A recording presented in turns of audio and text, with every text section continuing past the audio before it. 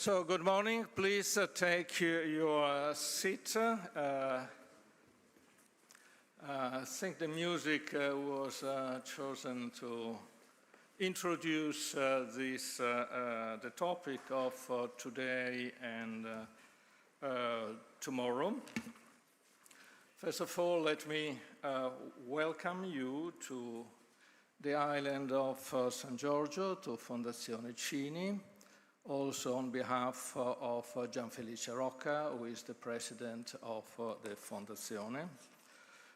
Thank you for being here. This is a conference co-organized by Michela Maguolo and myself. And the conference is located on the island of San Giorgio, as I said. Just for those of you who are here for the first time, for more than 1,000 years, there was a Benedictine monastery on this island. And for many centuries, this island was very much important in the history of Venice. Then in 1806, during the Napoleonic period, the monastery was shut down, and this became a public property used mostly for military purposes. 75 years ago, Vittorio Cini, an industrialist but a man devoted to culture, decided to ask the Italian government to have on lease this property, the island. This is public property belonging to the Italian government. And Vittorio Cini started this foundation with the aim of promoting humanistic studies, fostering the dialogue across countries, but also across disciplines. And he also wanted to contribute to the cultural life of Venice.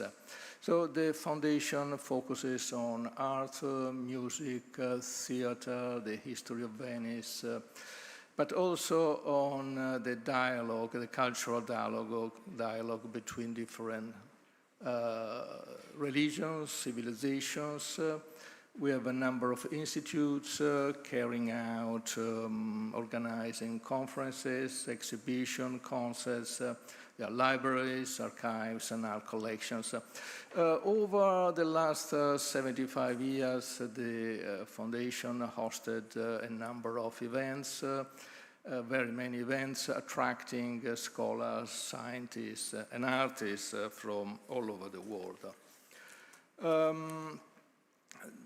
While the core focus, the traditional focus, was on humanities, over the years the Fondazione Cini addressed frequently scientific issues, in particular the role of science, the relationship between science and culture.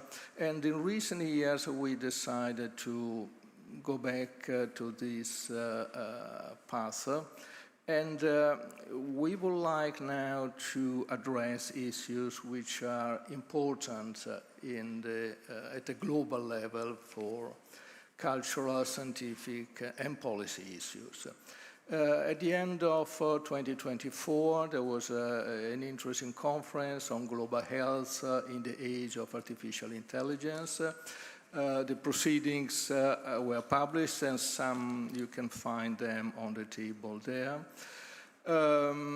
Last November, Michela and myself organized a conference on democracy and pandemics, focusing on pandemic preparedness. If you think of the recent Ebola development, clearly, pandemic preparedness is still an important issue. We had about 45 international experts discussing here on the island about the issue. And we are going to publish the proceedings in September. This year we are moving to longevity. Why? I mean, if you look at this chart, this is, you can see it. I mean, this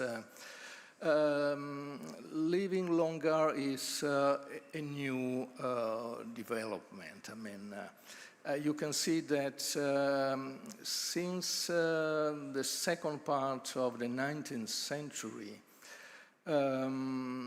humanity, women and men, started to live longer.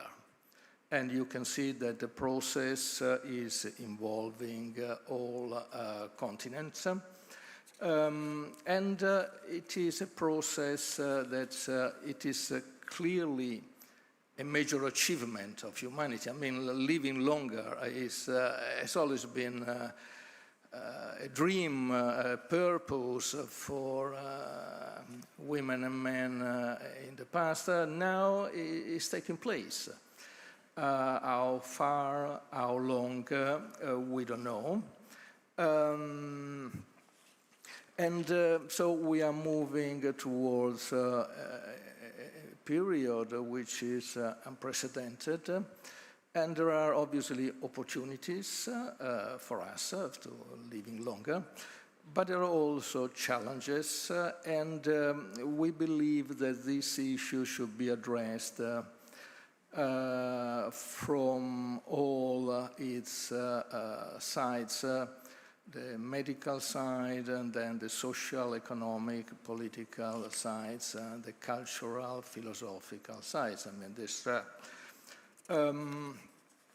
We are going to organize 3 main conferences. This one focusing on inequalities, and then in November we will have 2 more conferences. A smaller one, a morning actually, in Italian. The Italian title is The Art of Life in the Times of Longevity.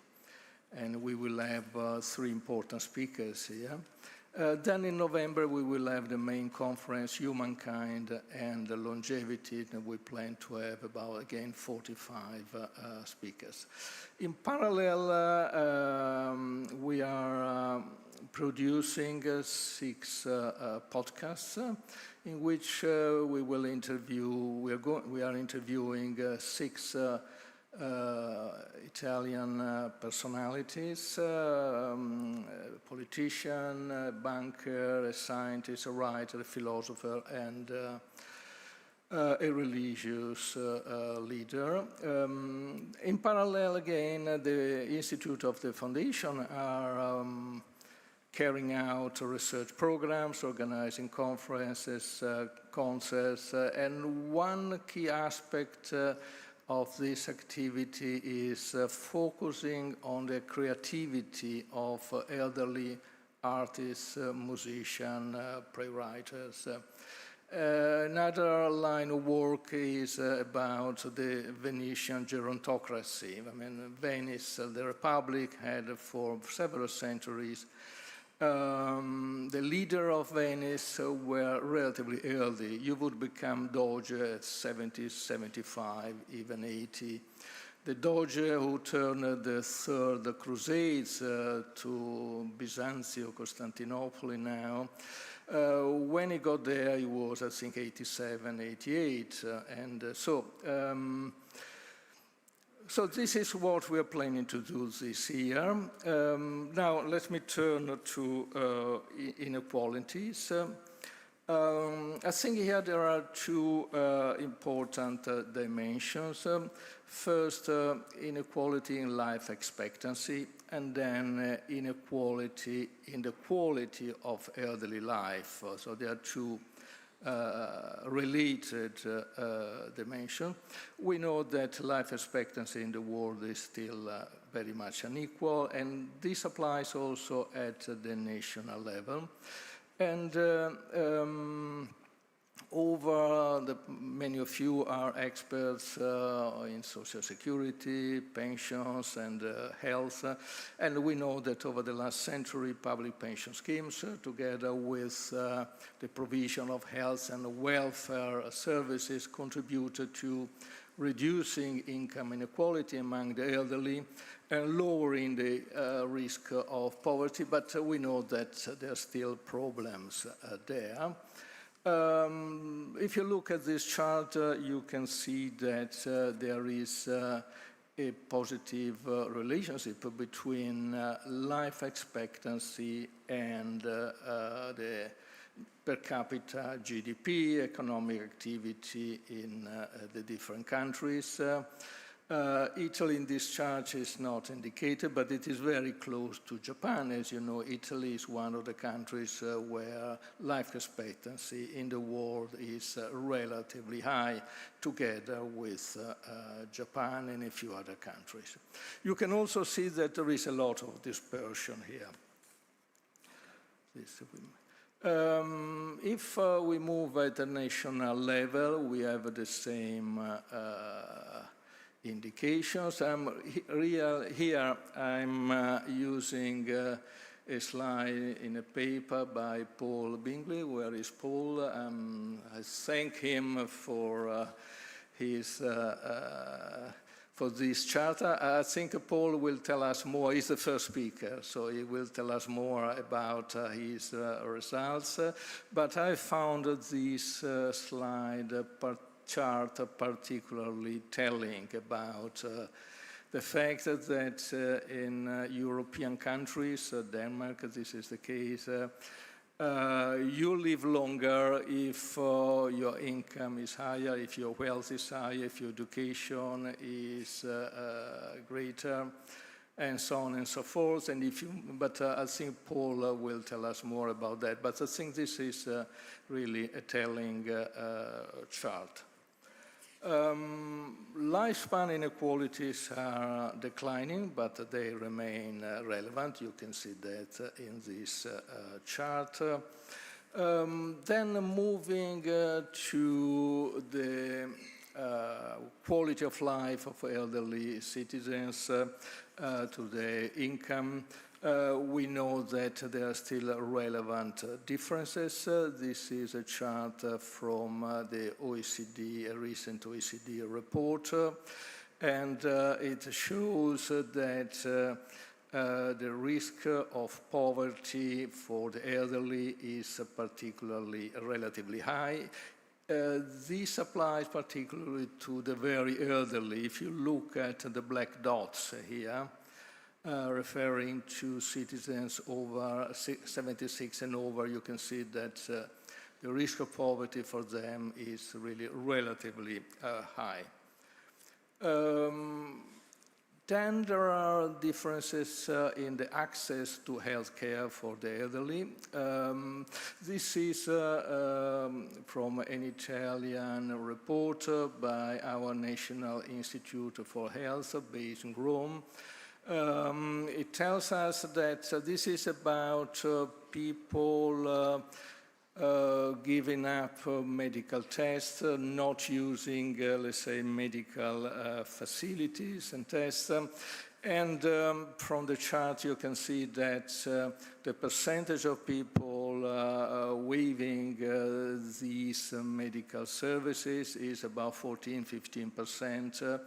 For the relatively well-off, and it goes up to 39–40% to Italian elderly people with financial constraints. And then one can also see that people waiving medical tests is relatively high for the people who are less educated and those living in the southern parts of the country. If we look at the future and we consider further increases in life expectancy, obviously this is per se a very positive development. But if actions are not taken, there is a risk that this development, which I repeat per se is positive, obviously, I'm stressing really an obvious aspect. There is a risk that inequalities are increased. For instance, one way to look at this issue is considering that a longer life implies a longer retirement span, and this may imply a greater demand for long-term care and medical services, and this increases the resources, either public or private, which may be needed to ensure an adequate quality of life to the elderly. And these additional needs are not met, then we may have great disparities. Another aspect is that of the new medical technologies, such as personalized therapies.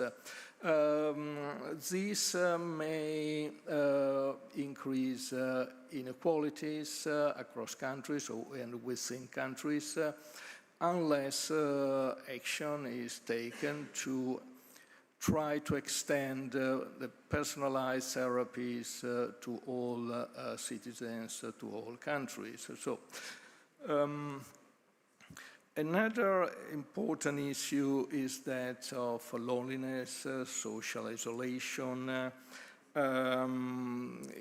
This affects citizens of all ages, but it is particularly important for the elderly. I'm quoting here an interesting work carried out by WHO. And again, this is again WHO. Loneliness among older people, the percentages in many countries are relatively high. So this is, these are aspects that we will consider in the second session of this conference today. In the afternoon, the second session is about fragilities, frailties.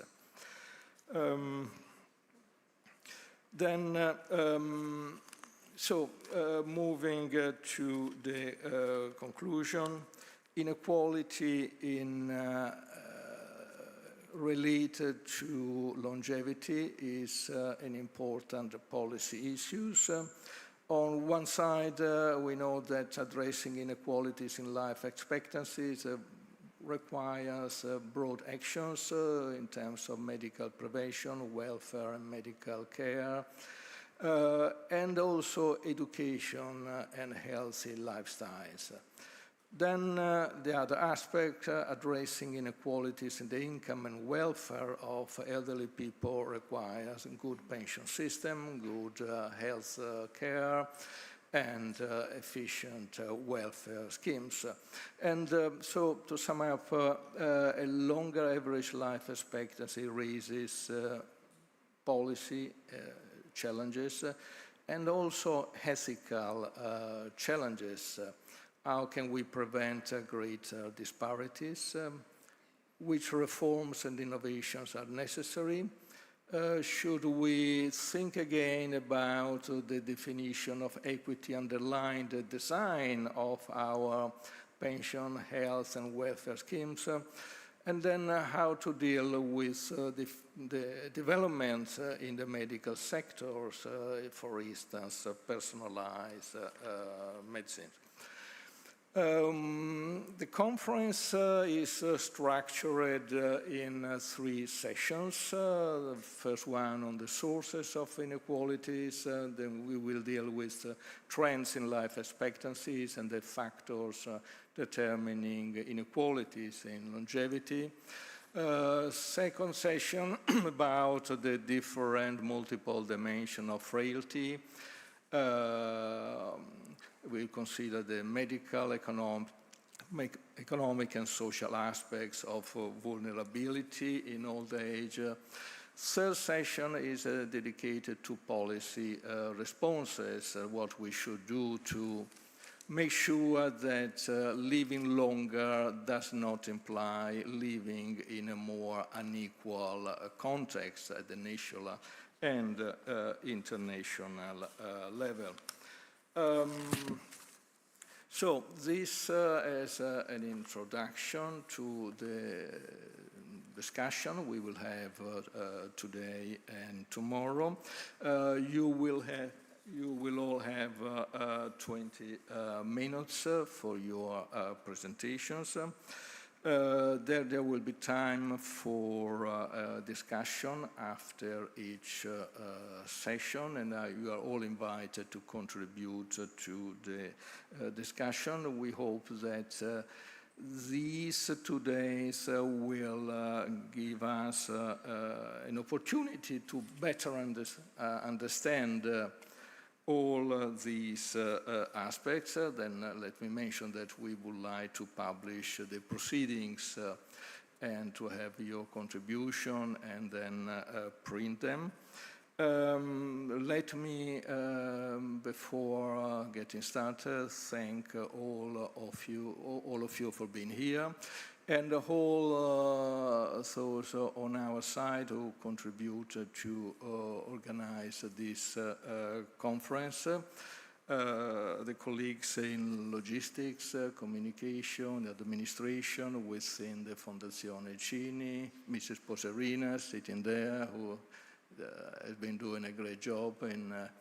And let me finally mention that this is a conference co-organized by the two of us, and if we think in terms of ownership about this conference, I think Michela is 51% of the shares in terms of contribution to selecting speakers, structuring the discussion, and also designing this conference. So, having said that, I would like to ask, if Michela agrees, I would like to ask the three colleagues to come here, and so we get started.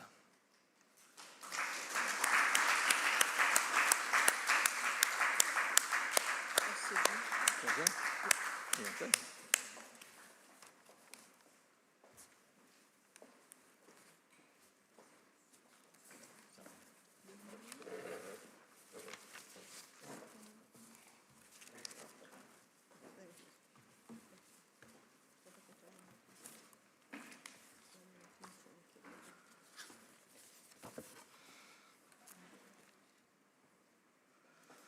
So, Paul, I already quoted you. You are the first one. Please.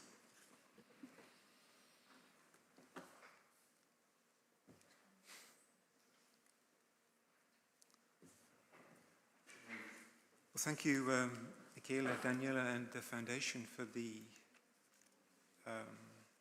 invitation.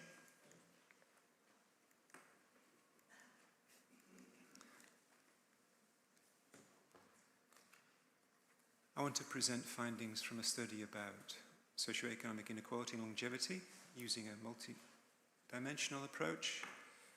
It's joint work together with Klaus Tustrup and Benjamin Lucerena. We're all working out of Copenhagen.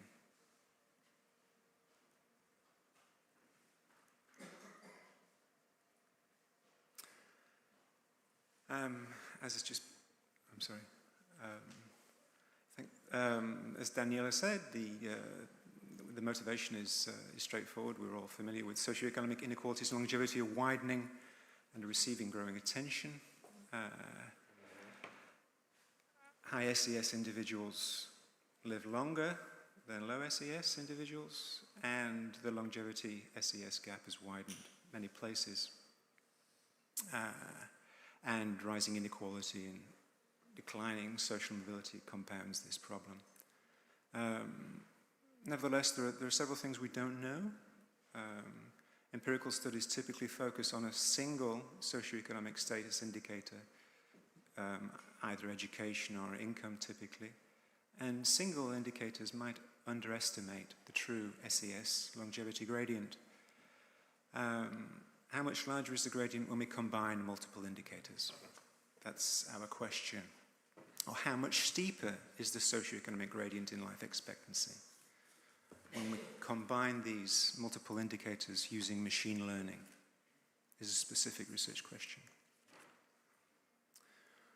What we do, we use Danish register data for these 43 years. We pick 3 cohorts and track them from age 40 through 78. With about 90,000 men and 100,000 women. We have fewer observations for men because we use IQ information collected at the assessment for the military, so we don't have as many observations for men as women. We measure SES at age 38, 2 years before our motility window starts. We use 5 SES indicators: education, income, wealth, occupation, and IQ scores for men. And our empirical approach, we use XG boost, ML, to predict mortality, and then a Gompertz survival model to extrapolate that to life expectancy. We rank individuals by their predicted life expectancy from this model, and we compare single factor to multi-factor SES gradients. And our main outcome is cohort life expectancy from age 40. Conceptual framework, so we model life expectancy, Y, as a function of a vector of SES indicators X, and each indicator is a noisy proxy for latent socioeconomic status. When we add indicators, we recover more of the latent SES variation.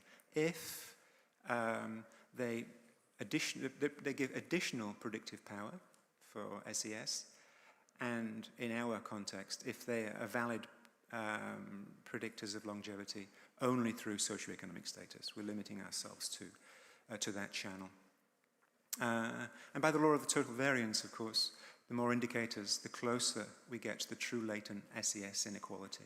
And machine learning allows us to flexibly interact these indicators and allow for nonlinearities without overfitting. Sample construction, I've spoken about most of this. We lose 15% of men who don't attend the military assessment. We use SES indicators measured at 38. Income, this is net of taxes and transfers. For education, we use, it's actually qualifications records that the Ministry of Education looks after. So we use the qualification indicators and years of schooling associated with that. For wealth, during this period, these early years, there was a wealth taxation in Denmark. We use assets minus liabilities and factor in a scaling for imputed housing wealth. We use occupation dummies and IQ tests for men.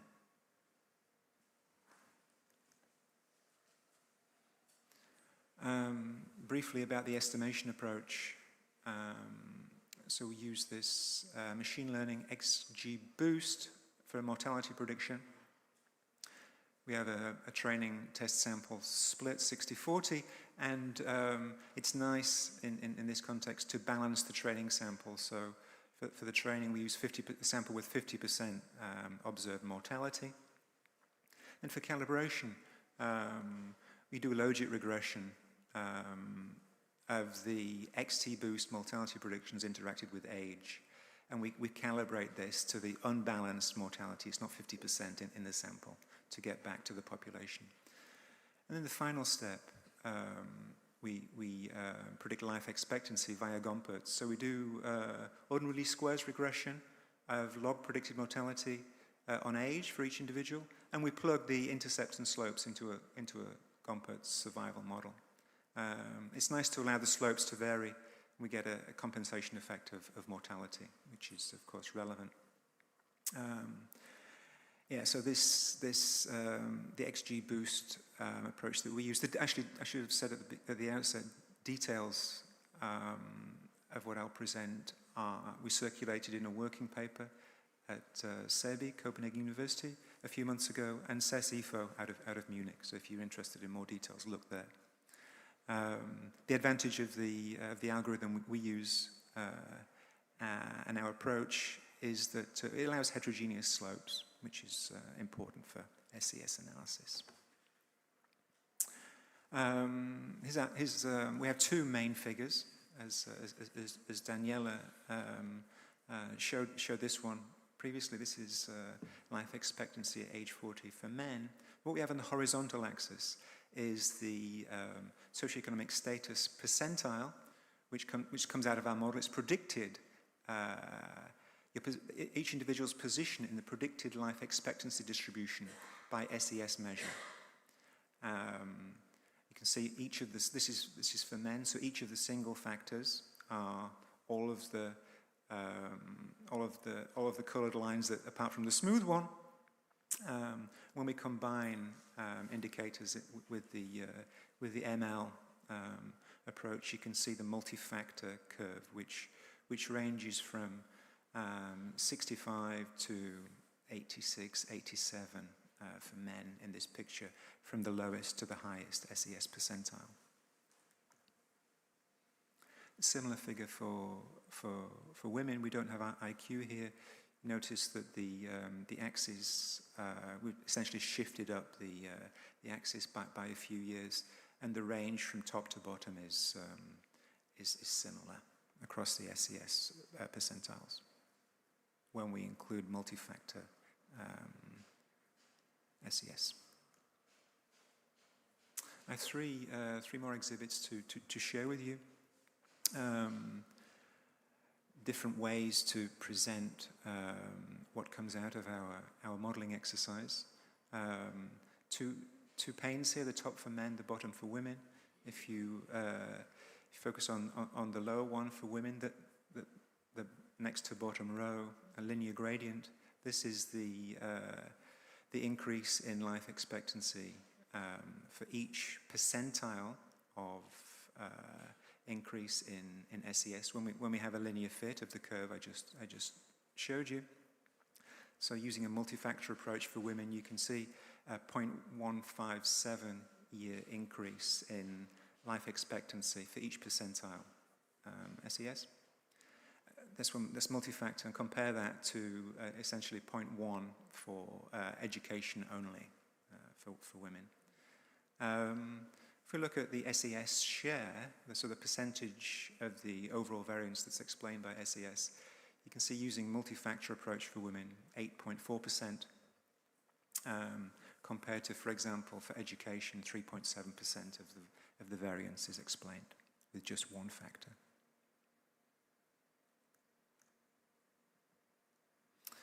Our headline findings. So when we compare single to multi-factor, the longevity gap, 24 years top to bottom for men, 23 years for women. When we look at education alone, it's 9 years. Income alone is 17. Wealth alone is up to 17 years for men and 12 years for women. The gradient steepness. So when we look at when we use multi-factor compared to income alone, the gradient is 50% steeper. Compared to education alone, it's more than twice as steep. Wealth is the single biggest indicator, of course.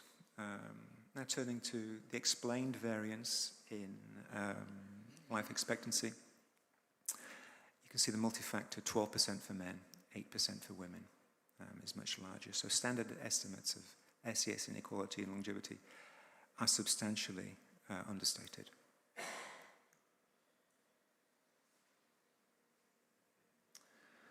Second table of exhibits. Here, this is the percentage in the top and bottom decile, or percentile, and multi-factor life expectancy, who also rank in the top or bottom percentiles for each single indicator. The key insight from this table is if you're consistently high or low across all indicators, it predicts life expectancy far better than if an individual tops for any single indicator.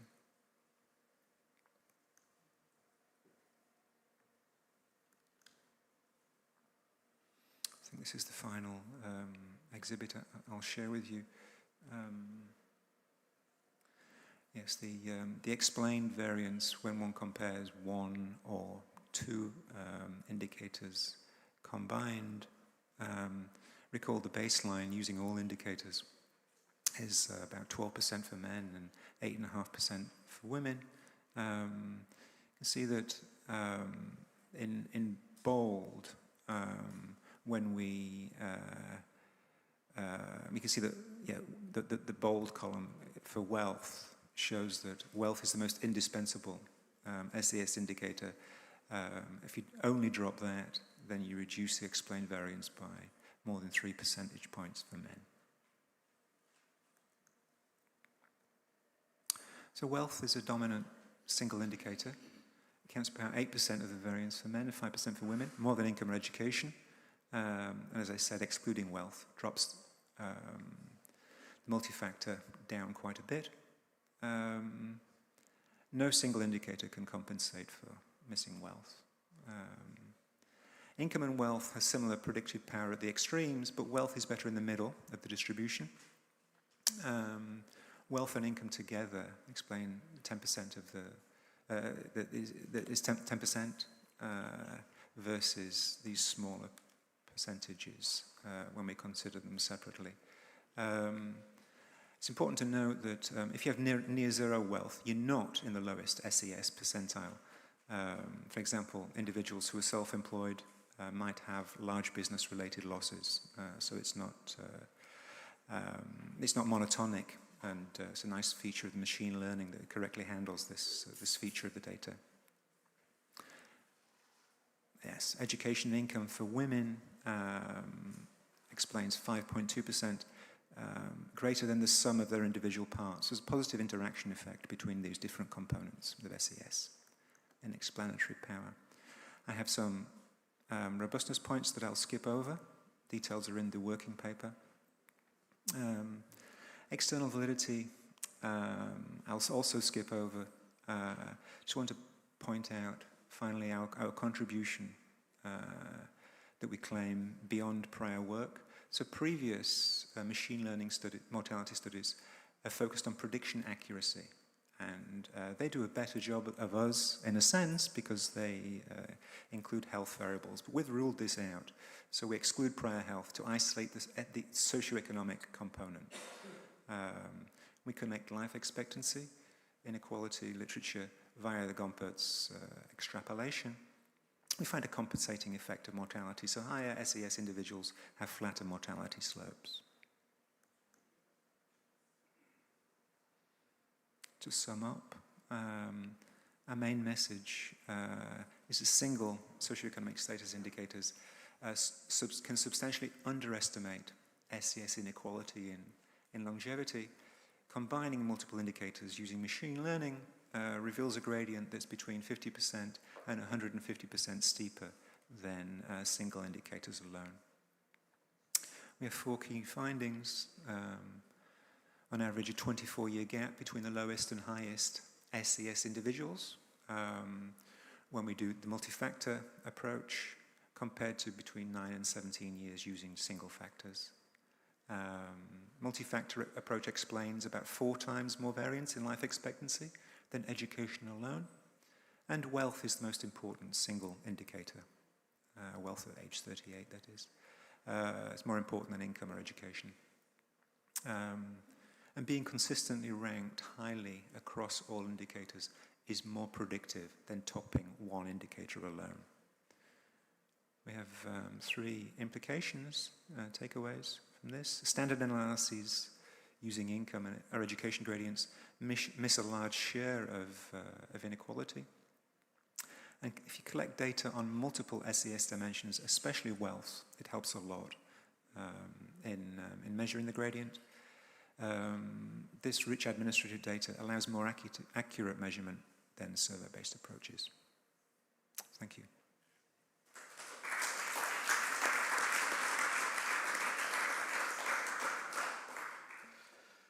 So thank you very much, Paul. And I forgot to mention that you worked at the Danish Center for Social Science Research. Now we move to Fabiana Pierini at the European Commission in Brussels.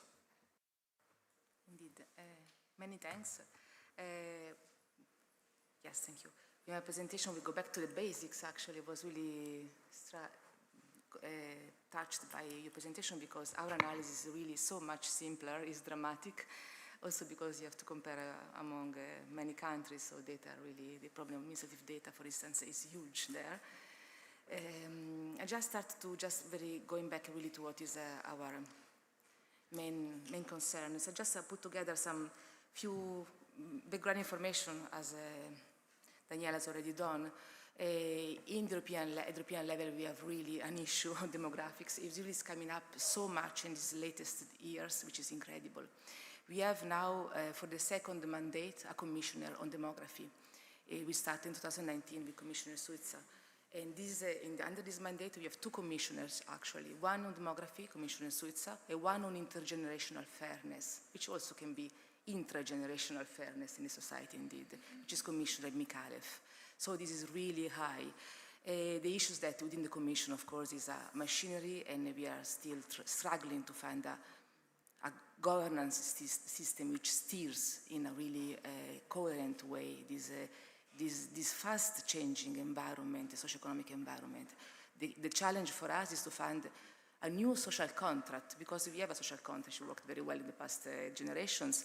And now, what is a new social contract we need for these changing realities? Because we have higher inequalities, higher risks, different risks which are coming up, and cost-related pressures which are very difficult to manage. So just to give a very quick snapshot, so this is Europop latest projections which came up in April 2026. So by 2050, we'll have 1/3 of the population which will be age 65 plus, from 20% today, and the life expectancy, you see how much higher will be, which means that people aged 80 plus will pass from about 6% now to 15% 2020. So we have many more older people. And also we will have at the same time important loss of working age population. So the old age dependency ratio will increase dramatically from like 34% in 2025 is expected to be in some countries 60-65% old age dependency ratio in 2100, which is unbelievable how to sustain that. So this is an incredible challenge, but it's a long challenge that we don't grasp because we don't have the emergency now in front of us. So what would you see? What is the data actually we see at the European level, which are maybe not really relevant directly here, but really behind there? We have an issue of old age poverty, which is a relative measure of poverty. As you know, at the European level, we see the share of people which have an income which is below the 60% median. And this old age poverty is quite good. The older people poor people, the share of old people is stable, even decreasing latest years. And also like children and migrants, which are more difficult situations, of course. But in any case, old age poverty will increase in absolute terms because we have more older people. So this is going to be an issue whatsoever we do. So policy settings may support, but to what extent? Another issue which is growing in importance is the issue of gender gaps, because older women will live longer. And we have, of course, due to work-life histories, higher risk of poverty in old age. So also linked to survivalorships, therefore different costs and needs when they get single in old age, but also different care needs. Women live 3-4 years older than men as an absolute number, but healthy life expectancy for women is only half a year longer than men. So which means most extra years are in a frailty condition. So this goes to the needs for healthcare, long-term care, how to revise the systems. There you see for us the GDP cost, which is, for instance, only long-term care is going to double in next years, for instance. So this issue of shrinking financing base and so on, and therefore the issue of fairness. within generations, but also for the future. Our theoretical replacement rates calculations based on OECD calculations, which are really our key fundamental partners, on these predict that over the next 40 years, in most member states, theoretical pension replacement rates will decrease by some 20% in many countries, and they decrease in majority of countries, taking into account latest existing policy settings. So with the most recent rules, next generation will have 20% minus pensions. What to do with that? They will live longer in more inequality because, of course, longevity is an unequal process, so we don't get old equally. That's super important. So in our analysis, we don't do much analysis action. We are policymakers, so so we use the analysis from others. In the pension field, we have what we call the Pension Adequacy Report, which is now we are at the 4 editions of it. The last one was in 24. And through this analysis, we support reform measures at national level. We provide policy guidance through a process of economic policy and employment policy coordination at European level. And in the last edition of our report, in 24, we had a chapter on the drivers of inequality in old age. So what are the drivers, or socioeconomic drivers of inequality? How do they affect the design of pension systems? To what extent we need to adapt our pension system to ensure that this inequality is contained in old age?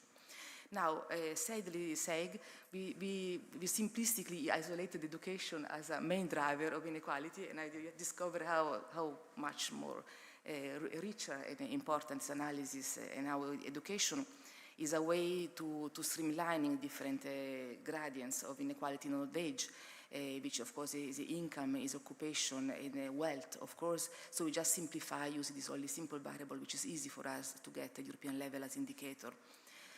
So we see that the education level explains the life expectancy gap in all countries, especially for men. Of course, the results are much lower here, what I just heard, and I believe absolutely what is said, which is absolutely much more relevant. And therefore, those who are higher educated people can expect to live longer in retirement, so to get a higher share of pension wealth in retirement than their lower educated peers, because there is a different life expectancy depending on the education level that we see, of course. And also those higher educated can have a longer working lives, retire later, and still have much life in retirement.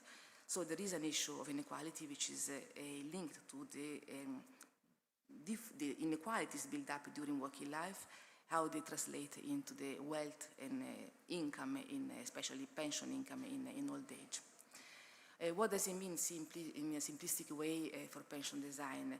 So that all ceteris paribus, we have that as a result of life expectancy, those with lower education will, so therefore lower income, lower wealth, and also pension income in later age, will have paid more proportion, relatively more, for their for the benefits in old age than those living longer. So there is inequality there.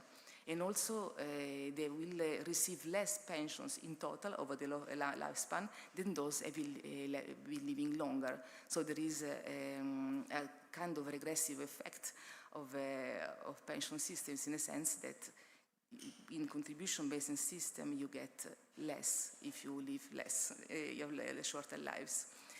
And in this sense, we see that the schemes that aim to link the benefits to contributions, which are supposed to be neutral, in reality, under these conditions, may have a kind of hidden regressive effect because of the differences in life expectancy. So the relevance of redistribution mechanism in pension system.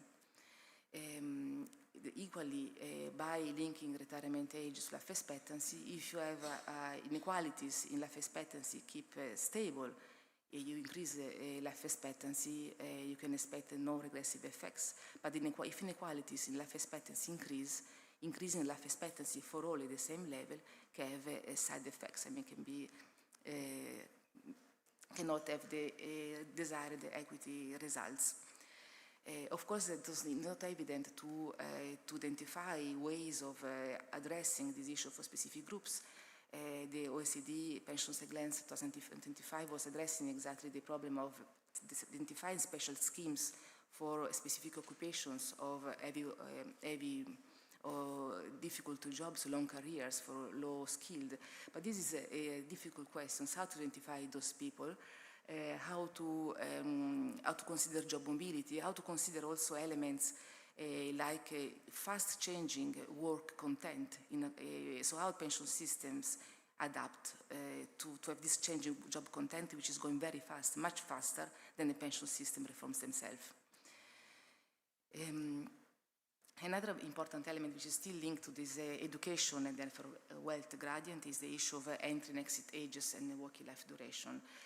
Our simple analysis in the pension adequacy report, again based on OECD calculations on theoretical pension replacement rates, show that working for the same average, for the same level of earnings and career length, if you work later and enter later the labor market, you get higher pensions than those entering early and exiting earlier with the same duration of career.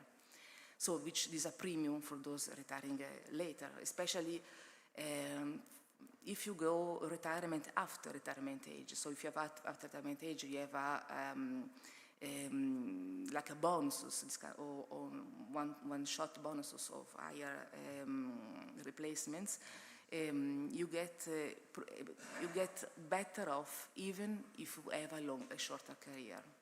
So again, those having being low skilled entering early labor market, not necessarily having the same duration of working life, not necessarily are equally paid when they are in retirement as in relation to those in higher education outcomes.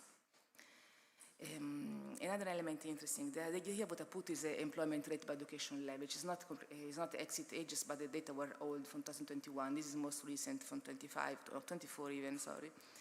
But this just shows that how many people, what are the share of people in higher education which are employed at 65 plus, to say how big the difference is in each country.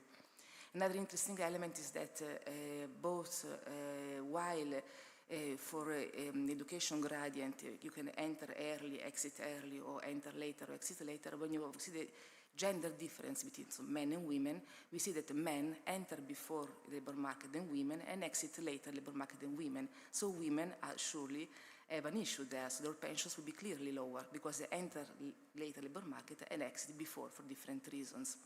Of course, if you look at the different, I'm really late, sorry. I see my time is going very fast. If you look into what are the institutional settings which support longer working lives, apart from the very super important socioeconomic drivers, we see from a doc module on LFS in 23 that the statutory retirement age is really a key element. So people go retirement when is retirement age. So this is the reason why at the moment when they do. And we see again almost half, 50% of those working at 65 are self-employed. So the self-employed, they were self-employed before. So self-employment is an element which plays a role. We see also that part-time is quite important for working beyond retirement. So it plays a role in the flexibility in the labor market, in the working conditions, plays a role in supporting a working life. So these are possible policy settings to explore. Well, so coming here to the next element, which is what role then we can have in flexible retirement pathways. This is a new, a quite recent path for reforms in the pension system, which is really introduced across the board in all pension systems with much difference actually. This follows the previous period of pension reforms, wave of pension reforms, which was more about increasing the statutory pension age, pensionable age.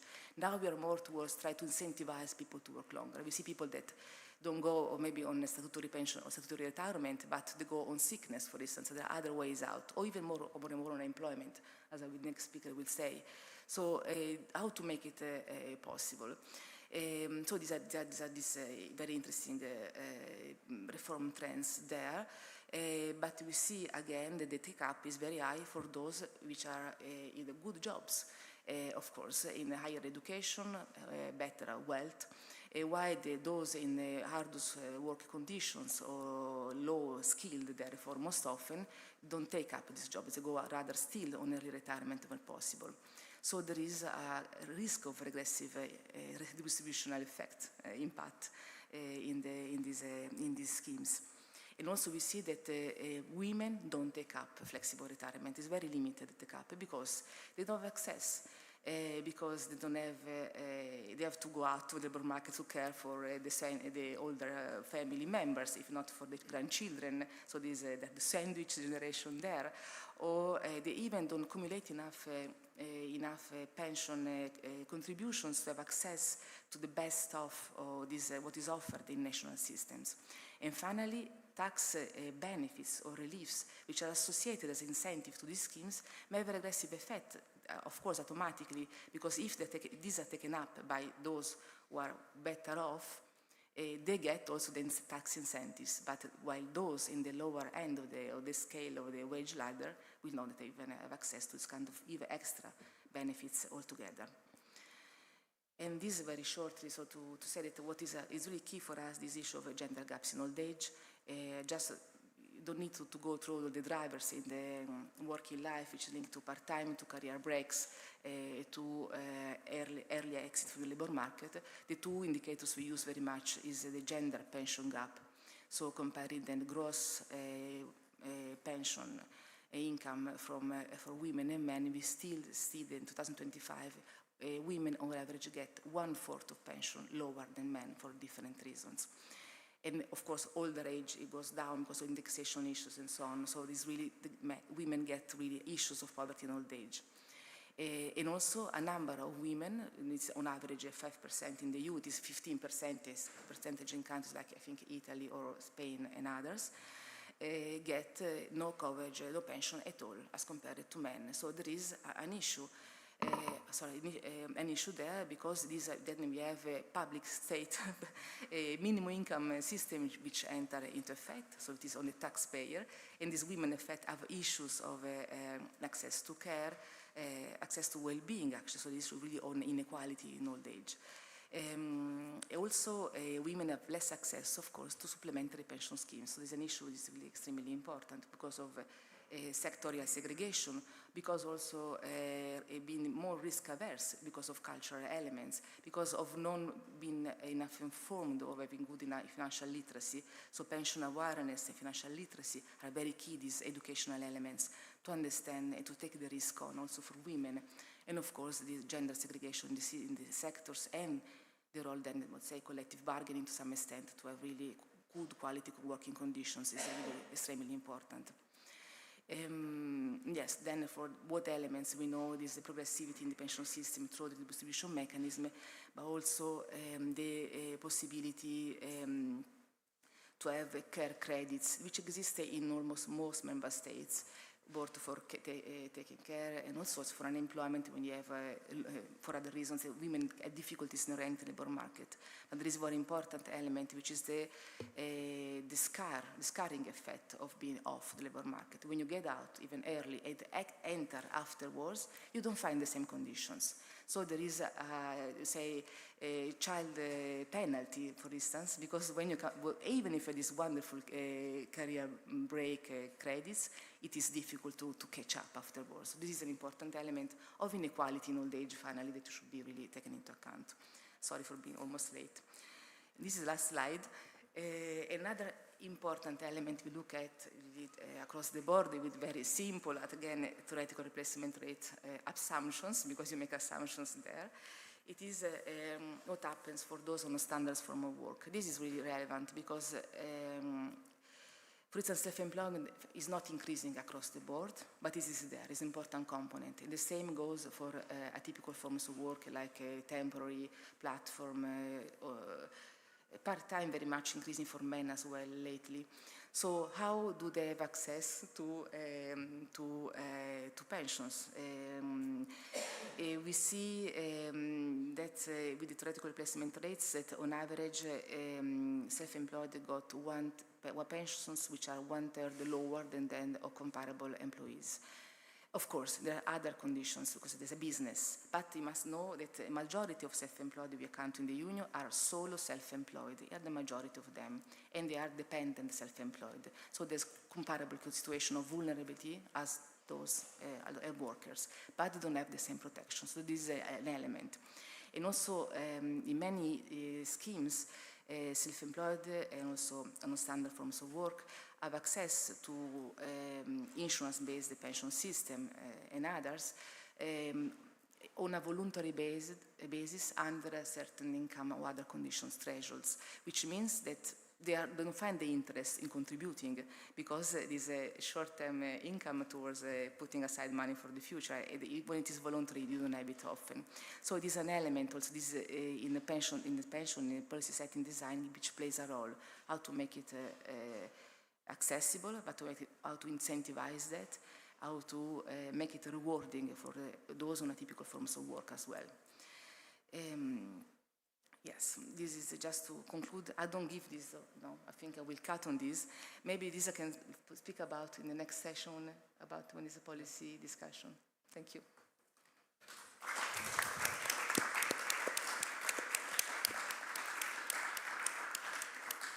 Thank you very much, Fabiana. Now we move to Keith Lee at the Swiss Institute of Artificial Intelligence.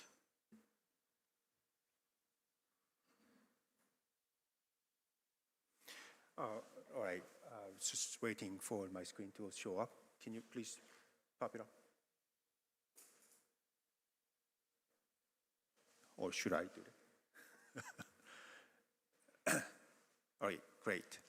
Can you go to the first slide? That's second or third slide, I think. You know what? Let me do that. All right. Many thanks for the invitation. Before I start, let's think about the AI, that many people think this AI kind of is a magic wand. It is not. It's just pattern matching algorithm with lots of computing power that humankind never had. So, for example, image recognition, it certainly has a pattern. Like, for example, a face, it has eyes, nose, and lips, facial structure. It's everybody has the same structure. Like not exactly the same structure, similar structure. So this is the kind of pattern, pattern that we can persistently see, and this is the algorithm that catches the pattern. It's not the magic wand. That's the beginning, very beginning of all my presentations when I talk about AI. All right, so I'm going to talk about some impacts of AI onto the inequality of longevity. And before we talk about, I want to talk about something kind of related. Earlier this year, Professor Acemoglu from MIT published a paper about the AI's impact in productivity growth for the last few years.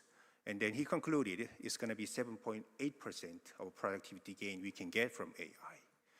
And when I saw the number, it's a kind of a magnificent achievement compared to other earlier technological developments. For example, PC, laptops, or smartphones. These were like 2%, 3% maximum when these economic growth researchers did it. But here, AI is 7.8%. But still, people out there think this 7.8% is really small, because when you read newspapers, people see that these big tech companies in the West Coast of the United States fire or lay off like thousands of people in every month. So they're going to have like half of the people in the company with the higher productivity. Then how can this be only 7.8%? It must be something like 50%. Where for that, I actually think it's 50% for some cases. But for some other cases, I think it's kind of a 0%.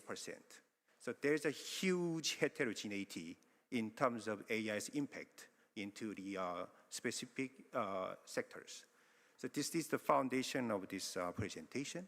There's a huge heterogeneity across everything, including this longevity. So For my paper, I'm going to talk about two aspects. One, the biological and the medical impact, and the other is the labor market impact. And we all know that the medical AI is going to help us. There are some certain chances that it's going to destroy human life, like Matrix movie. But we generally expect that it's going to help us to have a longer lifespan with better health care. But for the labor market condition, on the other hand, we kind of have a negative perspective that we already see impact, some very nascent impact on the newspapers. The people are fired, right? So these two are going to have like positive and negative play, positive and negative play game. So throughout this presentation, I'm going to talk about the emphasis of each aspect. So first, before this pre-AI, we thought about longevity as the other two presenters said. So wealth, most obviously, is the single important the aspect of the longer and healthier life, along with other important factors like education and gender, living condition, et cetera. All these are the elements of a longer and healthier lifespan that we thought. Is it going to disappear with AI? I don't think it's like that. But the AI is going to create a new source of inequality and differences in access to longevity. This is the core of this presentation.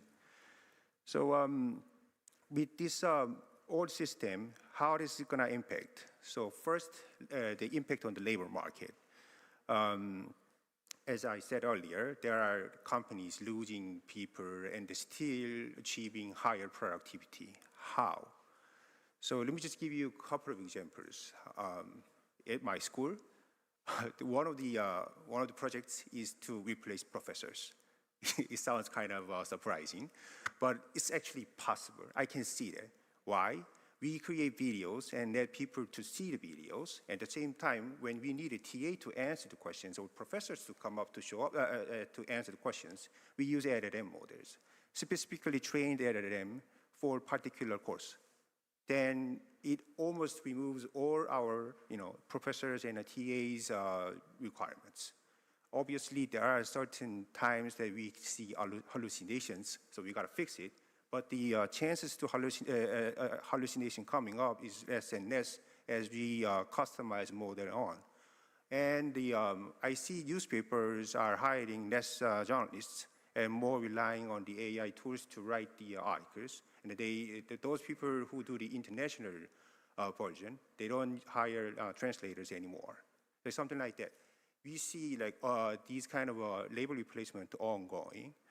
And the issue is that these people who got displaced from their job are unfortunately not going to have the same quality job they had before. So the earlier structure of the wealth and the wealth related to longevity is going to disappear, at least from the labor income contribution part. So how is this going to affect? Then we got to look at the industry by industry. For certain industries, like IT sector, for example, we can see large portion of labor displacement. Whereas the like hard labor, actually construction, we see less amount. So there will be certain sort of labor movement from IT to construction or anything unrelated to AI or unlikely directly related to AI. But still, there are going to be certain. Then how much is going to be the labor displacement we can expect? So IMF had a recent research that concluded that about 60% of our jobs are going to be affected by AI. Some of them are going to be positively affected, that you can have better productivity, but some other jobs, you're going to lose the job. And then World Economic Forum concluded that it's going to be like 92 million jobs of loss, and the additional 170 million job of gain within 5 years. But this research, I have kind of a doubt. I'm not really sure that we are going to have 170 million new jobs. I think it's going to be just 10% of the expectation that we may be able to see, or even worse than that. With the reality, then how would the people going to react? Obviously, without the decent quality job, then you have to suffer from the lower wealth level, which, as was predicted, then is going to lower the life standard, which is going to affect the longevity eventually, right? This button doesn't particularly work very well. Okay, great. So then let's think about the positive side of AI first. There are biological discoveries and clinical medicines, et cetera, but before we talk about that, I actually had, like back in 2021, I had several projects about working with this bio people that they asked me to do. They asked me to create an algorithm to replace animal test, not the entire section, but certain part of the animal test that they can, we can basically simulate it and we can computerize it.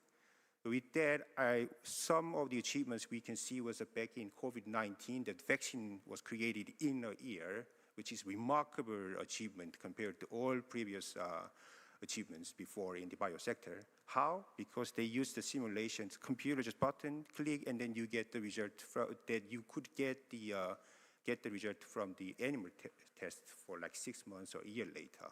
So that a year gap to a year requirement got into like 10-second simulation. So this is one achievement that you expected to achieve from the biosector with the AI. But now in these days, they can create all these, molecular structure and the protein structure, like 200 billion protein structure they created from the AI alone, because these are patterned data. So with that, we can create, our nutrition and et cetera, without that much difficulties as the earlier generation had, because earlier generation had to do trial and errors. Now in these, they just have to look at the data set, and then they just have to find a match, and they just put into production. So it's a remarkable achievement. It's going to help us a lot in terms of a healthier life, for sure. But then, how does that generally affect to us? There comes the heterogeneity. Not everybody is welcomed for this medical achievement. Only some people, those people who are wealthier, those people who have more resources, are going to have first access to these expensive hospitals and better medication. Other people, unfortunately, are not going to be able to access it directly. And given the labor market condition, as said earlier, with the unemployment growth, those people who still keep their job, and then those people who actually create higher productivity, they are going to have much easier access to this better medication. However, those people who are unemployed, who have to work with the gig work, they are going to suffer with less access to these better medication. So, and the one other thing related to medication itself, or AI health innovation itself. To access this, you still need to have lots of infrastructure, like you need to have digital access, for example, and then you also have to understand about how this mechanism works. You have to trust this institution, right? But if you have no idea, you have to look at other people, and then these other people get earlier trial at a cheaper price, then you get convinced, then you come in later when your health condition got less less healthier. So these delays and the less adoption, less willingness to adoption, and the inaccess to the wealth eventually is going to give you the less opportunity to enjoy these AI health innovations. So then these two, combining these two impacts is going to just create two different classes. We already have some sort of differences in the access to the anything advanced, like those people with wealth usually have easier access. But now with the AI, with the labor market situation, it's going to be just much worse. So those people who has wealth, who has AI access, who has technological advances on top of his job, then have much easier access, while other people are just gonna have to suffer, unfortunately. So these two directions of AI's impact, one, it benefits us, but the benefit does not come to everybody, it comes to only very few people. It's a kind of sad story, but then for jobs, I don't think it's possible we can mitigate the risk or the diversion within a short amount of time. But for the longevity, I kind of have a second thought about this. How? Then, healthcare so far in Europe, in much of the Asia, has been nationalized. It's usually supported by public sector. Except the United States, we mostly see this, good healthcare system across Europe and the other developed part of the world, right? So what if the government jumps in and then takes the control of this system? It's not like, it doesn't mean that you have to just buy those startups. As the government should buy the startups and then run this operation by itself. I don't mean that. I'm just saying that. Just outsource the technology into the public sector so that people, people with lower income can access it. And then it's going to help this general population to access these highly developed technology, like all the wealthy people, right? So this is, but then this already is happening in Europe, in much of Asia. So I don't think it's going to be really a big deal. Right? To me, it's outside of this presentation, outside of this conference. But to me, what's going to be a big challenge is the tax system that can finance this additional healthcare. That those people who got AI will have more wealth later. And they already have more wealth now, and then they're going to have more later. And those people are the people who's going to pay for the tax, not those people who got unemployed, right? Then how can you tax on these wealthy people when these people wanted to go to Dubai and then all other tax havens to stay away from the tax? It's going to be a new challenge that the government has to do for this policy implementation. For this general process, I mean, since Europe has been doing it for like 50 years, or 70, 80 years. And then Japan, Korea, China, even China is doing it. So I don't think it's going to be a big deal.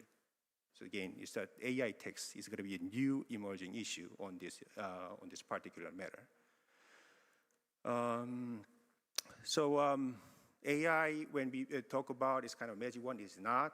So would AI make our life better in terms of healthcare? I think so. And then is it going to help us? Is it going to help us for everybody? Well, I doubt so. So how do you mitigate it? There are lots of different factors you have to come across if it is done on the individuals, at the individual level. So public sector should step in and spread out the benefits to the much larger portion of the population. There's kind of a proposal that I can make. One thing that I want to emphasize before I end this presentation is that this entire presentation was created by AI. I didn't touch anything. It's not like I'm a robot here that I'm speaking from remote place. It's not, but just took me like 10 seconds to create this presentation.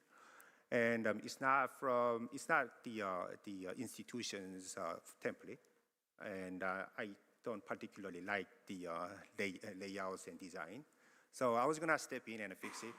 But then for normal people, you would think that human labor is required. You gotta jump in and you gotta do mouse work and keyboard work, or for my case, you ask your RA to do the job and you ask your design team to do the job. This is kind of normal process, right? But when I was standing at that moment, I thought about, oh yeah, I forgot to customize my AI algorithm for PowerPoint. I didn't think about asking somebody else to do the human labor. I just thought about the program customization. And then say I get invited a year later, I'm not sure if I get, but say I get invited a year later, I probably would have fixed this customization. So this presentation is going to have my institute's template. And so if this process goes on like this, there are going to be a lot of people losing their job. This is, I don't think there's any doubt on this one. The point is how we can redistribute this benefit to the much larger portion of the human race. And then that's how we do with the minimizing the heterogeneity and then sharing these longevity benefits for everyone. Okay, so this is a conclusion, and this is the end of my presentation. Thank you.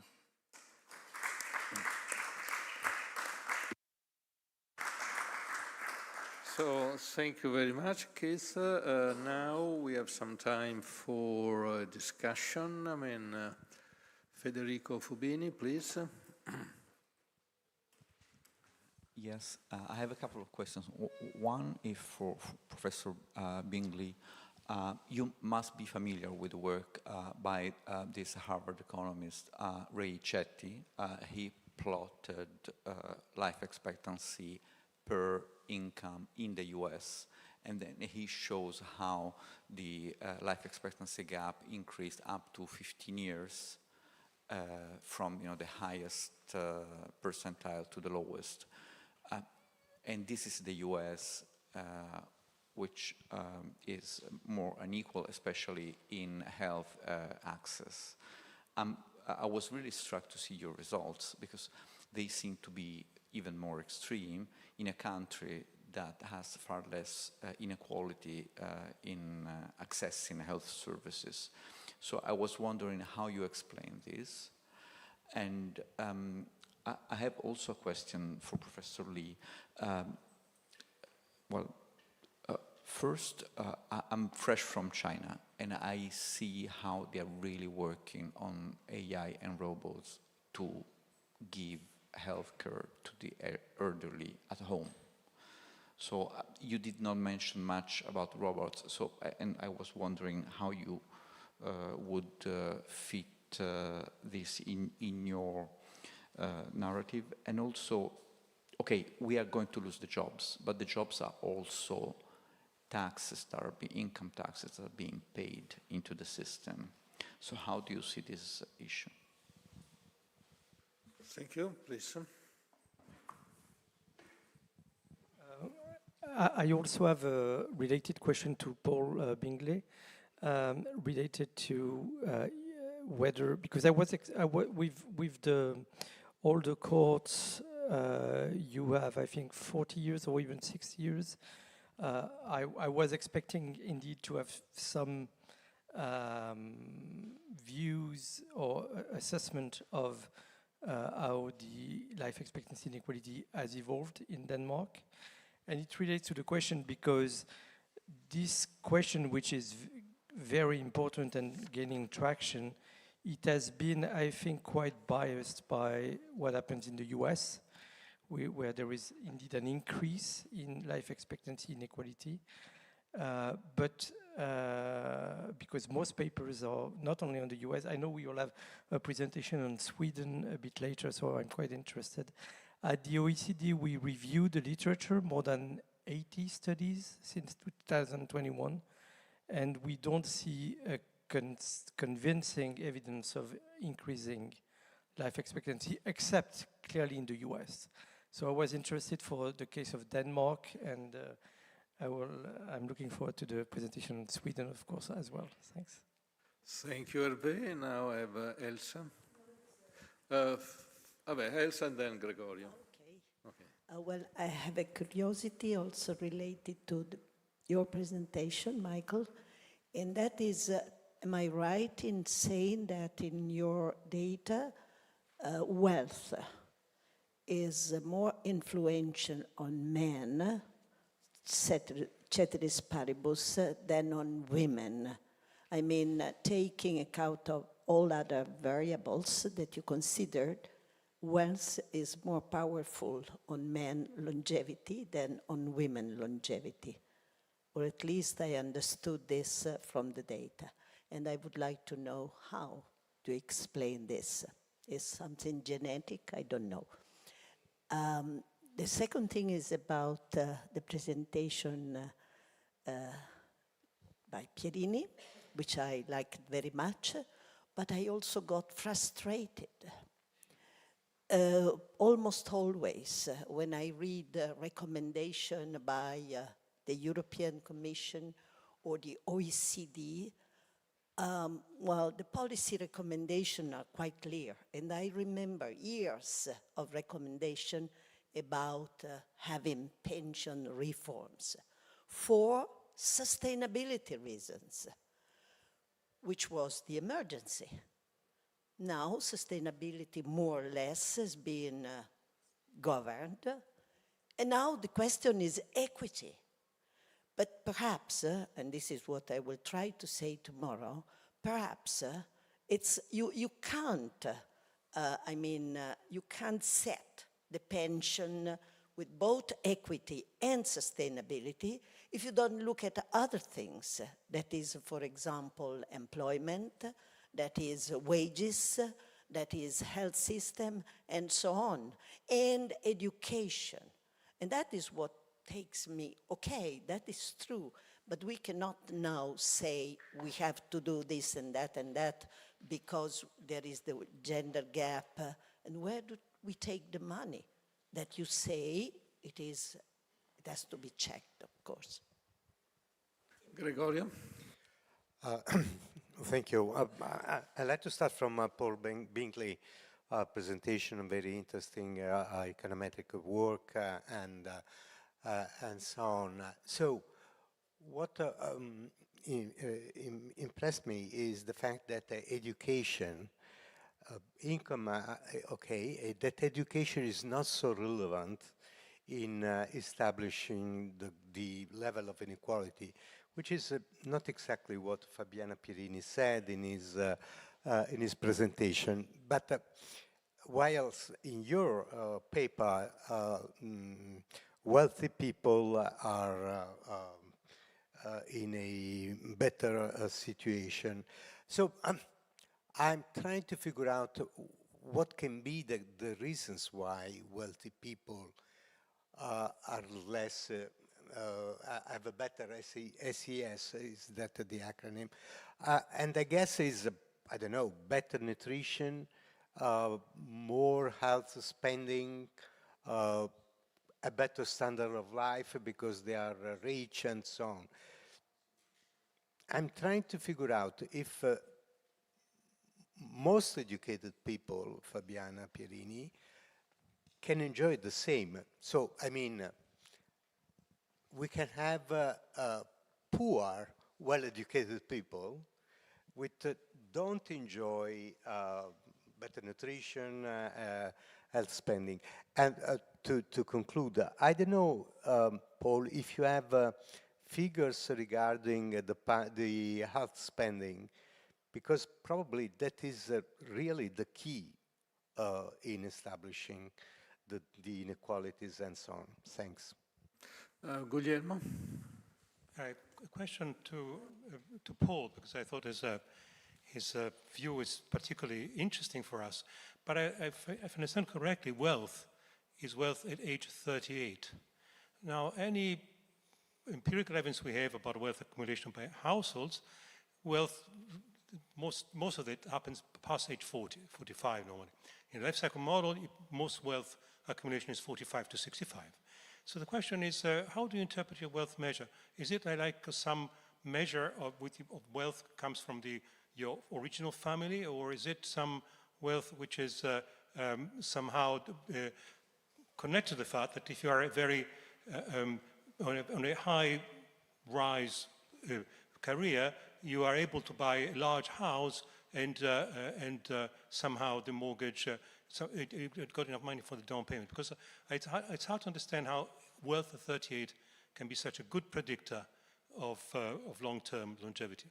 Thank you. I pass on to Agar, maybe we can do the two. Okay, Agar? Yes, I have a question for Paul Bingley and one for Professor Lee. So I don't want to take on the job of Professor Landi here, but the other phase of longevity is, you know, years in good health, or years in bad health, I should say. So some of the, so I would be interested in the mechanisms that you find, Paul, in the, that you could guess from your findings, because for example, in some of the work by Luigi Ferrucci, we see that age may have, say, a linear effect, which comes out of your paper, yeah? There is a linear effect of age. And that's related more to cellular senescence. So aging is a fact of life, right? But also there are triggers that change, you know, your longevity, which happens at some specific points. And so I wonder whether these triggers shouldn't need to have more interaction between health and wealth, or health and income, and so on. And I'm saying this because in the shared data, for example, we see that what is called pre-frailty, the number of years that you have before becoming frail, changes a lot across countries and a lot across people. And this could be the age, the time span when you can intervene to extend longevity. So, and that relates to the point by Professor Lee again, the idea of artificial intelligence increasing inequality, you know, is clearly something worrying us a lot. And surely labor market and health are the two domains. But I wonder whether we shouldn't think about training and education as a mitigating strategy to sort of go through, to especially for older people, right? To somehow, it's not easy because some jobs, as you say, translators, I mean, people who do translations are obviously in great danger, right? But other jobs may still have a hope to survive, right? Thank you. Thank you. I have Roberto on the back. Yeah. Thank you.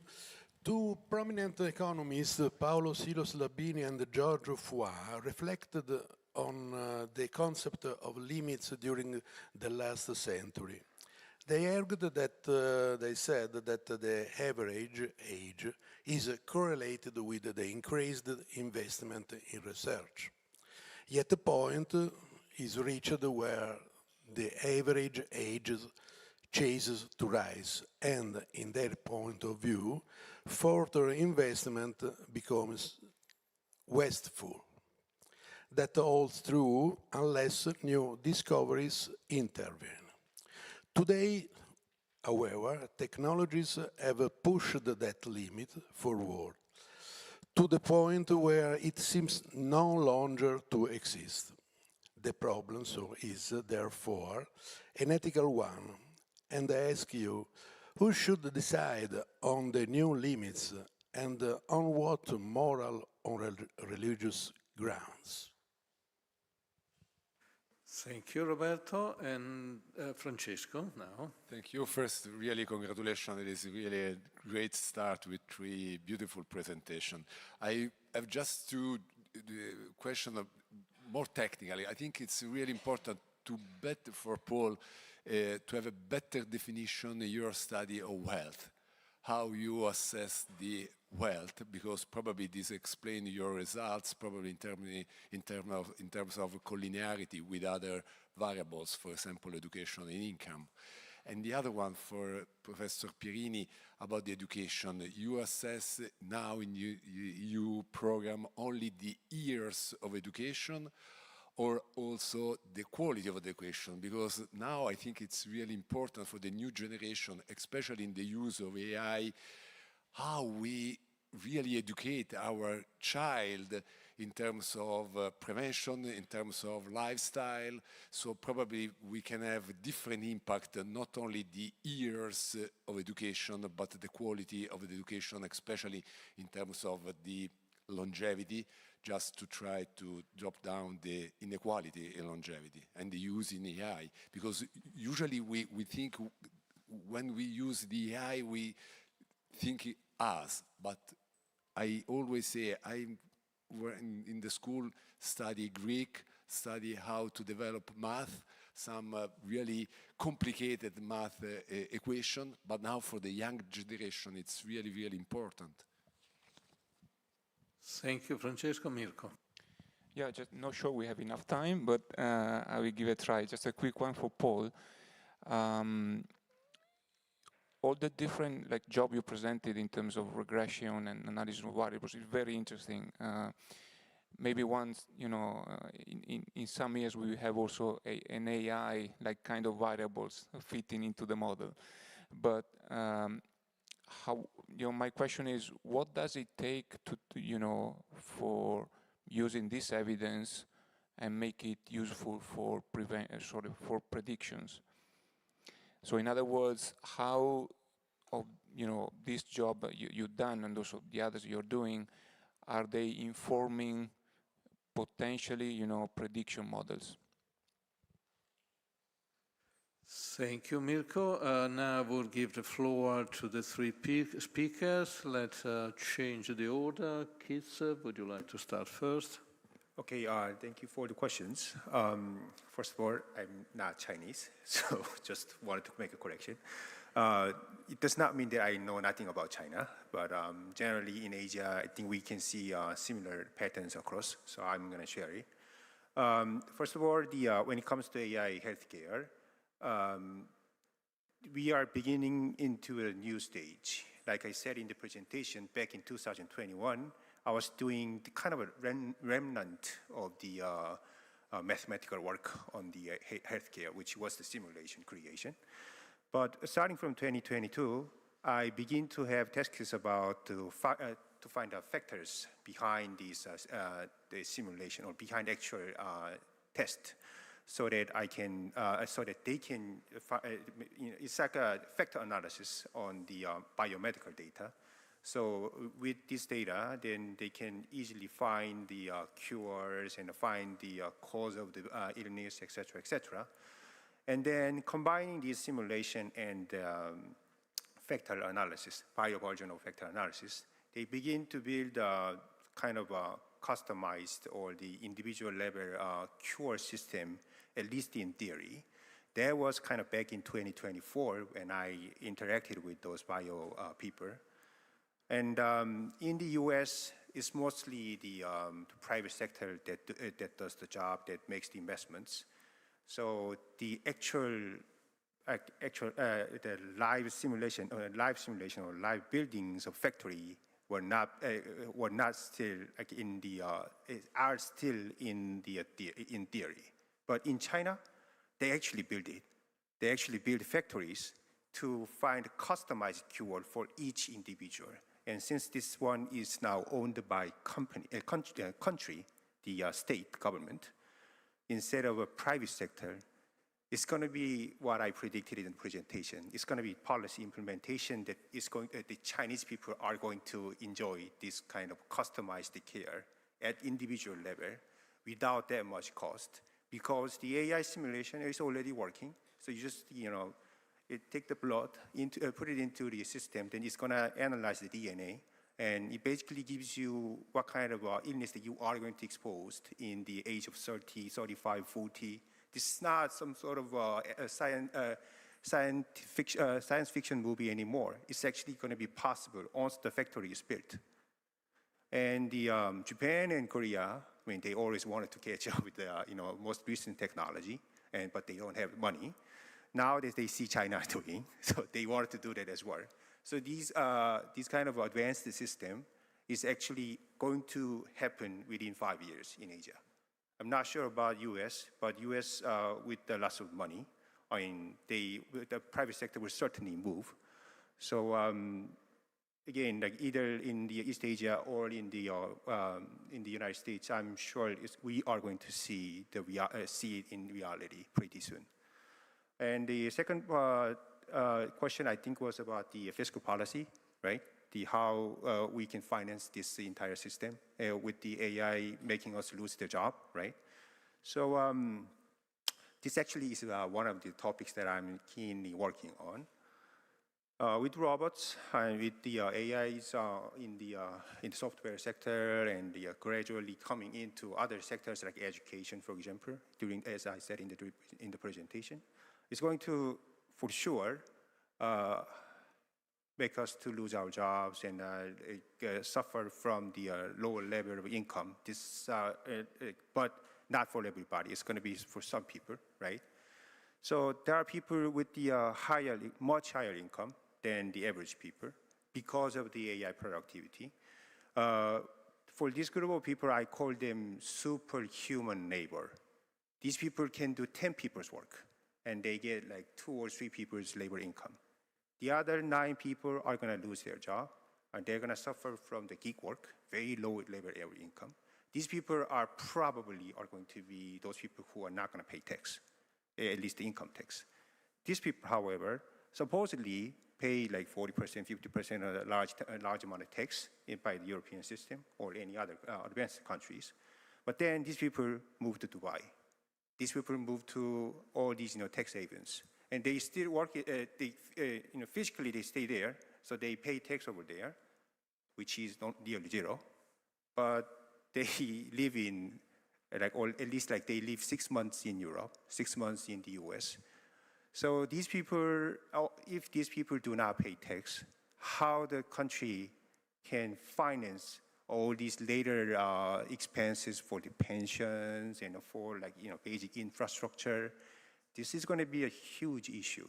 We don't see we don't see a great impact that much because the government still has the money. It's the job displacement has happened only for the last year. We still don't see the real impact yet, but soon we are going to see that. And I honestly don't think the government will be ready to finance our welfare anymore within 5, 10 years, unless we find ways to tax on these AI productivity. And I honestly have no idea how we do that. Yeah. Sorry. Tax in the data centers, that can be the answer, but most data centers from the United States are in dear Dubai.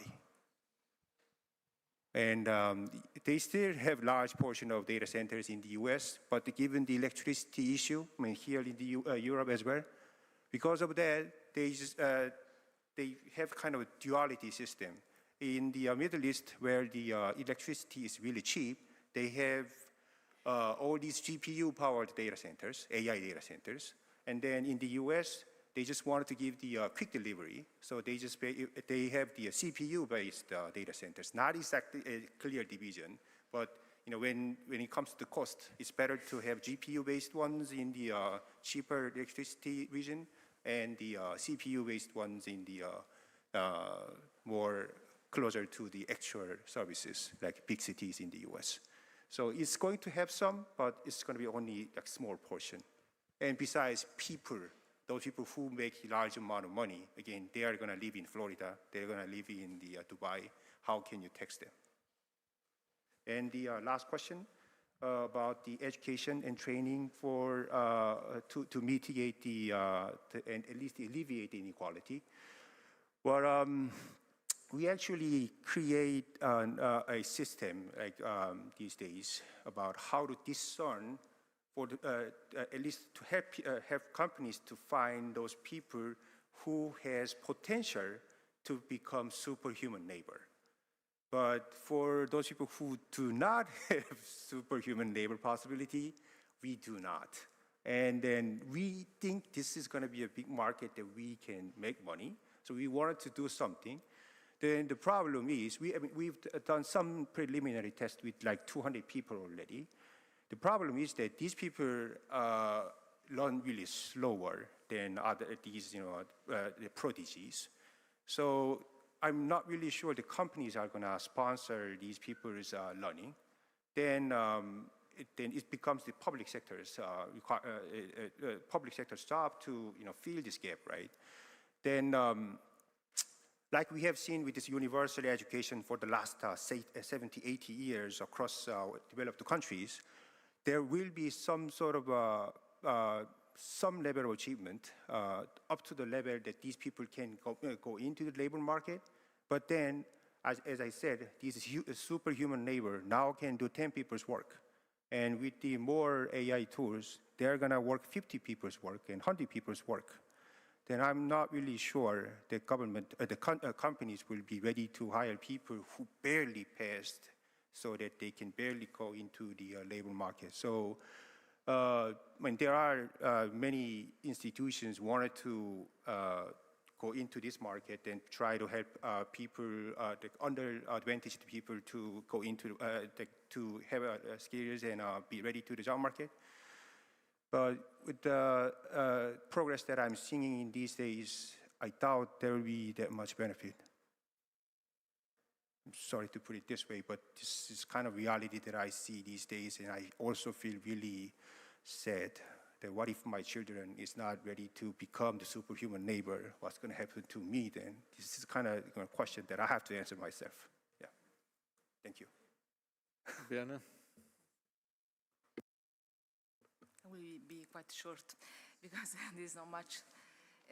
Yes, on the issue of pension recommendations and so on, it's true in the economic policy on pensions, the focus has been very much, especially after the financial crisis, on sustainability. It's incredible. Yeah, I was on that side at that time. I was working in ECFIN, so I'll tell you, I was just there.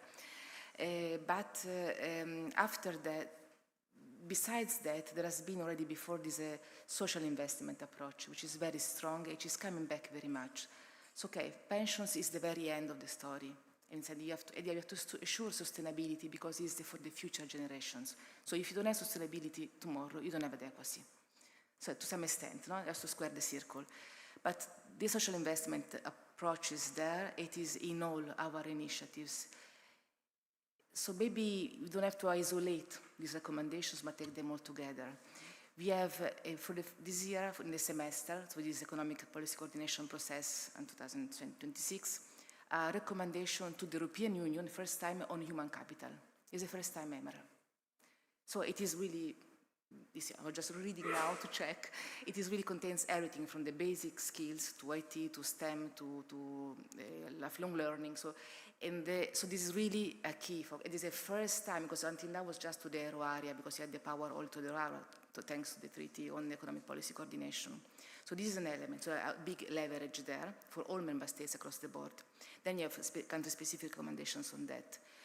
And then we have the Union of Skills.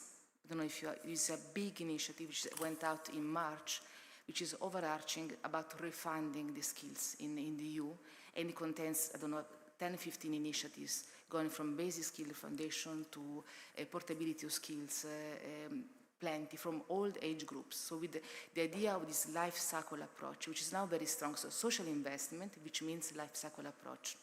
So it is there. Now, how to implement it? We need institutions. And it's a national level, of course. This is a main and regional level for other policies. So this is the key, how to inflate and put it inside. It is true that after the financial crisis and the COVID crisis, we had the RRF, the Recovery Resilience Facility, which meant that all the recommendations which used to be also investing in the semester were just taken out, a link to this financial mechanism. So we had no recommendation this semester, which were covered already for member states in the Resilience Recovery Facility. So the semester was emptied. And now is the first year, this year now finishing 2026, where you have again all the country-specific recommendations. And there are many in the social field. It's unbelievable. We have really a huge quantity. We are super happy with that because just numerical counting, which we see this element of investing is getting back. So hopefully will be followed up in reality. This is an element. So this is very important for all the pressures for different sides also, different levels. Yeah, I remember what on the question of yes, on the question of we count only education level. Yes, indeed, because the Eurostat data allow to see the level of education you achieve, because we don't have data. But of course, the question is there is what kind of education you, is there, what kind of education you have behind. So this is absolutely important. And to remember the third question, yes. But yeah, I think that's it. I don't remember, sorry. But yes, yeah, that's it. I think so. This, the funding education is really super important. You will tell you maybe tomorrow this life cycle approach. So investing in children is a first element. You have the child guarantee, which has been reinforced now with the new anti-poverty strategy. And we have a youth investment, so they reinforce the youth guarantee, and the skills, job quality roadmap, and job quality act. So there is this life cycle approach, which is super relevant. But how is going to be implemented in practice? Because are really quite soft instruments again, because the competence of the European Union is very limited. So it is. Yeah. That's it. Thank you. Thank you, Fabiana. Paul. Well, it's almost coffee time. It is coffee time, and I noted 8 questions with partially addressed to me, so I'll try. But go ahead. I'll try and go quick. Do cut me off, Michela and Daniela, if I go on too much. Yes, so the first question, they're all great questions, by the way. How do I reconcile my findings for Denmark of a steeper SES gradient than in longevity to findings from the US, from, for example, Chetty's study. Chetty has, of course, this very nice US county-level map of inequality and so forth. And it's particularly stark with regard to, in the comparison with Denmark and the US, as you might expect from Fabiana's presentation. Denmark, on many of those graphs, was the most equal of the countries that were considered. So how come? Well, I find myself in several different public finance studies that I write, comparing my Danish study with studies that Raj has conducted. And while I'm somewhat jealous of the number of observations that Raj uses on US admin data, 2 orders of magnitude greater than we have in Denmark, the beauty of the Danish data is the administrative registers and how granularly we can observe socioeconomic status. So I put down, to a large extent, the fact that we observe a steeper gradient to the extra granularity in the SES measures that we can use. Second question: how has life expectancy evolved in Denmark? Well, I didn't mention it, but there's a tragedy in female stagnation in longevity during the 80s in Denmark, where Denmark was leading in the world in terms of longevity, and there was no gains for more than a decade amongst women, compared to, for example, Sweden and Norway that progressed, as did the rest of the world. We could look at trends over time by considering more recent cohorts, but we would have to rely on the Gompertz assumptions and modeling to do more work in order to make that projection credible. So we were reluctant to do that in the first instance. Third point, Elsa's point: wealth is more influential for men than women. Can this be, and why? Well, what I hoped to say, tried to say, was that that family wealth is more important for women than for men. One of the reasons why we start in 1982 in practice with the data is that wealth was registered in the husband's name for married couples in 1980 and 81, and it first began being registered in the wife's name also in 1982. So the split was first possible in 1982. There may have been some teething problems in making a clean split in the first couple of years. And that's, of course, what we rely on. So I wouldn't want to emphasize too much the male-female wealth distinction. It's a good point of clarification you let me make there. Question 4, Georgina, education, wealthy people are in a better situation, and why? Well,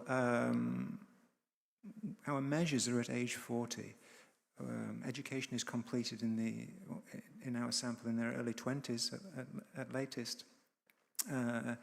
And wealth measure is an integral of income accumulation.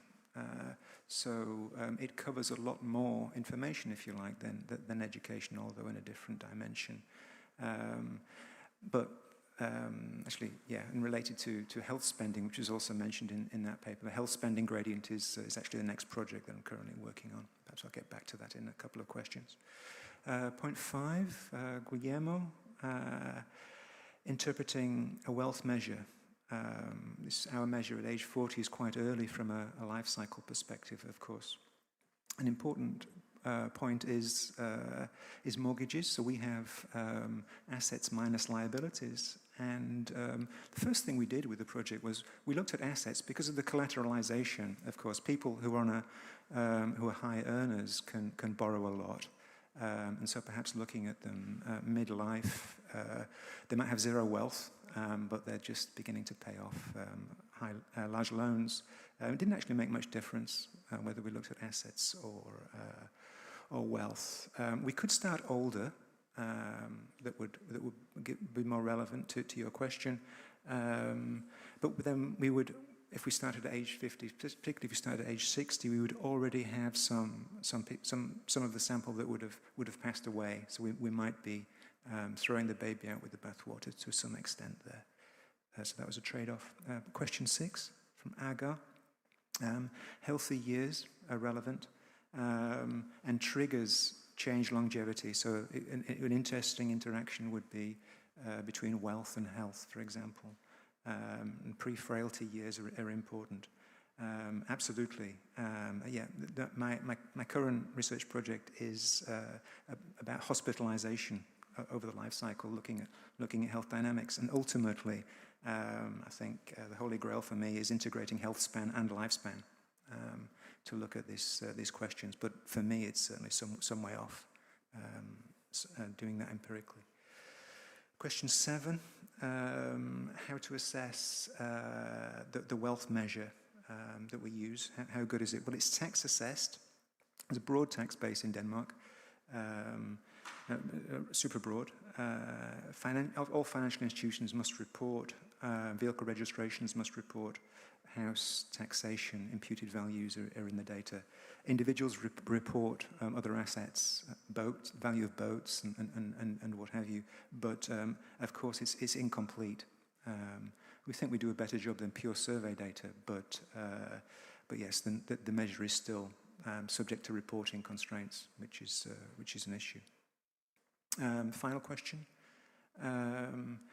How does our approach inform prediction models? Well, our models actually deliver individual predictions. So we can play around with the individual predictions that come out of our longevity expectation. So if you have any suggestions as to what we might look at, that would be interesting to pursue. Thanks. So thank you, Paul, and I think now we can break for coffee for 20 minutes. I believe coffee is just outside.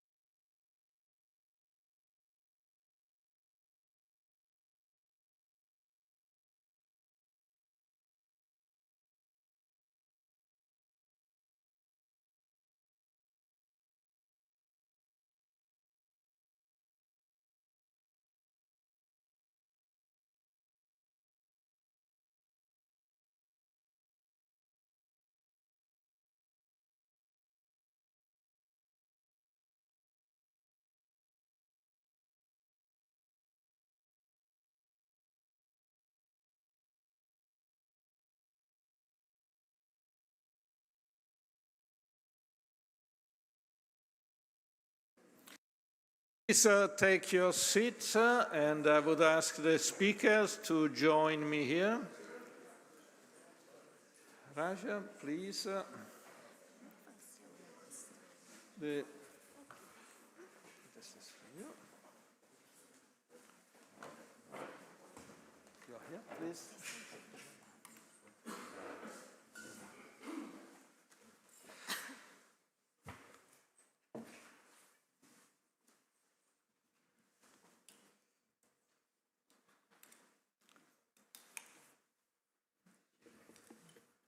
So we miss Martin. Oh, it's an interview. So let's wait a little and then we get started.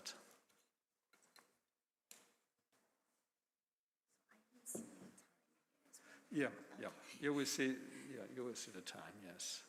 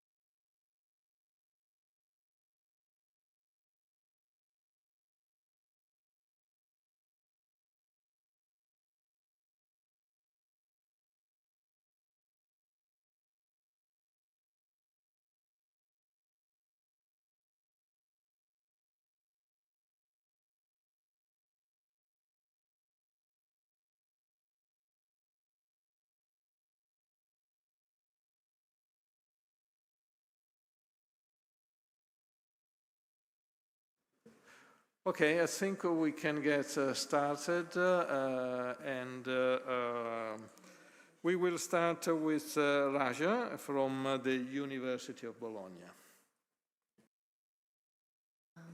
I hope you hear me well. Yes, yeah, excellent. I have to say that as a disclaimer, so when I get the email from Daniele and from Michela, to invite me to join this conference, initially I thought it was a spam, because I have a reason why. Because if for most people maybe don't know what I work on, but in the past 10 to 15 years, my main expertise is I work on climate change. So I work on, particularly I got the ESC grant from the European Commission. So this is the 5th year of my research, and the project is called Pop Klima. So I work on the impact of climate change on population dynamics. So looking at how climate affects fertility, mortality, and migration, particularly as a demographer. So typically when we think about how population would evolve and look like in the future in terms of population projections, population trends and patterns, typically demographers don't build in the potential impact that climate change may have on fertility, mortality, and migration, which are 3 key components of population change.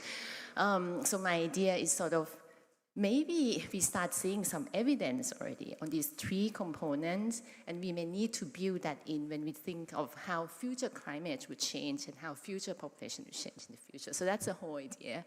So I kind of try to make my talk relevant for the topic of this conference, which is on inequalities in longevity. So I thought, why not bringing in the potential impact that climate change can have on health and mortality on the table. And maybe it's relevant for us to think about, if we think about longevity, pension, and other things. So this thing, particularly the fact that climate is not affecting different locations and different subgroup of population in the same way. So bringing that thing on the table maybe can be relevant or helpful when we think about longevity and inequalities. But I want to start with this question. So I think today in Venice, probably now it's around 27, 28 degrees or 29. But what is your ideal temperature? So I just want to be precise. So daytime temperature that you feel comfort when you are outside. So not thinking about now we are in the acclimatized air conditioning room. So if you, and I'm glad that we have audience from different places in Europe or in the world, if you feel like 16 to 18 degrees is your ideal comfort temperature, can you raise your hand? 16, 18, no, I don't have anyone from Russia, maybe. Ah. In Rome. 19 to 21, that's probably the majority, I guess. 20 to 24, oh, that slightly surprised me. I'm actually originally come from Thailand. 25 to 27 degrees, maybe some of you as well. I just want to say, why do I ask you this? It's probably the majority of you say 21 to 23, right? This concept of optimal temperature or comfort temperature, or what the epidemiologists call minimum mortality temperature, is actually quite relevant, because anything below or beyond this minimum mortality temperature would mean the risk of mortality increase. So the MMT is when we observe the lowest mortality rate in a given population. And as you can see here from this number, it varies by cities. You may think it's actually probably not biological, but it's more like what we are used to, like what we are acclimatized. I think I have some colleagues from Stockholm, maybe some people also from the UK. So the minimum mortality temperature there is around 16, 17 to 18 degrees. And then it increased if you think about Rome, for instance, or Athens is 25 degrees. So this would be the type of curve that we have. No, this is a typical kind of mortality and temperature mortality response. The curve is more or less similar in terms of this U shape. So as I said, anything that goes beyond this MMT, when it's colder, then mortality risk increase. It gets much steeper in the heat side because heat has more rapid effect on health and well-being. Cold takes longer time to develop if you think about respiratory diseases, influenza and that kind of thing. So just to show you that, say, imagine at 21 degrees in Stockholm and London, we already start seeing a mortality increase, but not yet in Athens, for instance, because their MMT is different. Yeah. So why is it relevant to us? We just come out of one of the strongest heat wave on record. I think all of you remember, most of you live in Europe, so it hits actually also Western, Northern Europe, Southern European countries. Already someone already estimated that this heat wave is correspond to about 1,300 deaths. And if you think this is only the heat wave in June, probably more still to come in July and August. So it can be relevant when we think about this heat-related mortality. And the weather attribution, so these are the group of climate scientists that typically when they see extreme climatic events, can be floods, can be heat wave, drought, and many other things. What they do is to try to understand whether these events are linked to human-made climate change or not. So they also said that without anthropogenic climate change, so without the CO2 emissions that we put in the atmosphere, this heat wave that we observe wouldn't have happened. And as we know that climate change is getting worse, right? So this can be relevant when we think about life expectancy or longevity in the future. I just want to emphasize that the trends, so this is the observed trends comparing from pre-industrial level. So since the Industrial Revolution, 1860 until the current time, as we know, the global average temperature has been rising, but Europe is double the global average. Currently, we hit around 1.2, 1.3 degrees above in pre-industrial level. Europe is about 2.3 3, 4, depend a bit on the measurement, but it's fast growing. Unfortunately, the sad news, we actually getting higher and higher. So it depends on different projections, but if the emissions of the current time goes on as it is, we would probably reach around 2.7 degrees by the end of the century. We only about 1.3 now, and we have already observed all the effects. So you may imagine 2.7 degrees in some places, and some people would be difficult to cope with. But one thing that maybe this may surprise you or maybe not, that up until now, actually coal causes more deaths than heat worldwide. Actually, even in hot regions, if you think about sub-Saharan Africa, coal attributed death is actually 12% of the death. It's much higher than the heat related death in most of the places. So the question, looking forward into the future, I use AI, by the way, to make this picture. I thought I want to make the contrast between coal and heat-related death. The question that we could ask, so with climate change, right? I was showing you that coal-related death is much more common. It kills more than heat. So you may also say that, well, maybe that's a good thing, because we would have less cold days, meaning decline in coal-related death. Of course, we would have also more hot days, maybe increase in the hot heat-related death, but these two things maybe just offset one another. For demographers, I don't want to sound impartial, but we need annual data, right, to calculate the future population. So if it just offset one another, maybe we doesn't have to care about the impact of climate change on mortality. So that's one question to look at. It is an empirical question, right? Would these two trends offset one another or not? The second thing that I want to bring onto the table is what is called harvesting effect on mortality displacement. You may remember in COVID time that the older population are much more sensitive, like over 80s, 90s in particular, are much more sensitive to COVID than other age groups. But some people also argue that these are the frail people that probably in the next 2 months, they're probably likely to die anyway. So the frail people, so what COVID did, or maybe what the heat wave did, maybe just shift the mortality forward. So by the end of the year, it's just the same number of people who die, it's just shift the timing. So if this harvesting effect happen again, we have to care about the impact of climate change on mortality? So that's the question. So what we did is we took the data from Italy, so we know in the period 2011-2022, so I know the mortality rate by different provinces of Italy.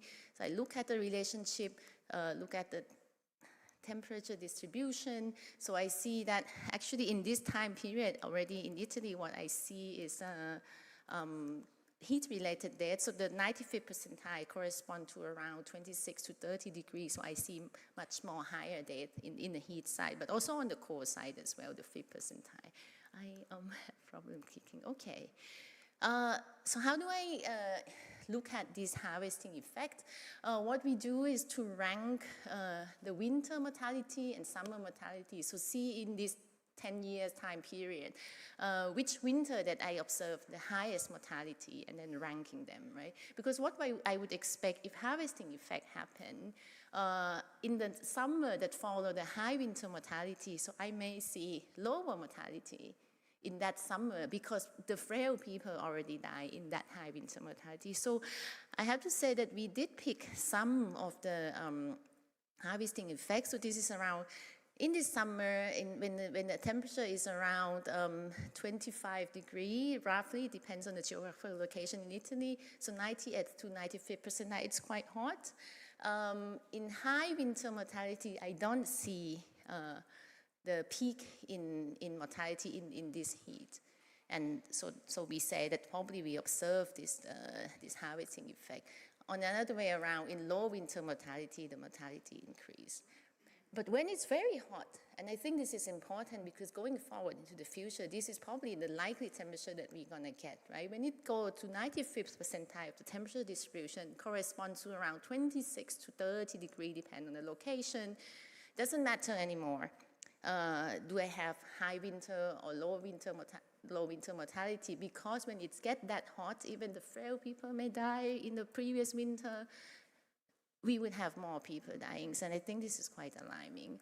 I don't have much time, but we did some of the projection as well for the EU country. What I want to say that in different, this is 25 European countries, different countries may benefit slightly from less cold and then increase in heat, lower cold winter-related mortality, but by the year 2050, look at the blue one, which is the likely scenario. This is the business as usual. Let's a trend of this time continue.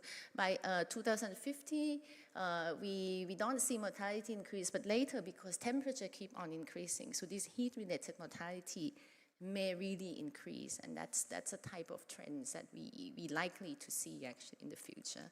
But now I want to get into the differential vulnerability part, because we just get into the inequalities topic, and I think this risk framework, which I take from the Intergovernmental Panel for Climate Change, so IPCC framework, can be useful when we think about climate-related risk. For risk to happen, think about mortality. So I would stick with this heat example. Hazard need to happen, so heat wave needs to happen, right? But is heat wave happen where no one lives? So we don't need to care. So the location, exposure, if people live in the urban area, for instance, or maybe the southern geographical location in the area with less green space would be more exposed. Also depend on your occupation. People who do outdoor work would be more exposed to this heat hazard. Thinking that people may be equally exposed, but maybe the degree of sensitivity or susceptibility or vulnerability may not be the same, as we see the older population have less capacity to thermoregulate extreme temperature, for instance, so they're much more sensitive. So the physiological susceptibility is there. Women also biologically have less ability to thermoregulate extreme temperatures. So even though the eco-exposure, maybe sensitivity is different. And of course, the things like adaptive capacity differs, right? We can think about like access to air conditioning, income, housing quality, social network, social isolation, and so on, which can play a difference. So all these layers of inequalities, if you like, can affect your risk of health risk or mortality risk. I want to bring in this work that we're doing for the Lancet Commission, because the interest of this Lancet report, what they want to know is how migrants do. So I thought the example of migrants can be useful to understand this layer of inequalities, how migrants fare when they migrate already to Europe, and if they get exposed to some kind of climate change, some kind of climate impacts, what is their health impact? What is their mortality or health patterns? And we can try to unpack this layer of different inequalities by looking at differential exposure, differential vulnerability, and differential health outcomes. And that's what I'm going to try to do in 4 minutes. Okay, so first the question are migrants more exposed to heat, right? I just stick to heat as an example. So what we did is to look at the distribution, where do migrants live in different subnational regions in Europe, not 3 level, it's a province level in Italy, for instance. And then look also at the distribution of where the native born refers to people who were Italian, who were born in Italy would be called native born, right? So compare the exposure to this heat related. If you see the red bars, both in the map and in the red bar here, it means that migrants, typically what we pick, it's kind of tend to be more exposed. They tend to live more in the urban area, for instance.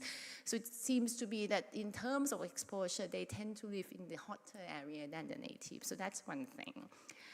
But one could also ask the next question, but are they more vulnerable? Maybe more exposed, but migrants are young population, likely to be healthy population. Maybe they're fine, right? So we look at another question, like taking some of the characteristics that kind of determine the health-related risk when people get exposed to heat, things like the type of housing, do they live in institutionalized housing like home care, prisons, for instance, crowded type of housing, that look at the type of employment, educational attainment. Education has been popped out as something important, and that's what we find as well. And then see if these combination, like do they tend to also work in agriculture, manual work, and that kind of thing. It seems to be that the redder the colors, also migrants tend to be more vulnerable in all of these indicators too. But you can also ask the next question. They seems to be more exposed to heat, seems to be more vulnerable, but what is the ultimate thing? Do they get their health? Do they have poorer health? Some of you may know the healthy migrant effect. I guess, maybe yes, maybe no, but I could explain a little bit. So typically migrants, because migration is selection, not everyone migrate. Actually, only 3.5% of the world population live where they were not born. So it's super selective, if you think, and tend to be slightly positively selected. Because if you are in poor health, you're probably not going to move and change places, right? So, so in fact, this healthy migrant effect is found all across the different regions. Actually, migrants tend to have actually higher life expectancy and lower mortality risk compared to the native born. Of course, you can argue, but the health advantage that that carries with them, this selection may decline because they may face discrimination, they may live in poorer housing, and so on. So in fact, this is what we show here. No? I have the native born here, European migrant in the middle, and non-European migrant on the right. I have different health indicators. Self-rated health is the blue one, limiting long-term illness is the red one, and then I have comorbidity, the green one. And as you can see here, it's actually the non-European migrant tend to be healthier. So they do have this healthy migrant effect. I have 3 more slides and I'm almost finished. But I would ask further, I want to dig further. No? So I use the panel data, so it's data that follow the same people over time in Germany, because now what I want to see, I see the differential exposure, I see differential vulnerability, I see migrants are healthier, but when they get exposed to heat wave, so the 5 hottest days of the year, do they have worse health? And this is what we find. Actually, just give you an example of different indicators. I have mental health, morbidity, I have general health, but this is what we see. The German-born European migrants get exposed to heat. They don't have the decline in health as much as the migrant is the one on the right. And that's what we see in all health indicators. So, yeah, so that's what I want to say. So even though they are healthier, but when get exposed to some kind of climate, they have poorer health in all of the indicators that we look at. The final thing, we can try to unpack actually also what are these sources of inequalities that we see when migrants get exposed to health. In the first, this model here, as you see, so we control for age, we control for their employment status, control for sex. What we see is, yes, this TX5D plus non-European migrants have poorer health, but we can dig further.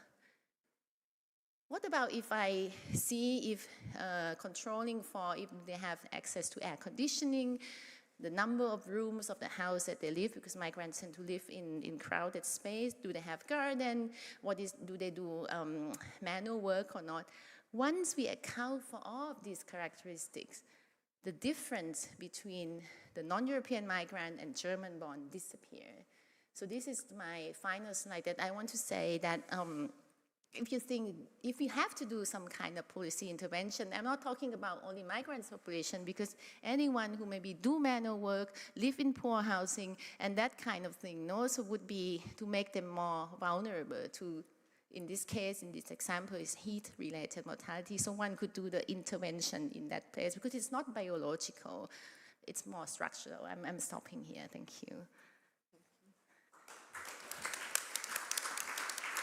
Thank you, Raja. Now we have Justina from the Berlin Social Science Center and Magdeburg University. Yes. Please.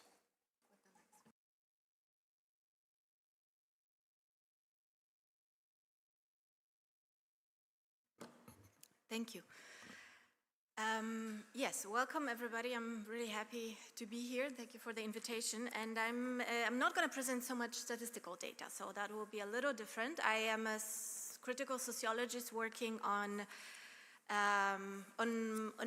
aging, age discrimination, ageism, and recently also since 2020 approximately on the role of AI in all this. So I will show you some work that we're doing in an ongoing research project. Okay, so my few talking points today, the questions I would like to ask is, can AI contribute to longevity? How do AI systems impact social inequalities, and how does ageism manifest in those AI systems? And I'm not claiming here to be able to answer all those questions, but maybe give you some snippets from the research and also maybe some conceptual ideas to tackle those problems.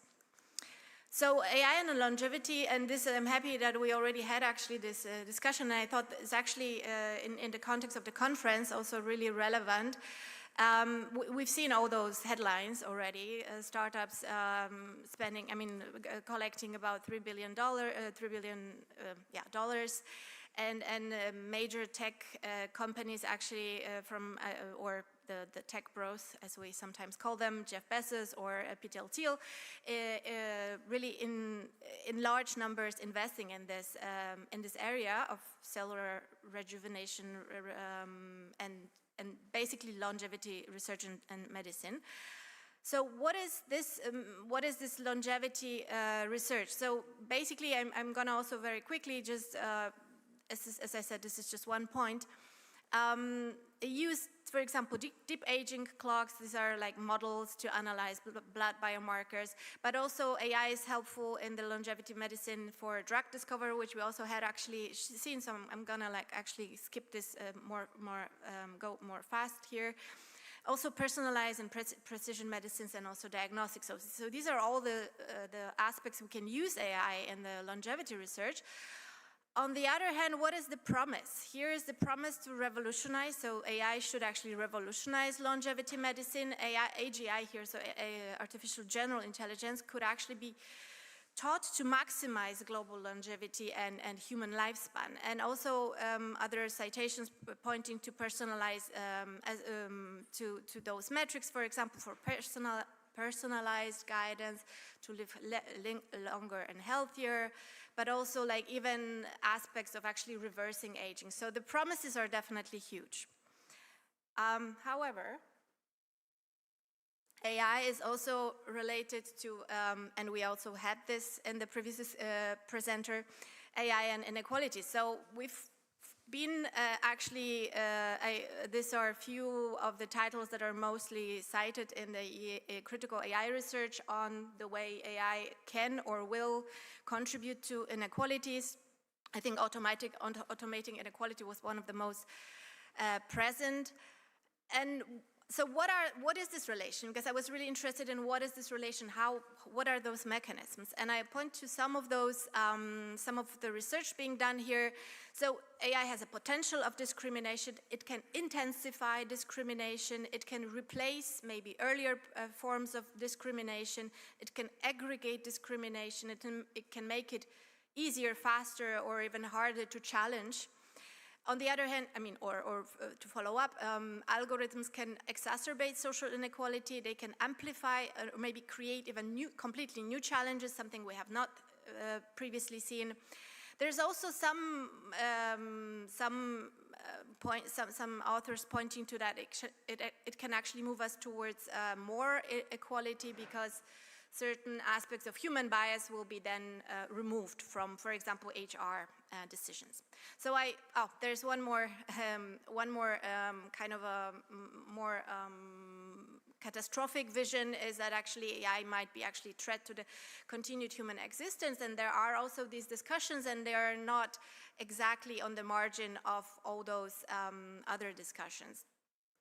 So I put all those in different scenarios, 5 scenarios that kind of boil down to how we can look at it.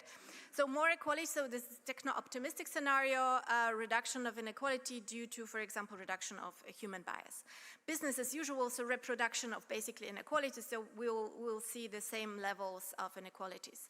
More inequality is this aggravation and intensification, especially like, for example, was pointed out earlier, especially in the labor market. So this seems to be one of the areas that inequalities might grow. Emergence of new types of inequalities, and this is an interesting one where we actually see groups, for example, being potential new groups being formed just due to the classification mechanisms of algorithms. For example, sad teenagers or dog owners. So there are classifications that had nothing to do with, for example, gender or income, but those groups are now visible and can potentially also be discriminated depending on different systems that we're using. And then enmeshment of those inequalities, so something difficult to discern for social scientists, maybe where we'll not see which exactly are old and which exactly are new patterns. So what we have done, so now I'm just gonna, the rest of the presentation, show you a little bit more about how actually ageism, so age discrimination, what does that mean in AI yes, in algorithmal AI. So this is based on a project that we got funded 2023, we started. It's actually funded from the Volkswagen Foundation in Germany, and we work in 4 countries. We have an interdisciplinary team, and this is my team, so I also always acknowledge that it's not my own work. This is a collaborative project. So what we work with is a concept of AI ageism. That is, maybe I'll just read it out here so that it's clear. Prejudicial social attitudes, discriminatory practices by groups, individuals, and institutions within the development and the use of AI, so on the whole continuum, which exclude, discriminate, or neglect interests, experiences, and needs of older populations, and have or might have actually disparate impact on inequality. And how can we actually observe that? Because that was, for us, when we started the project, this was really terra incognita. We really did not know what was still happening. I think now we have 3 years into the project, we have more knowledge, and we can assess better. But in the end, there are 5 kind of ways we can investigate this. So age biases incorporated into algorithm and digital data sets, so this is a technical level. We have age stereotypes and prejudices and ideologies of actors working in the tech sector, which play a role. There is a category invisibility or stereotypical representation of age and older age in the discourses around AI and the policies also. Discriminatory effects and the exclusion as users. And within the project, we have actually worked, because of the certain timing, we also detected a 6th type of ageism, that is a generative ageism. And I will show work that we do in 4 of those categories, so I will not discuss all of them. So in terms of the first one, age bias in algorithms and data sets, age bias is just maybe to make also this clear. This emergence of the bias can be data, training data, but also algorithm, but also labeling and annotation processes, product design, or policy decisions. So there's several layers to how bias can occur, and there's also large interest from the computer science in researching ages, in researching bias, but age, as you see, is not on top of the agenda. So we only had, for example, about 100. Now it has increased. I think the data is from the beginning of the year. So what we did in our project, we made a small simulation of a credit scoring algorithm, and what we saw here was actually we tried to look for both the effects of age and gender. And what we saw here is the adverse impact of old age, which increases almost by 28% when the middle age is defined as between 40 and 59 instead of 30 and 49. So this is basically just points to two important things. First, that it shows the bias from historical data, so the loan histories.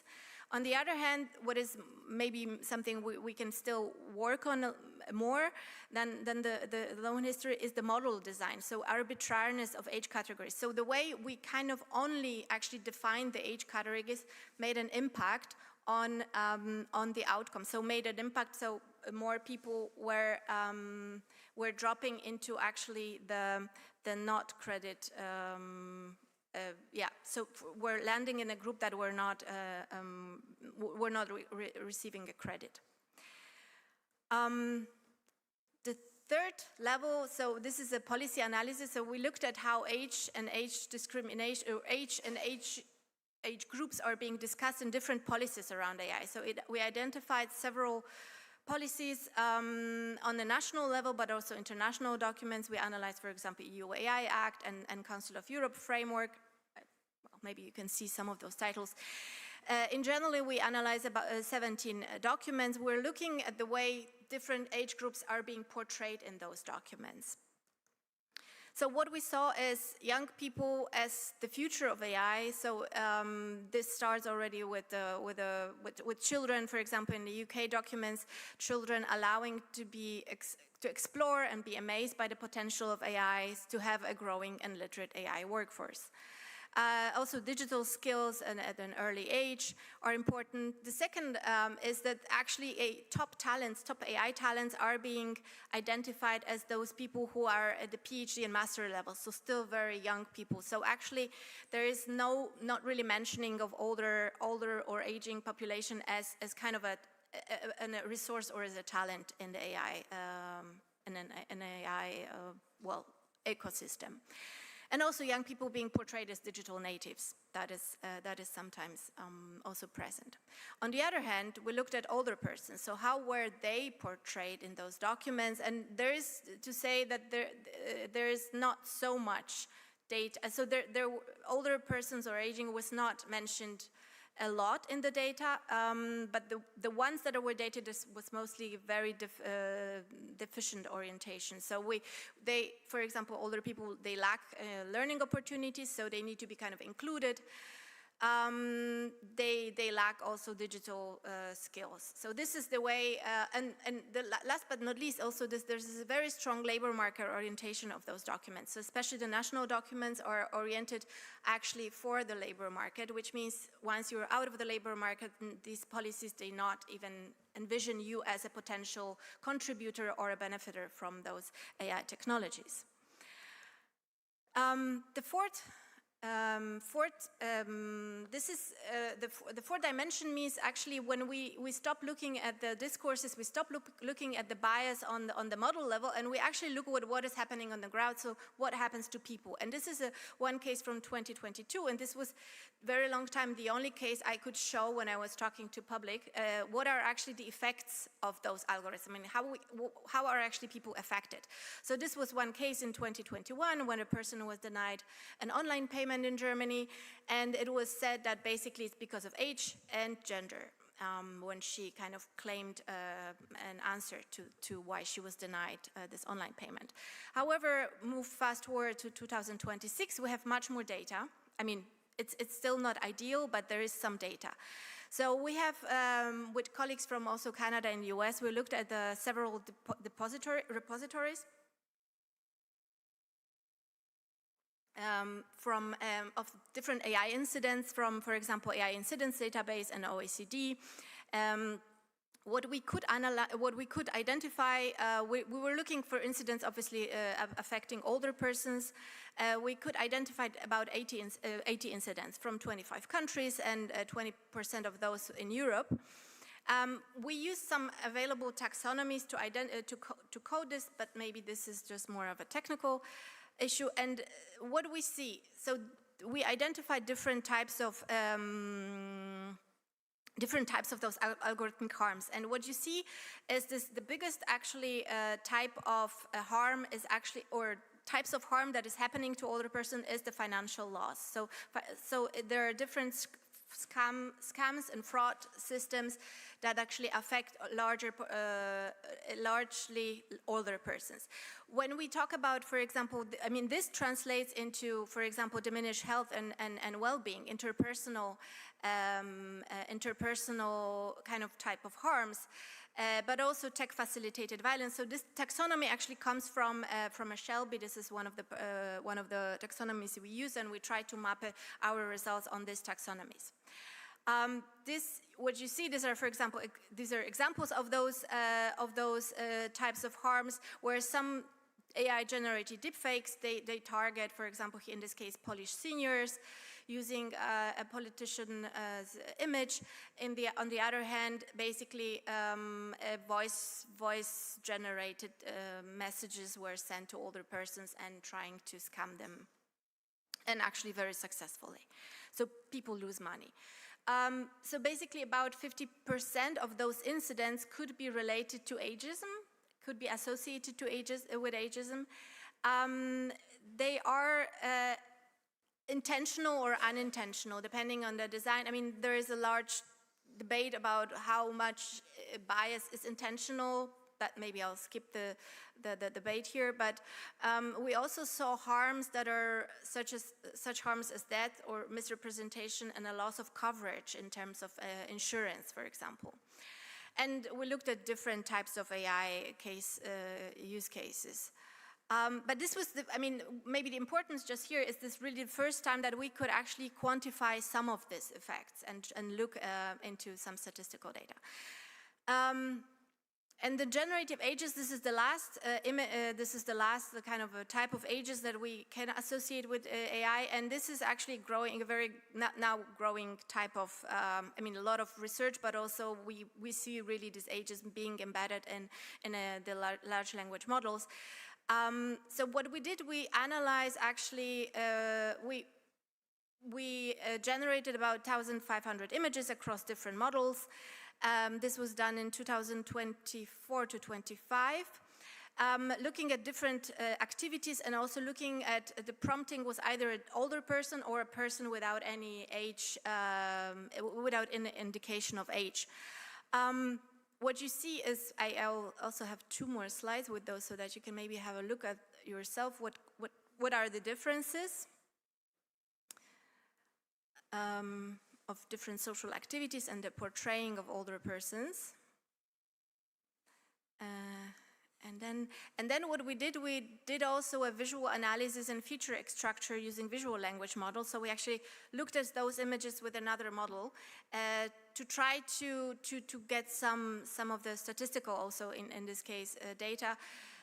So what we see is, for example, in persons were much more heterogeneous in terms of age, whereas older persons, the prompts that were for older persons, you see this homogeneity, which actually refers to very often to the stereotypes that older persons are somehow one magical group that is very homogeneous. So we can see actually reproduction of this type of stereotype within this data.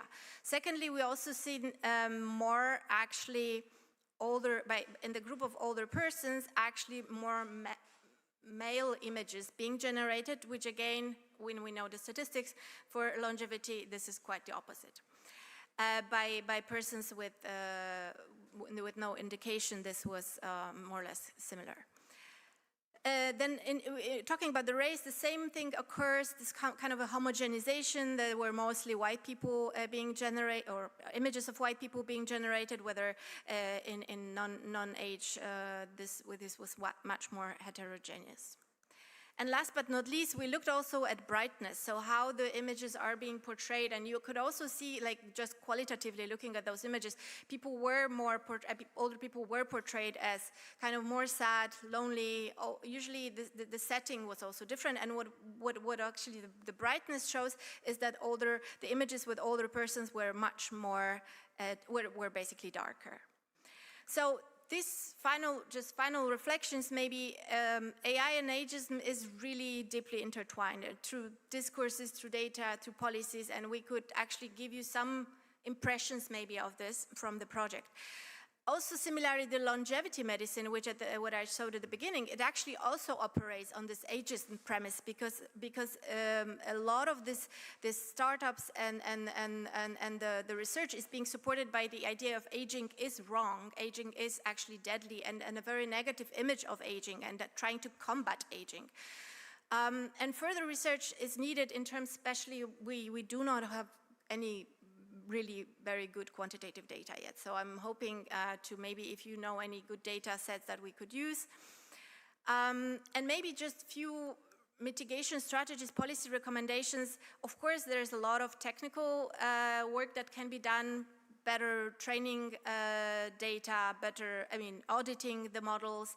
But actually non-technical mitigation strategies, I would actually also, we promote also those, such as advocacy or critical AI literacy, but also systematic data collection for policy making, because at the moment the data is really scattered, it is fragmented, it is not complete. And also, for example, training for AI developers. And I'm really on time. My last policy recommendation is, we have an upcoming UN Convention for the Rights of Older Persons. So our recommendation is to actually include protection from algorithmic harms and discrimination into this UN Convention. And I hope we'll be successful there, because the work has been started. And this would mean, first of all, that we have a UN Convention, which is already a huge step towards maybe securing better rights for older persons, but also that we can actually have a first convention that will be tackling also the algorithmic inequalities. And thank you. So thank you, Justina. Now we have Martin from Stockholm University.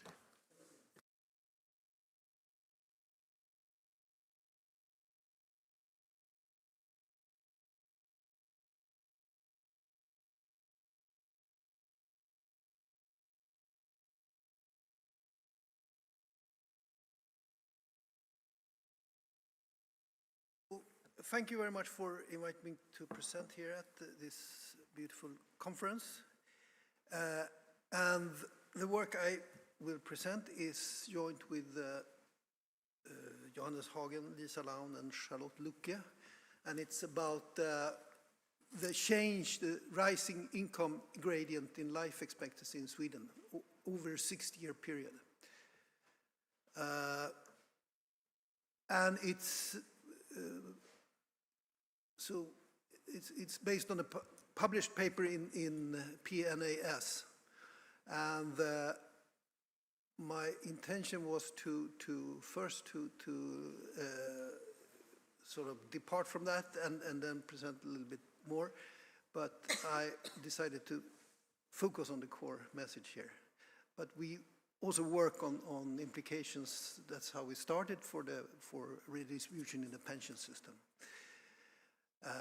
So I do this first, and then I have one slide on the international comparisons. So a little bit background. I think the relationship between income and health is probably one of the most studied relationships in social sciences. And there are lots of previous work on it. And maybe I think the most iconic graph here on the relationship is the so-called Preston curve. So these dots are different countries. And you see that there's a concave relationship and a steep part in the beginning and a more flatter part. So it illustrates where infectious diseases is overtaken by chronic diseases as the main causes of death. But interestingly, this concave relationship applies to all contexts, like different geographical units within countries and with different occupations and so on, all different groups where we could measure mortality.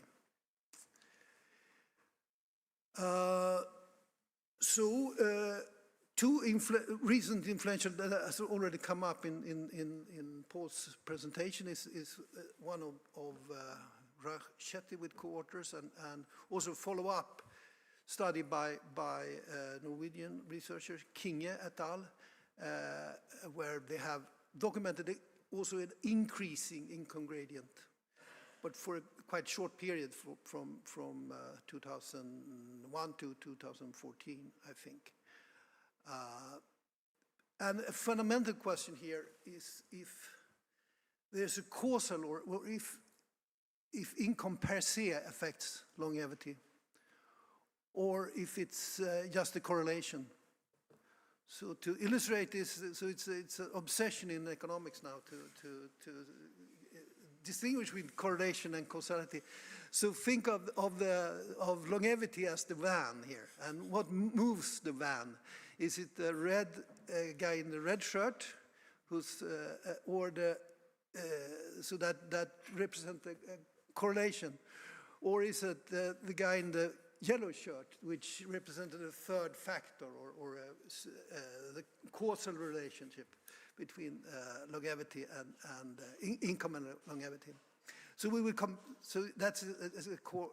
So a very important question that we will come back to and try to say something about.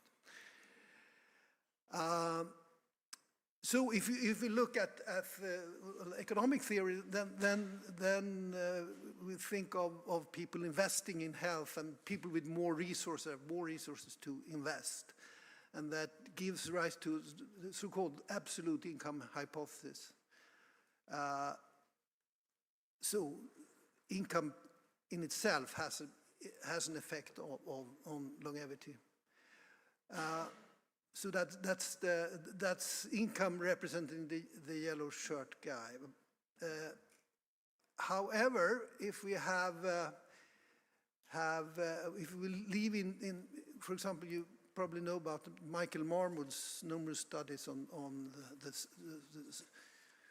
people in different hierarchies, and his idea is that the social status is really the driving force and not income itself. So that would place income as the red shirt guy, and also one could think of other third factor candidates like preferences for smoking and healthy lifestyles and so on, that could be correlated with income, but it's not driving the causal relation. So why is it important? I think it's a very strong policy motivation, because if we believe that there is a causal relation, then income redistribution policies could increase the life expectancy in the society. So if you redistribute income from rich people with on a flat segment to the poor people on a steep segment, you increase longevity in the society. So it's a very important thing, I think, to study.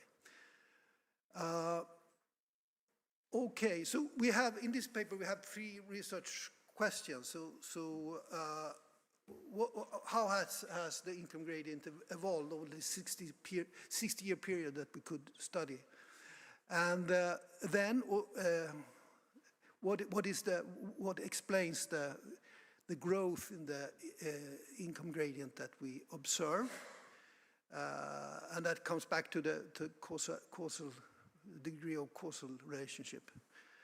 And finally, we will also relate it to different causes of death. I think there's like 3 main contributions of the study. So we compared to previous studies, we cover a much longer period, and we could also relate it to look at changes in how it relates to long-term changes in income inequality, how the Preston curve has changed, and also how it relates to avoidable causes of death, which relates to the causality of the relationship. And finally, we will see that we would find very little support for the absolute income hypothesis. So it challenged the view of the absolute income hypothesis. Okay, the data we use is that we have collected all, you put lots of effort in collecting income data. So we are able to look at all Swedish, all permanently residing in Sweden above age 40 for the period 1962 to 2021. So we look at tax register primarily, and also the census registers in some cases. We're able to calculate for all a measure of equivalized household income. I mean, we use the so-called OECD scale, a square root of number of household members, that's to correct for differences in needs. So we have a huge sample size. So it's the sample, we look at 9.4 million individuals. We have more than 213 person years that we look at. And then we observe almost 4 million deaths in the sample over this period. So, and the mortality data we use we have a very long cause of death register dating back to the late 1950s in Sweden. So we use that, and we could distinguish with very detailed causes of death. But for this study, we use a very crude measure. And we also classify mortality in the main causes of, so the crude classification we use here is circulatory diseases, cancer, external causes, and a combination of all other causes of death. And we also we use the OECD Eurostat classification of treatable, preventable, and both treatable and preventable diseases and non-avoidable causes of death. Okay, so the statistical method, very briefly. So we use to avoid, so we divide the sample in cells by year, age, and gender. And then we classify it in income percentiles. And we measure the income 2 years before we measure the mortality to avoid reverse causality. Okay, and then we observe sort of non-parametrically the mortality within these cells up to age 76. Then the data becomes a little bit noisy, so we use a Gumpert model to predict mortality within each percentile. So to illustrate this very briefly, so it's a log linear, very stable log linear relation between mortality and within each by age within any group.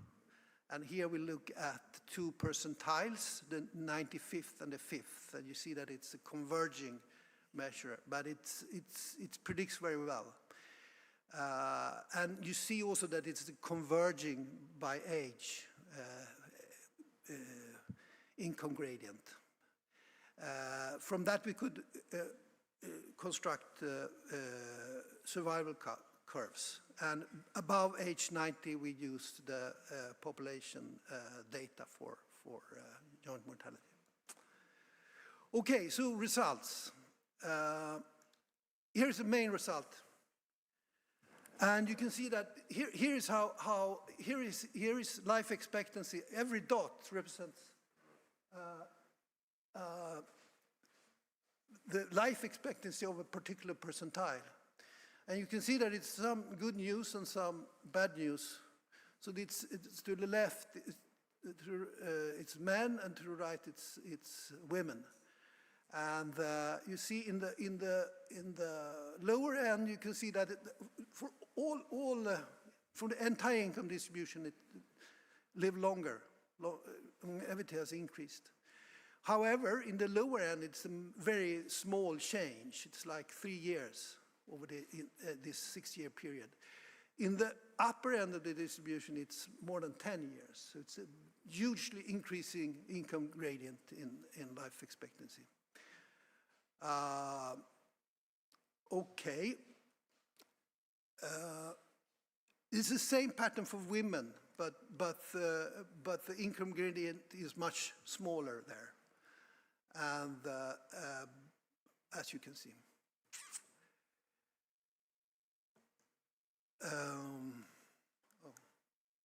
So here is a summary measure. So here we have just fitted a linear regression to get a summary measure of the income gradient. And so it's represented the number of years between the smoothed, since it's a nonlinear relation, it's a little bit crude, but it's smoothed out difference between the first and the 100th percentile.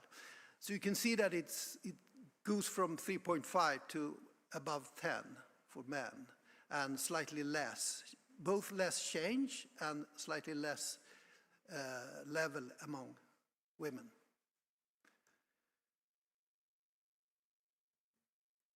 So here is a measure of health inequality. So it's the ratio in life expectancy between the 90th and the 10th percentile. So that's the blue curve here. And the dashed line is the evolution of the Gini coefficient in household income. So you can see that for health inequalities, it's a continuous increase throughout the entire period. For income inequality, you can see that it's a phase of decreasing income inequality from 1960s to 1990s, and then an increase in income inequality.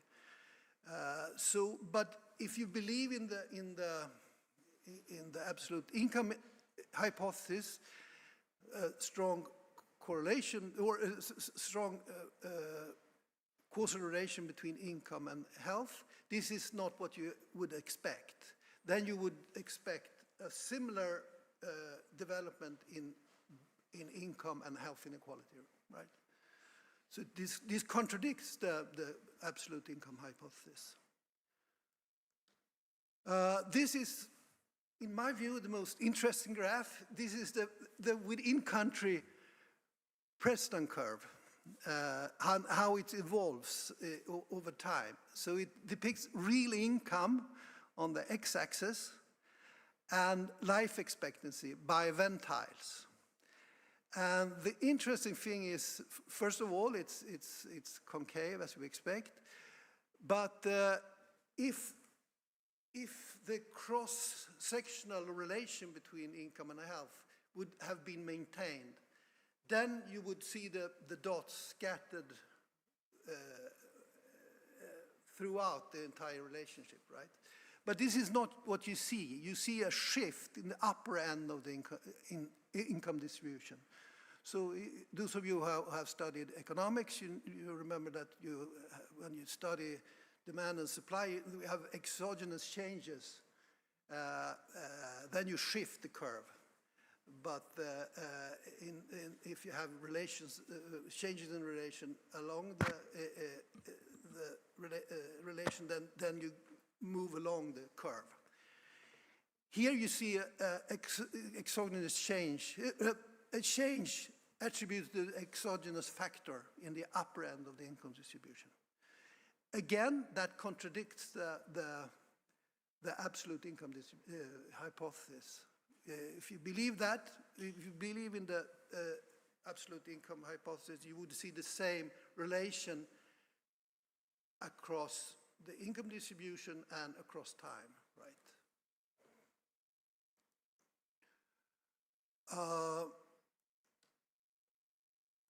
Okay, causes of death. Here are the main causes of death. So you see that the main change, so the upper two graphs are for men. You can see that the main driver is changes in circulatory diseases. But also, it's a bigger change in the lower end, but from a much higher level. But also, I think interesting to see like cancer mortality before age 75, for example. Nothing has happened in the lower quartile of the income distribution. It's sort of stable. But in the upper end, it has, for men, it has almost halved over the studied period. For women, it's the same development, but qualitatively the same development, but on a lower scale. So, and I also think that this reveals that the convergence between the gender and life expectancy is mostly attributed to circulatory diseases. So here is the how many years from premature mortality before age 75 that could be attributed to the different causes of death. And you can see that there's a big, largest change, and most interesting, I think, this is the cancer mortality among men is substantial for the upper end of the income distribution, but very small for the lower end of the income distribution. Here is very briefly on the different causes of death. And you can see that my time is running out, so I'll be very brief on this. But you can see that purely preventable causes of death has saved a lot of life in the upper end of the income distribution, men in the fourth quartile, for example, but nothing in the lower end of the income distribution.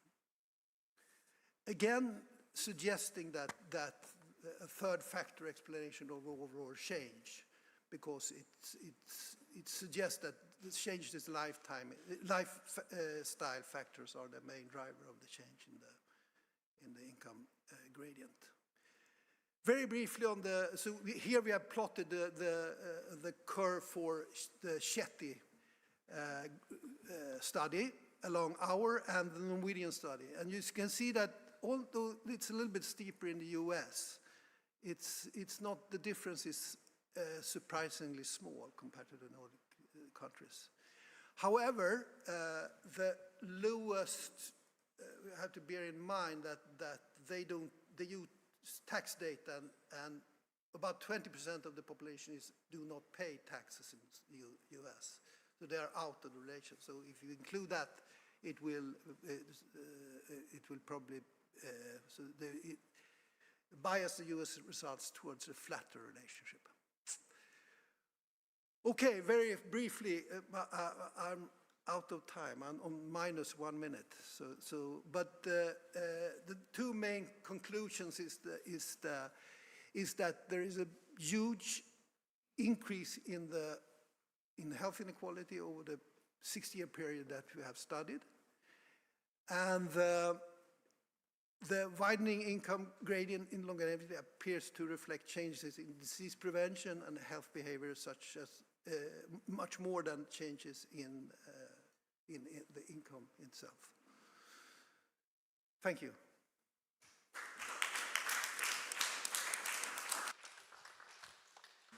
Thank you, Martin. So let's open the discussion. Yes, Luigi. Thank you to all speakers, a very interesting presentation. My question is mainly to Raja, correct? Yes, but happy to hear from you. You put down the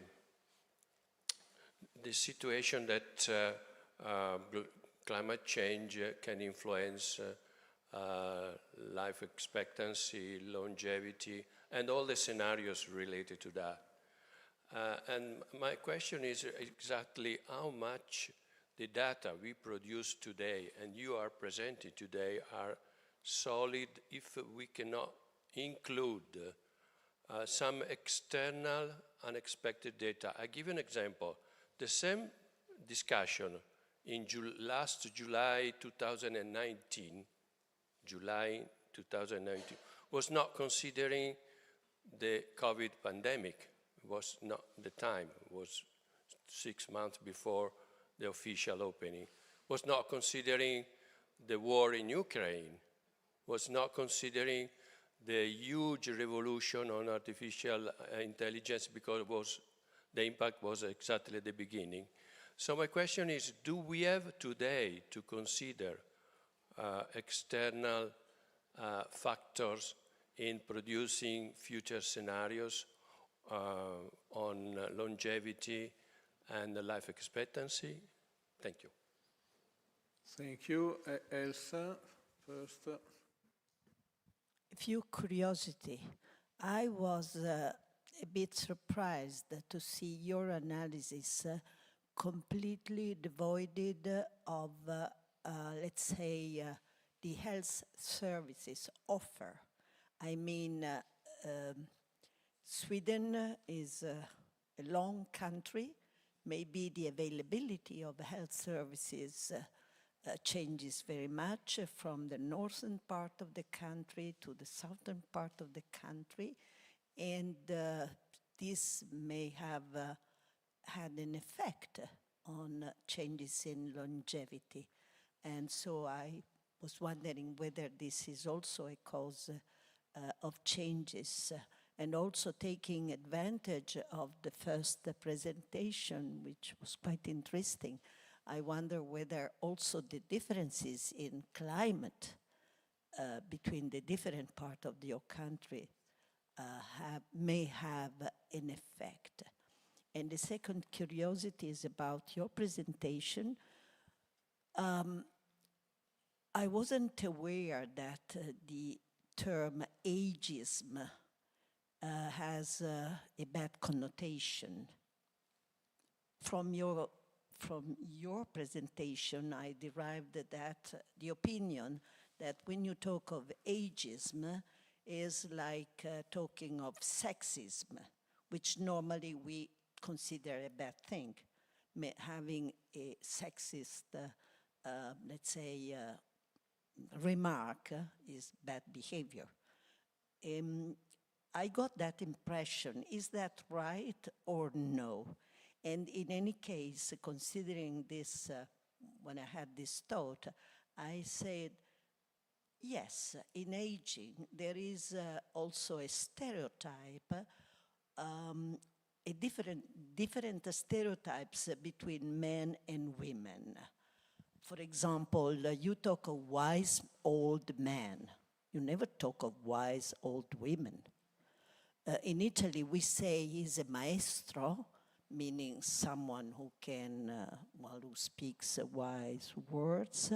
You never say she's a maestra. Maestra is very diminishing.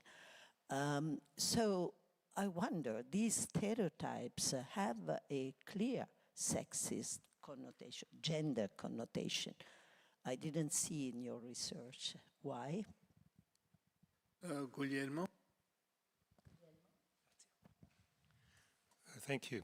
I really enjoyed all three presentations, but I have a question for the first presentation by Raya Mutorak. And that I thought was going to be on the climate change effects on health and mortality. I saw a lot of mortality, a bit less on health.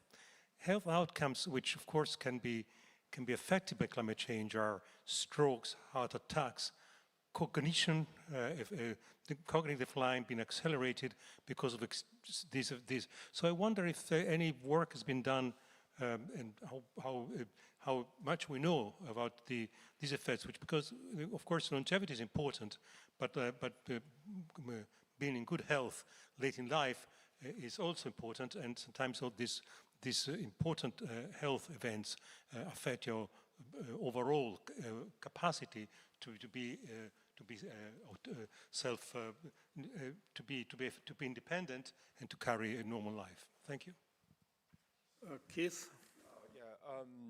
for Justina's presentation about the ageism, I think this is more a comment for the first thing that when you said about the young people are more exposed to AI because these people are coming from like masters and a PhD, I want to kind of make a comment on this one because I didn't major in AI, but I'm an AI scientist.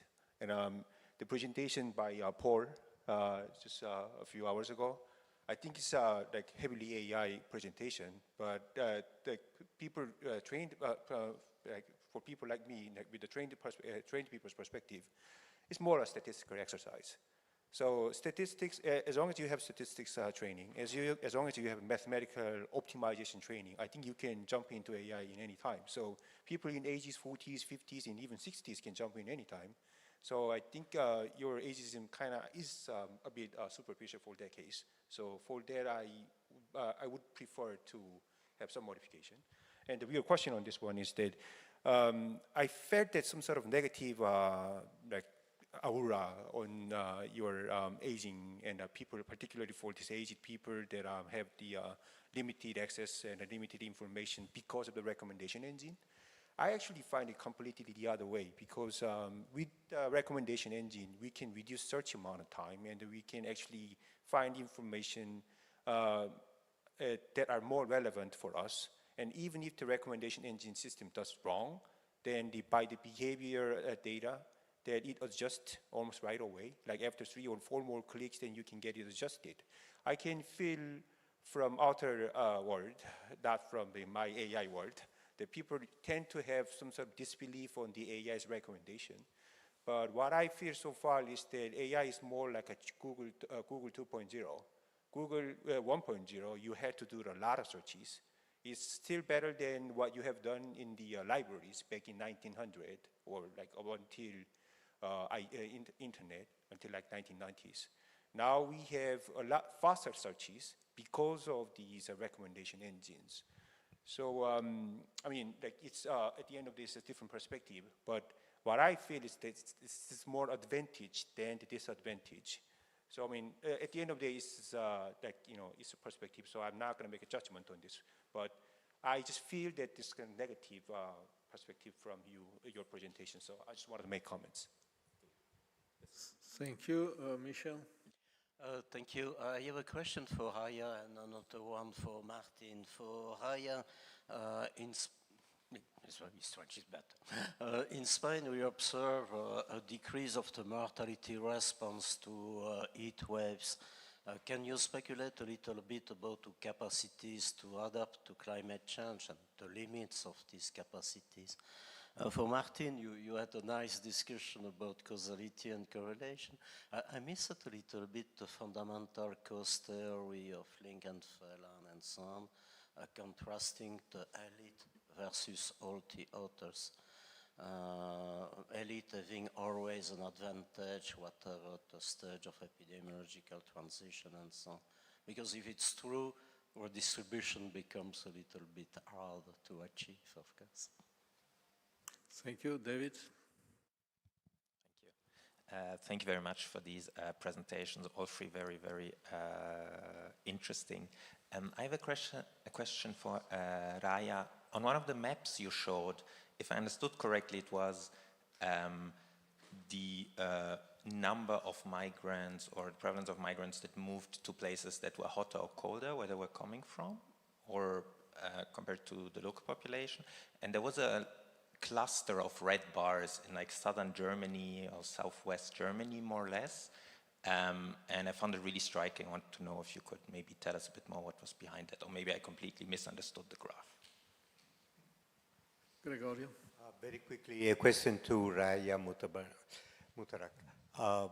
When you distinguished between native-born and foreign-born in terms of mortality, can you give us some color in the sense that I guess that is not an issue of nationality, but is an issue of the kind of jobs foreign-born people in Europe, I don't know, they are outside, you had a picture of employees working for a railway or whatever. So you mean that More questions? Very briefly, just a comment, a question for all of you. For sure, the climate change is an important issue as the income in terms of longevity and the equity in longevity. But I think it's so important because now we represent different countries. This means that we represent different healthcare system. Because the problem, the climate change, for example, during this period, the hot temperature is not per se a new disease, but this is the stress test for the healthcare system, because the people that much suffer from the climate change is the frailty people, is the old people, is the people with comorbidity, with acute disease. So these people, the increase of these people that die is not die for, the cause is not the temperature, it's the disease that suffer from this kind of the temperature. So this is, I think, exactly what similarly we have experimented with the COVID-19. It's like the stress test for the healthcare system.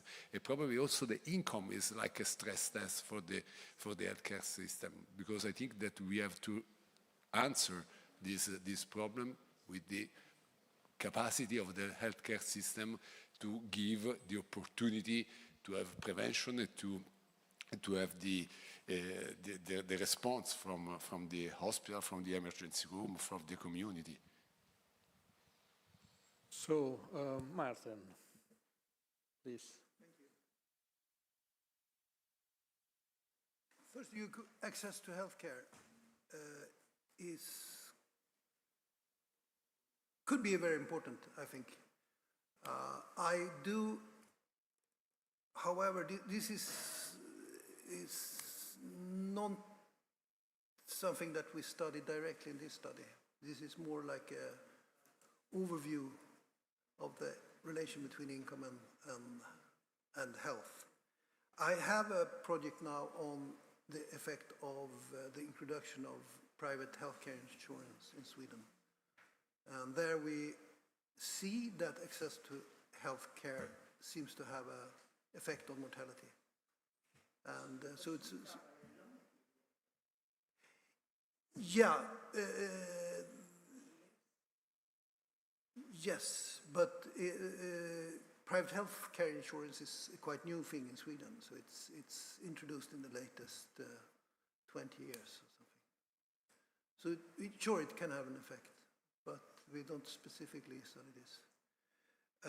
Climate, it is a well-known fact that people in northern Sweden live shorter lives, and they have a much colder climate than in the south.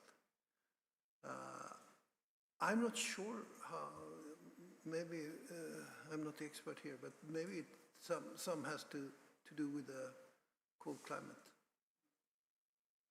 So I'm not really sure. Theory, I didn't quite hear the references you mentioned in to the theory work that for the. I didn't quite hear the references you mentioned in.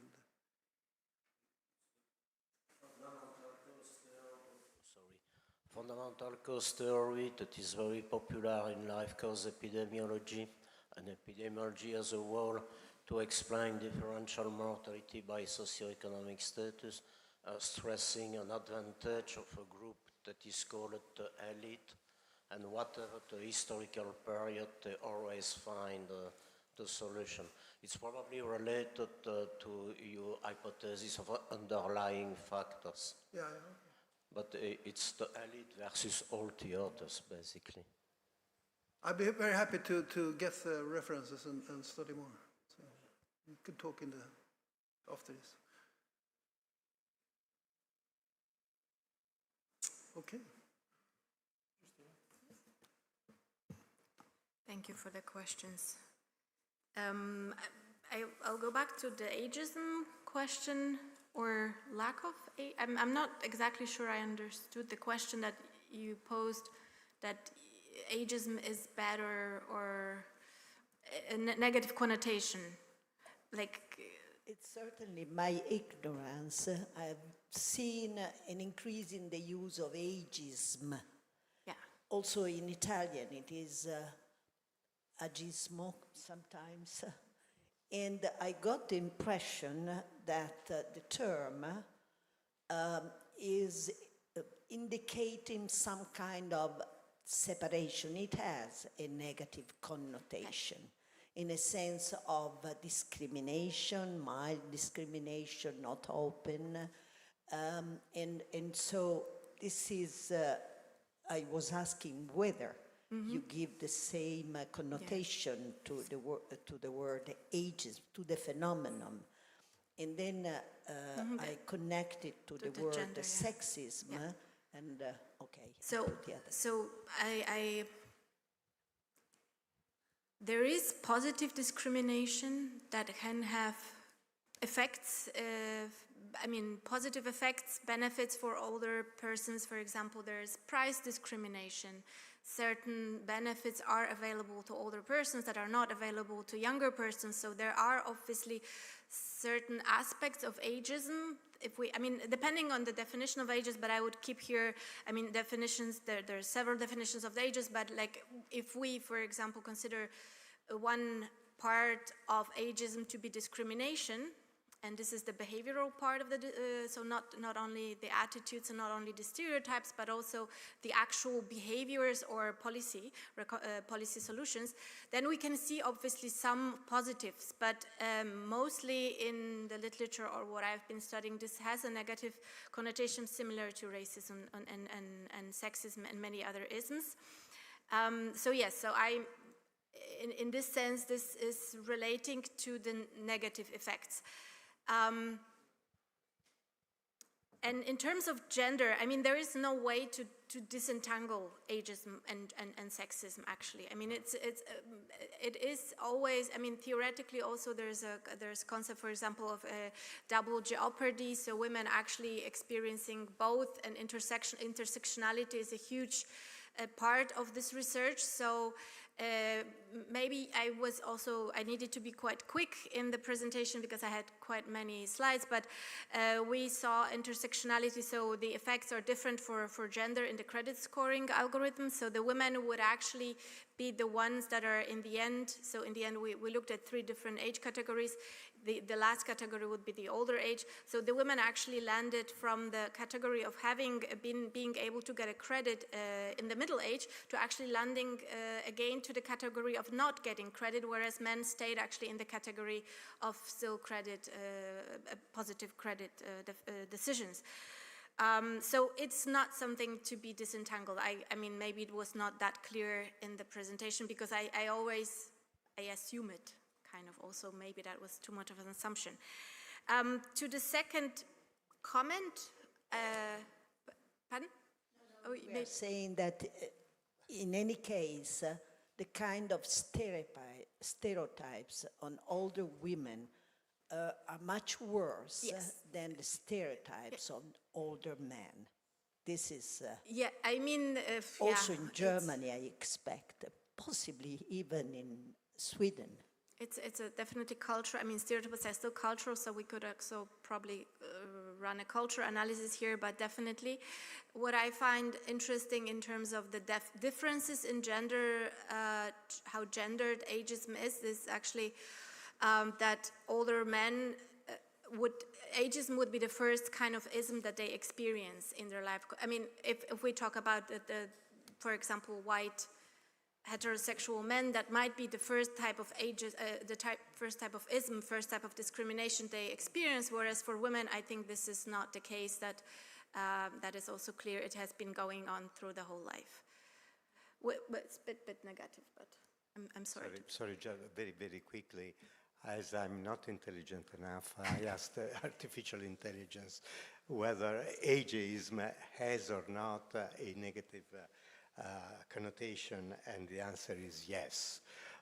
So it says ageism specifically implies unfair or biased treatment, so it carries a negative connotation. And it suggests that is better using expressions such as age-related differences, age diversity, age demographics, and so on. So yeah, it depends on the context, right? Depends on the context, of course. But just to joke of 1 minute, sorry. And maybe just one more. Do I have still time?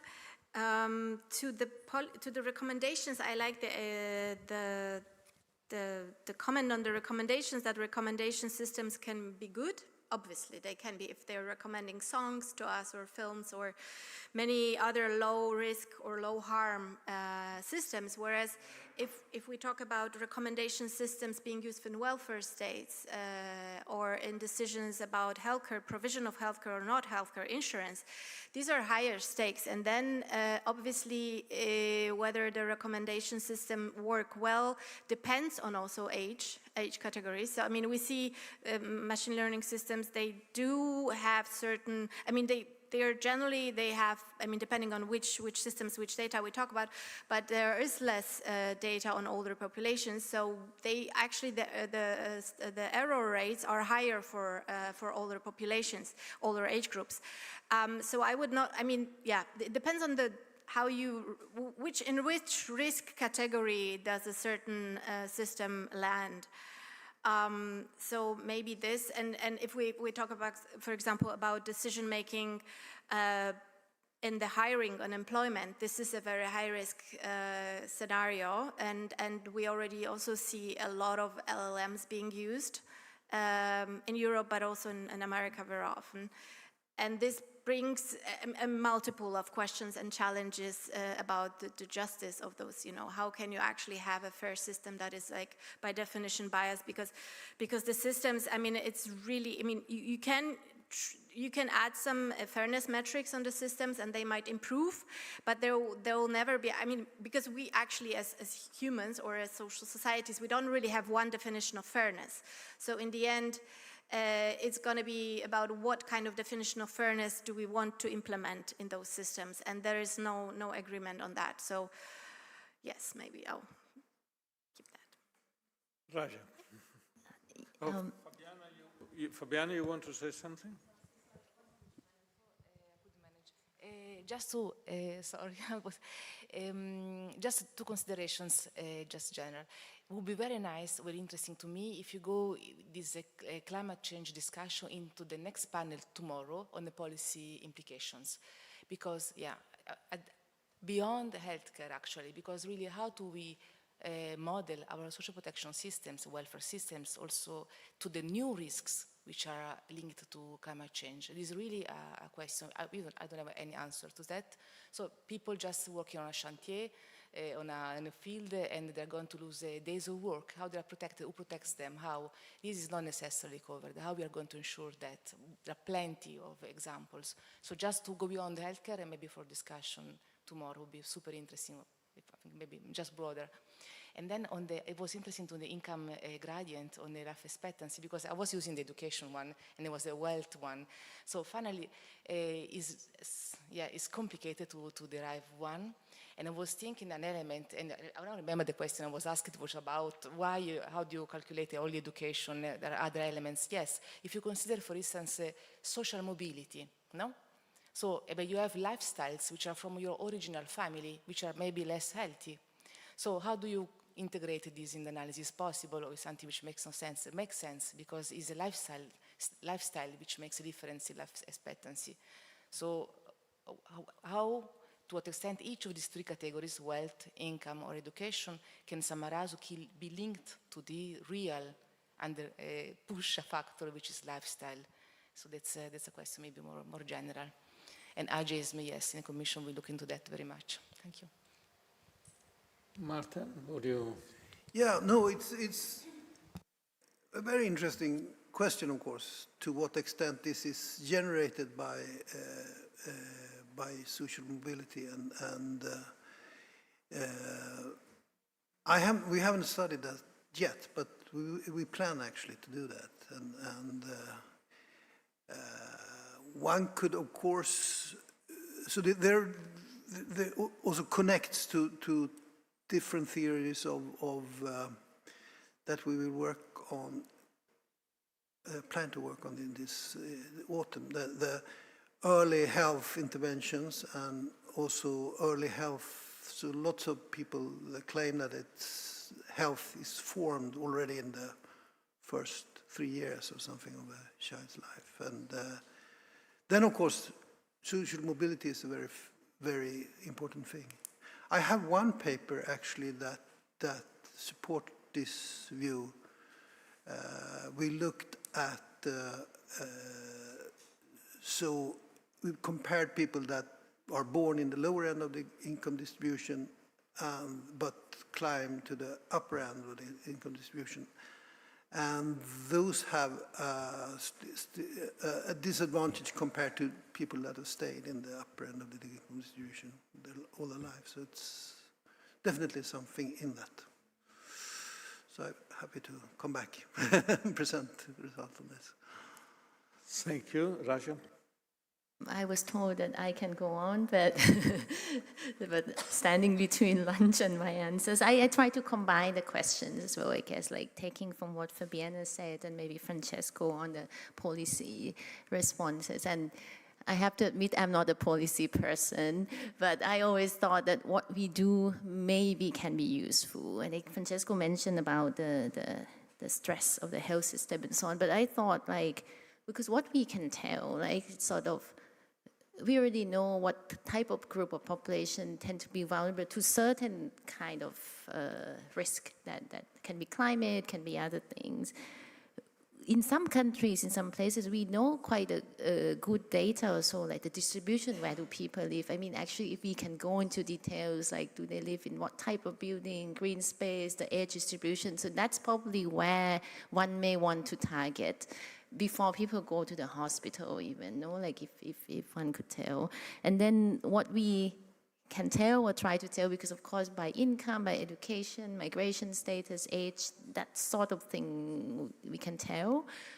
And then can tell slightly into the future, how it developed into the future, because that's probably where you may want to build more access to green space, hospital location, and so on. So I think this is probably where science and policy can, because I thought this could be useful, but I'm not sure if it can be translated to the actual policy, like kind of,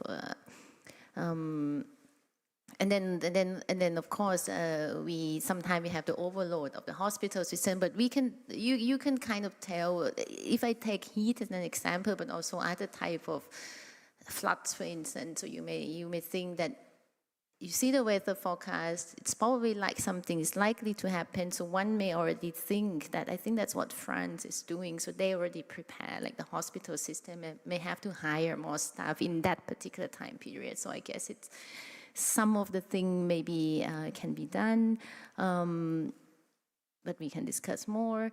And David mentioned about the maps, and maybe, yeah, I can explain a little bit also, because this is also very good that the Eurostat released the new EU census data. So 2021, it's go really detailed. It's about, I'm not sure how details, I don't remember, but it's about 10 by 10 square kilometers. And we know quite a lot of characteristics of these gridded space, actually. So sort of the proportion of migrants, for instance, EU, non-EU born, socioeconomic characteristics. So what we did is, in that grid cell, so we know the type of temperature that the grid cell has exposed, because climate data you have it daily.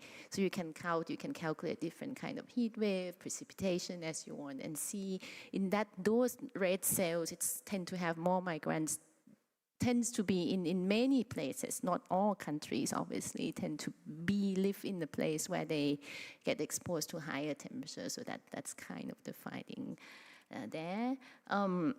And then I think Gregorio mentioned about the distinction. I think we show quite clearly actually that I want to come back also to the concept of intersectionality in a sense. No? So we have a migrant person, but we can also try to dissect what kind of characteristic that a migrant person have, and that's what we show. If we if they don't do manual work, then we don't observe anymore this vulnerability. But you can also think, and if they have equal income, if they live in the type of similar good housing quality, and that's how we actually explain away the migration status different in terms of vulnerability to climate. And I think that this type of exercise, as long as you have some kind of observed variables that we can observe, and it's the same thing, one may want to look at gender difference. Given the same level of income to women, do we still see that different, given the same level of housing and access to education and so on? And I think it can be a useful exercise to try to understand what are the sources of inequalities, obviously with the observed variables. I think. Then I think Luigi, yeah, that's a big question. So Luigi asked a question on, do we have to bother thinking about climate risk and war and other thing, or the pandemic? I could tell a bit of the story because before I moved to Italy, I was in a group in Vienna that we do world population projections, kind of competing with the UN. We use the scenario approach and so on. And when COVID hit, and that was a discussion actually, do we have to build in the potential? Because COVID, as many of you know, in the period life expectancy of the period between 2020-21, places like Bergamo, for instance, it reduced life expectancy by 5 years for men, 3 years for women. But then it stopped, right? Because this high mortality we don't see anymore. So at the end, we kind of say, okay, we don't know, we still don't know, I guess, the long-term effect of COVID on life expectancy. But for the moment, we don't build that in. But you can also think that if we, in a global scale, climate or war, for instance, if you think about global population, probably we don't have to bother too much, because I'm talking about maybe 4 death from heat per 1,000 person in European countries. We can also ignore that. But if you think about the subgroup of population, I think that's where it can become relevant. Think about Gaza, infant mortality, that's explained a lot, life expectancy, actually more than adult mortality. So in the subgroup, it can matter. The war in Ukraine, before the war outbreak, Ukraine population from 1995, about 54 million, reduced to about 45 because of high migration, low fertility and everything, before the war in 2022. After the war, an estimate of about 8 million, or maybe 10 million people from Ukraine left. So Ukraine population, those who left Ukraine were mainly women and children, so the age structure in Ukraine would change completely. So in the subgroup, I think it can matter all of this kind of external forces. So yeah, something to be considered, I guess. And I think Guillermo asked me about health, that I talk a lot on mortality.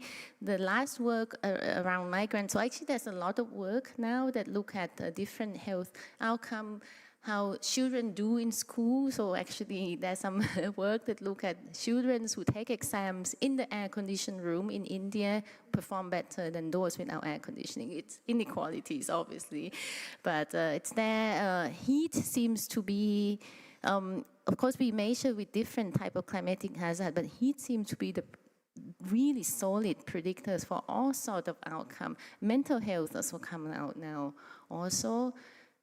Gender-based violence, also, infant mortality, I look at migration, fertility also, like exposure to heat. This is the evidence that goes across all countries, low and high income countries, with Italy, Mexico. Exposure to heat, stress. 9 months later, we observed that the number of births drop, actually. We don't yet know why. It could be biological or behavioral, but this is consistent. So it's quite strong. It's something is there with heat.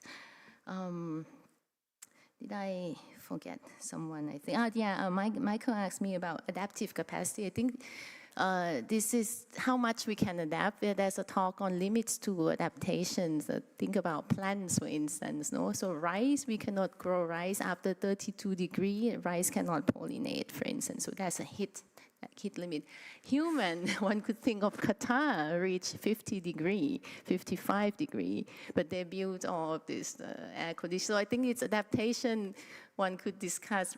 We human have adapted and can adapt, but what are the adaptation methods that we do? We would have to think that it shouldn't contribute much more to emissions. We can learn also from the past. I think I may, forget some, but I think we can discuss over lunch. Thank you. So thank you, Raja. Thank you very much. I think we can break for lunch. We have to skip the little tour of the building, but we go immediately to lunch. It was a lively, two lively discussions. So we will resume at 2:30.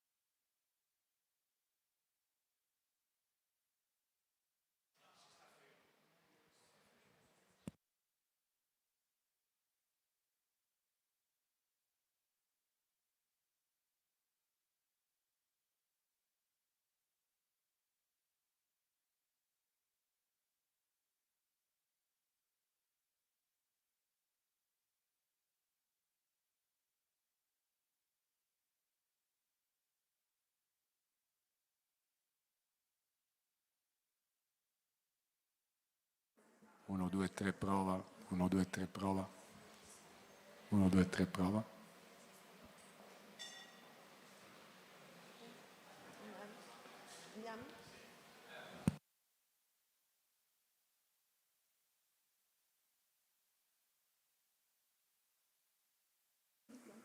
So, good afternoon. I think we can get started and resume. We have 3 speakers for the first part of this afternoon, Francesco, Barbara, and Michelle. So, let's start with Francesco. I think it's better here. Okay, so I'm not... okay, I prefer to stand up after the lunch. I know that it's not so easy, but I'll try to avoid any kind of sleeping. So this is my topic.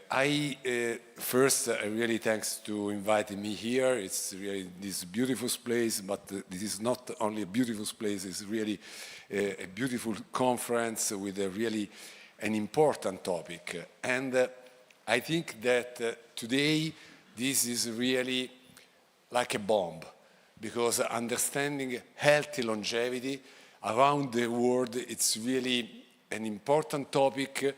And I was really impressive a couple of years ago when I saw this article in the Wall Street Journal that in US now there are a lot of longevity clinics. Why? Because there are a lot of people obsessed by healthy longevity. So this means that really a lot of people really want to know how we can really avoid aging, frailty, disability. So try to understand really how we can gain this healthy longevity. And at the beginning of this year, in the first page of the Time, we have this article, and the editorial is really important. I think that it's really an important topic for us, because the editorial say that disparities in the most obvious factor in longevity are already separating those who can age well from those who can't. And we need specific intervention. And also, we need to better understand that the chronological age is completely different by biological age. So, first of all, I want just to try to give you some information with my point of view. I'm a medical doctor, I'm a geriatrician, so this is probably a little bit different, my point of view from the economist or the other approach that we have seen this morning. The first problem, the first thing is, now for the healthy longevity, for the healthy trajectory, we need to focus on disease or on function. And I want to show you this article that we published more than 10 years ago. This is a sample that we enroll in the little part of Italy. The name is Sirente Mountain Community. This is a mountain community in Abruzzo. And at the beginning of 2000, we enrolled all the subjects age 80 years, and we enrolled 364 subjects. Now we have only one survival, that is more than centenarians.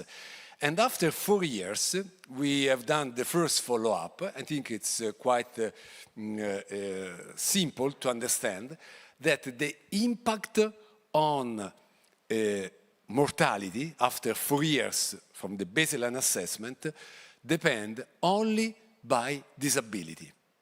In fact, the subject with no disability, independent of how many diseases they suffer, showed the better survival. So I think that this is the first point that we need to understand, that the longevity is not explained by one disease, more disease, or multimorbidity, but probably is explained by other factors. And now I want to show you, after many years, we publish this data, and this data comes from a big data. Now we have this big data that we derive from the sample, more than 25,000 subjects that we assessed in middle of the street, out of my hospital, out of the Gemelli Hospital. In this activity, the name is Longevity Checkup and Longevity Run. During this checkup, I have no time to explain in the detail this checkup, but during checkup, the people perform this task, the hand grip strength. That is the strength, the muscle strength of the upper arm. And this is what we published 5 years ago. And you can see that the first, probably is the first bad news after the lunch today, that if you look for male and female, it's exactly the same. The value is different, but the shape is exactly the same. The hand grip strength, the muscle strength, is stable until 45, 50 years age old, and then start to decline. Look for the green line, okay? So this means that the aging process is not related to the old people, but is related to the adult people, probably the young people. But now I want to show you another thing. Look, this is the male, just to enlarge the picture. And look only the green line. The green line is the normal, the expected normal of muscle strength, okay? All of these dots are the single or sometimes more than subject assessed. If you look, this subject at the age of 70 is 25% below the normal. And this person performed as I expected at the age of 80. This means that the chronological age is 70, but the biological age is 80. Because I expect that muscle strength not at the age 70, but the age 80. On the contrary, this subject, 80, is upper the normal of 25%, so he has the performance that I expect at the age 70. So this subject, the chronological age is 80 and the biological age is 70. I think that this is the first take-home message. The greatest inequality in longevity is not who dies first, but who begins to age earlier. And I think that you have the clear demonstration. But now, another game with this slide. Okay, this is the subject really all below the normal. So this is the subject in the frailty and disability status. So I have to respond with the healthcare system. This is my patient, the patient that entered the Gemelli Hospital and in the geriatric ward. But look for the higher variability of this biomarker, because this is a biomarker. This is the biomarker of muscle performance, the physical performance. I have a subject in that situation, but at the age of 80, I have subject with that kind of performance.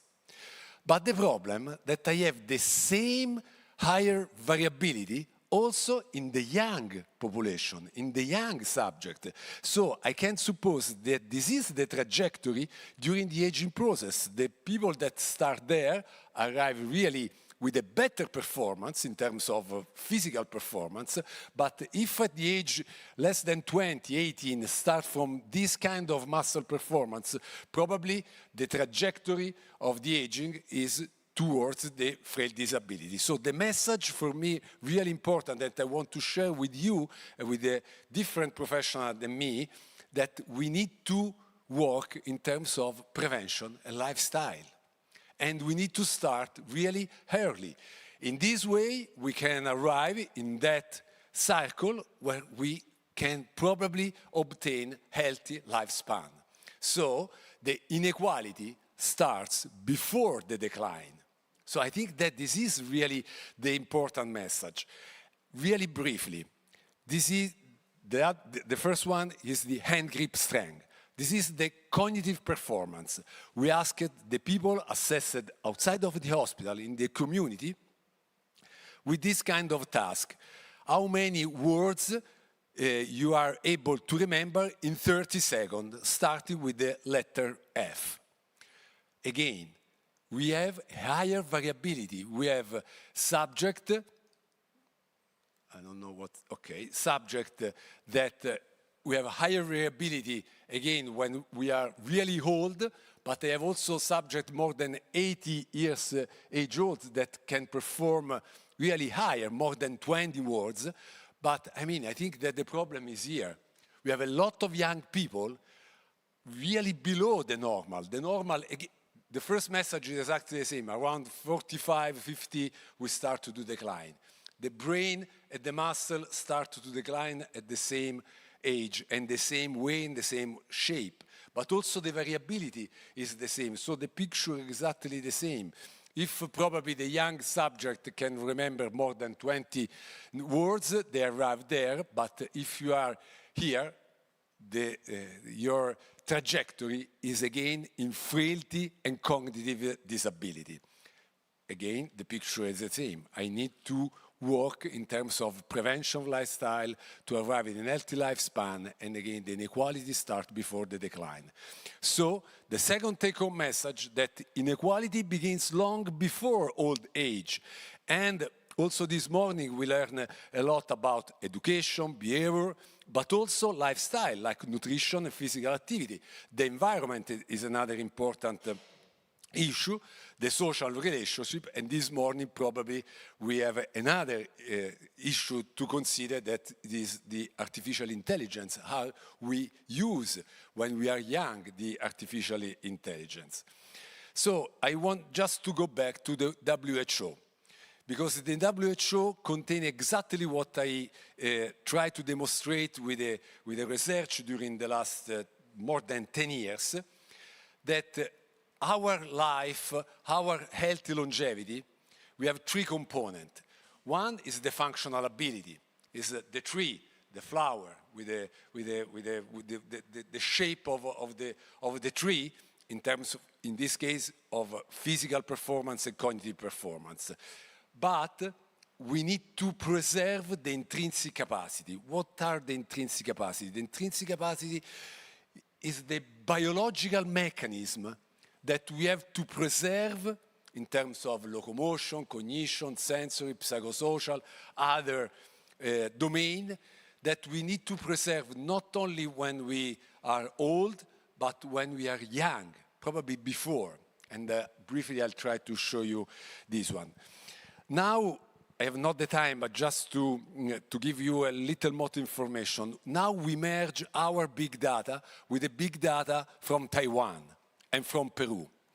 And we obtain, using a machine learning, exactly the same data and the same shape of the decline. So the decline is not this figure exactly said as, probably you better understand with the figure, but say that we have the same trajectory. But we have a new news, because putting all together this data, this is the case of the muscle mass, so the physical performance. Look, especially for the female, a little bit more less for the male, but we have the higher variability between 40 and 60 years age old. So this means that this higher variability is important for the angle of decline after 60. And this is it's important for the treatment. This is it's important how we can really try to give the same opportunity for everybody to build healthy longevity. So the longevity is not the problem of old people, but the young people, because we have to preserve the intrinsic capacity. And finally, really fast, because I have no time, I want just to few seconds environment. The environment is a component of the healthy longevity, because can affect the intrinsic capacity and all the biological mechanisms.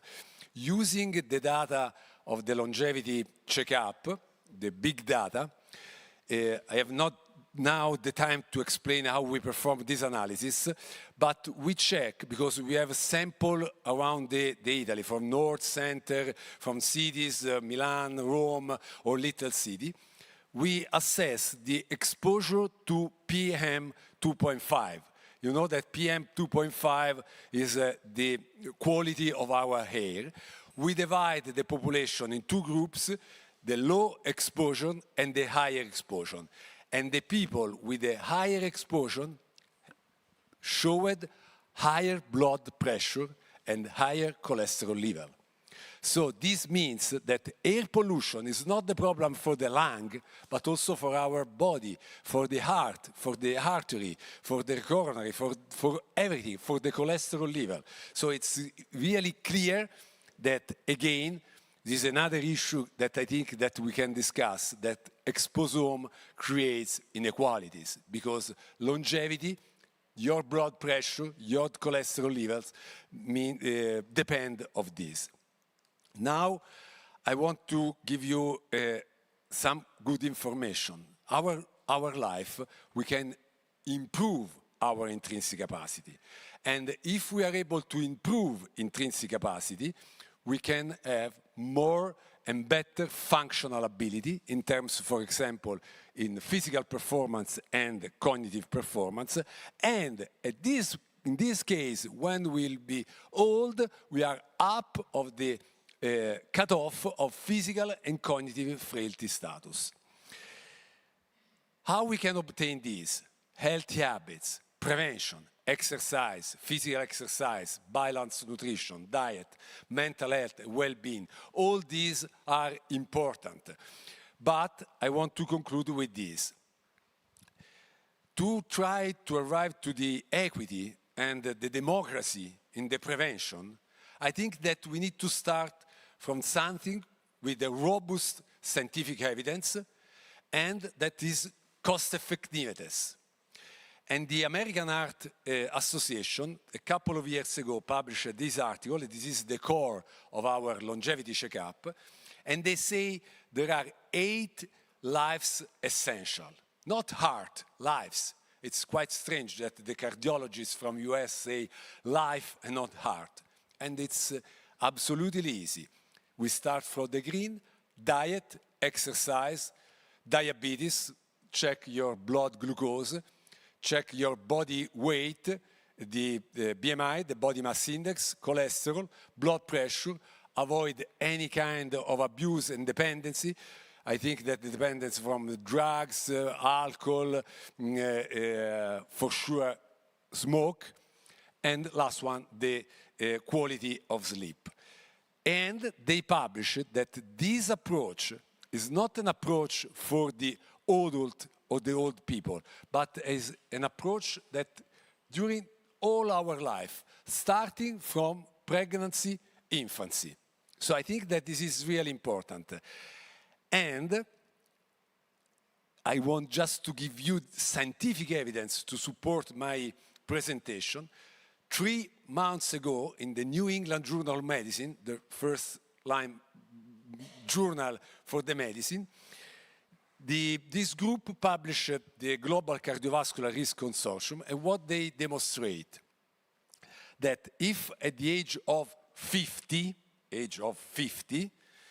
I have good blood pressure, no cholesterol, no normal glucose, and no smoking, and my body weight normal, these 5 factors, all these 5 factors normal, I can gain, if I am women, 15 years in good life without cardiovascular disease, and if I'm man, I can gain a survival, more survival of 12 years. So I think that this is a clear demonstration that we can start with some easy factor that is the real life, our lifestyle. But now I'm sure that you are thinking, but why in this study they didn't analyze the impact of diet and exercise? Because if in the model I put exercise and diet, this is a collinearity, and diet and exercise is the most important two factors that correlated with survival and survival in healthy status.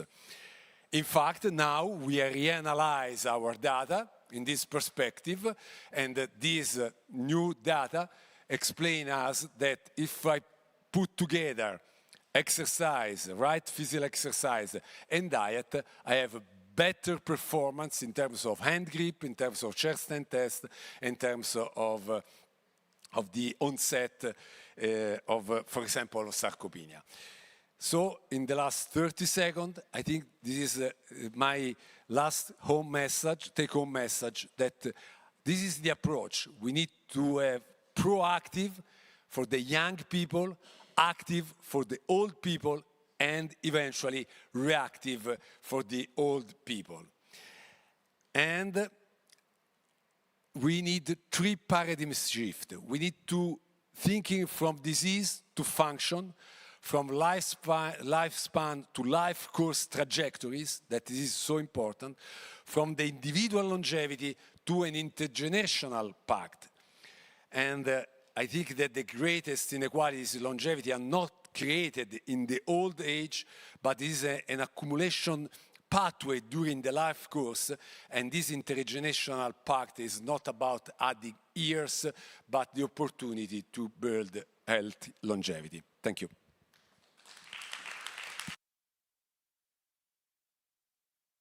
Thank you, Francesco. Now we have Barbara from Newcastle University.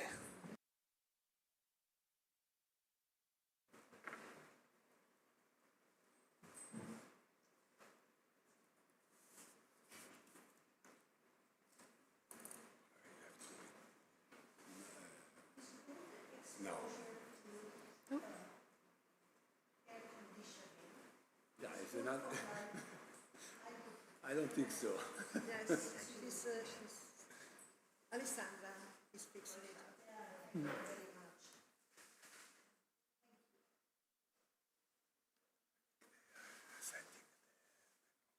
Okay.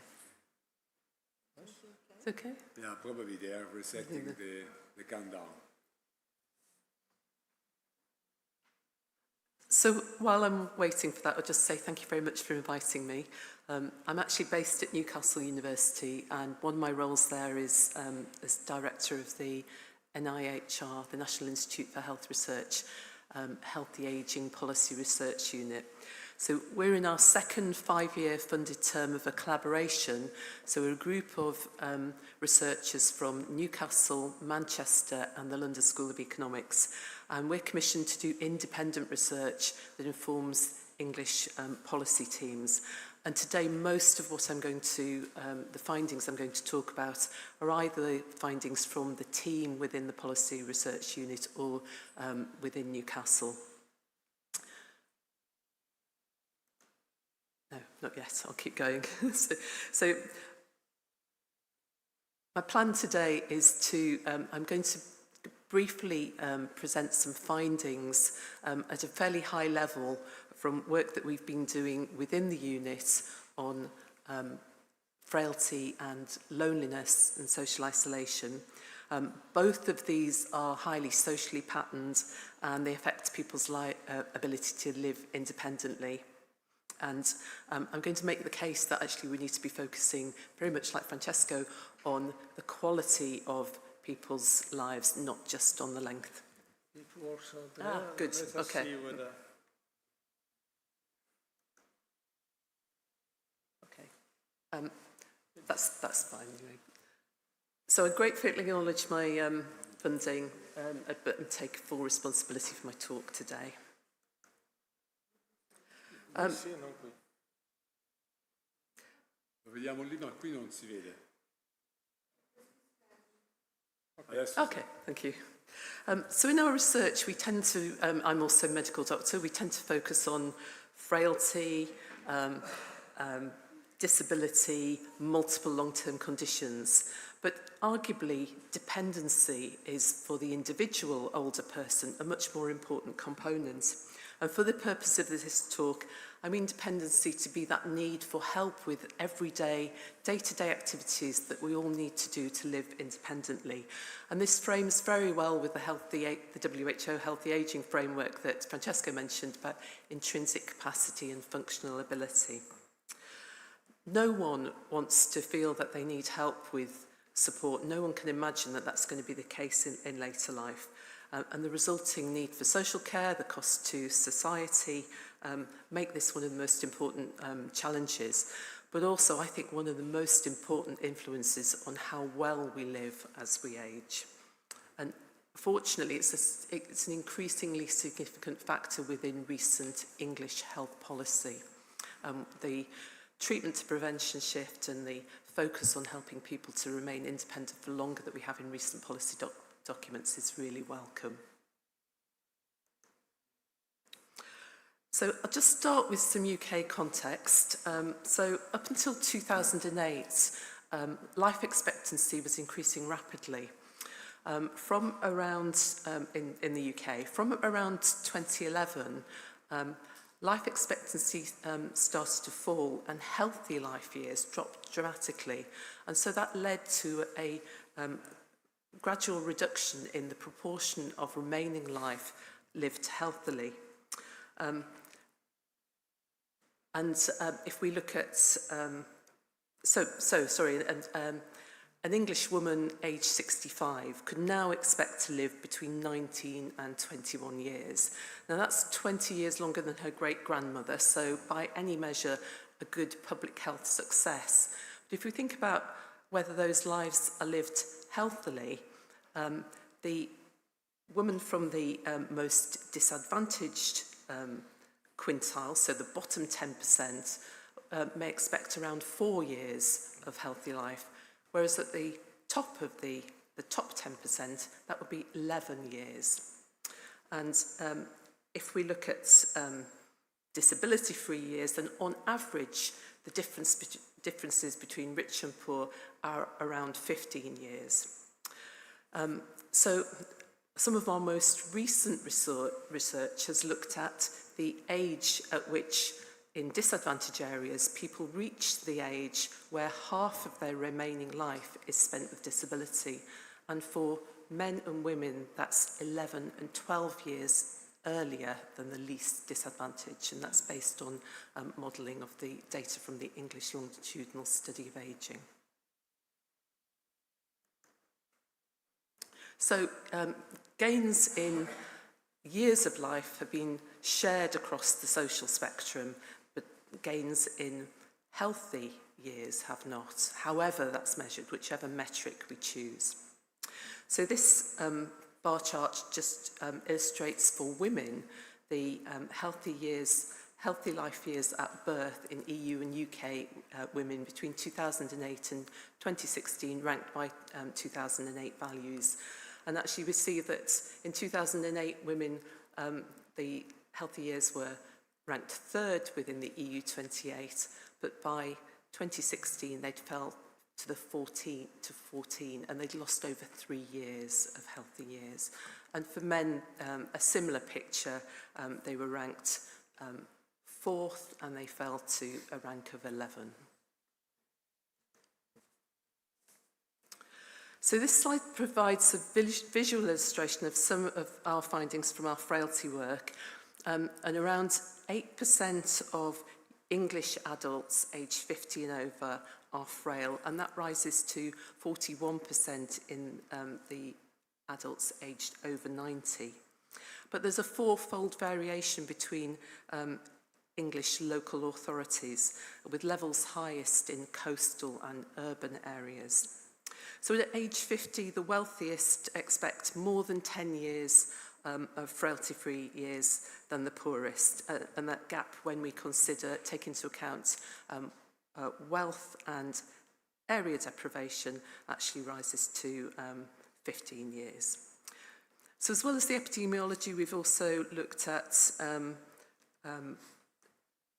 other issues such as end-of-life care and tools to identify younger people with frailty. But I'll just draw your attention to some work we did on COVID-19 vaccine rollout. And here we found that doses per frail person varied by a factor of 4. And that was, we think, because it was based on age and not population risk. So I think that's a really important learning for implementation of future prevention programmes.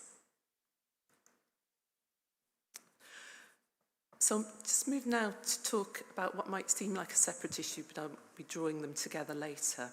So again, COVID-19 brought an increased focus on loneliness and isolation and the adverse consequences for health. The best known review, which pools single study evidence, suggests a 25 to 30% increase in mortality risk.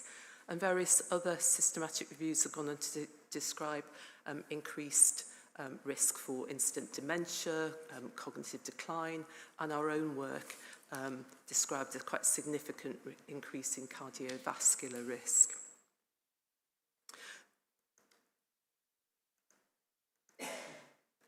So in the media and more generally in the UK, I think there's long been a suggestion that older people, loneliness is a factor of life in later life, and actually as a result of that they use more health and social care services. We certainly know that in terms of risk factors, older age is a risk factor, and we did a meta-analysis of 28 studies from 28 high-income countries and found a pooled point prevalence of 28.5%. There are gender differences, with women being more likely to experience loneliness and men's social isolation. Poverty is a risk factor for loneliness and isolation, which is easy to understand if you lack the resources to participate in wider society. And unpaid carers, they lack the resource of time often and become isolated as a result. Evidence on minority ethnic groups is weaker, but there's a suggestion that there may be an increased risk there. However, when we come to look at service use, I think the data, our systematic review is a little old now, but I think it still stands. There was evidence for that weaker social networks were associated with higher numbers of readmissions to hospital and increased emergency department attendances. When we looked at ambulatory care or primary care contacts, the evidence was equivocal. And separate analysis of English longitudinal study of ageing data has shown loneliness to be an independent risk factor for care home entry, so institutionalisation. So whilst the data is weak in this area because it's fraught with measurement difficulties, there's a debate over the definitions of loneliness. There are established measures now, but we rely on studies that are often cross-sectional, so they give us a snapshot in time, or the longitudinal studies maybe capture data every 2 years. And so we're missing the trajectory and the fluctuation within loneliness and isolation that's a natural factor of life. But I think nevertheless, there's a sufficient weight of evidence to accept that A, it's unpleasant for the individuals, but B, that it has adverse health consequences. And whatever the details of the system burden, there's certainly an influence on use of services. So with that in mind, I'm arguing that we should take a broader perspective on frailty. We know lonely older adults show faster frailty progression. Bereavement really produces a step change in frailty risk, and shrinking social networks are also a factor, and we know that social isolation does predict mortality. So frailty should be viewed as part of the older person's social system and not just a clinical concept. It's bigger than just a loss of physiological reserve. So with that in mind, I'm just going to mention a piece of work that's ongoing. A group of us, led by Martin Webber at the University of York, are working together to try and produce a tool that actually introduces the social into frailty. Frailty does tend to be a clinical concept. It's recorded in healthcare records within the UK, but the professionals who are caring for people in their homes or in their care homes don't share the language of frailty, and they don't share records. So they are dealing with the day-to-day reality of frailty, but they can't. They don't have the tools to convey that and to share it with the healthcare sector. So we're currently developing a measure, and our aim is to develop a brief screening tool with a longer assessment tool. It's co-designed with people with lived experiences and a practitioner advisory group. We've done a two-stage Delphi process, we're doing cognitive interviews, and we're also modelling the ability of the tool to predict adverse outcomes within the English longitudinal study of ageing. So it's ongoing work, and ultimately what we're really trying to do is develop something that will become part of everyday practice across health and social care. So just to take stock, because obviously I'm arguing that frailty is really important for healthy longevity, and I think we would say that we have a reasonable grasp of the epidemiology. We know what the risks are. We know to some extent where people are located. We know a reasonable amount that frailty is to a certain extent reversible. This prospective analysis, again, of ELSA participants found that 15% of frail older adults achieved remission.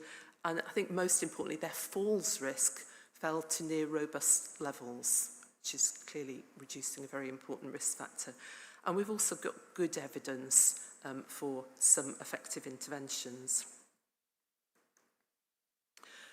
So we have just been looking at the evidence for intervening to prevent, ameliorate or manage frailty, and this is for the Department of Health and Social Care. So this is a pictorial summary of our findings.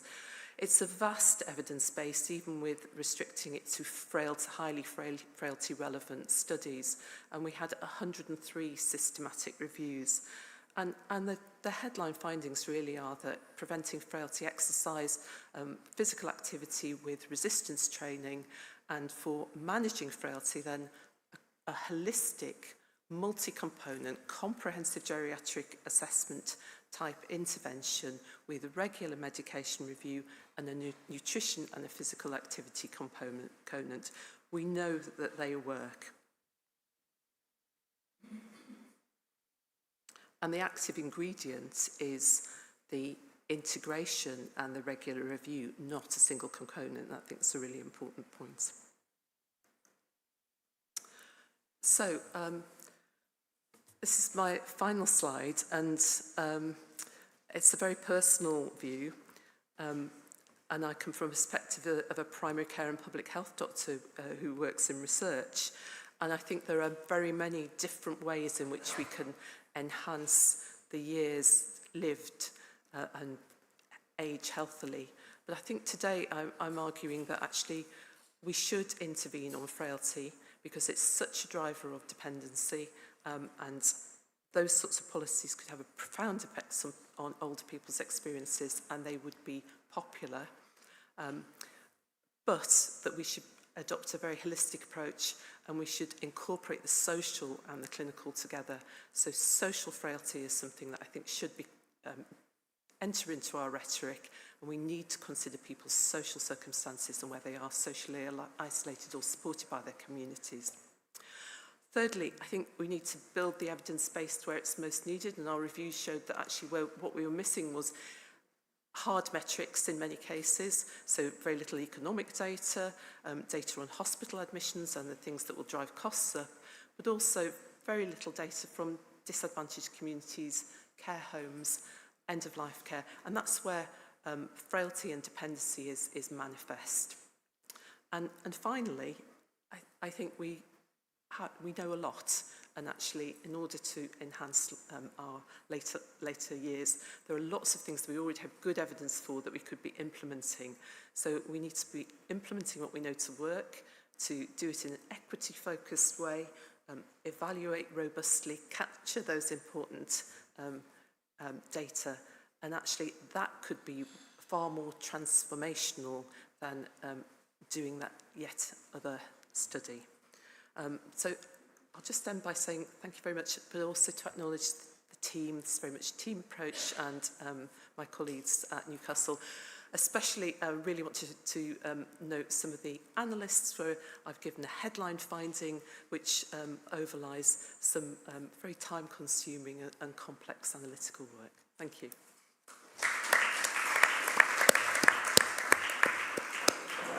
Thank you, Barbara. Now we have Michelle from the Spanish Research Council.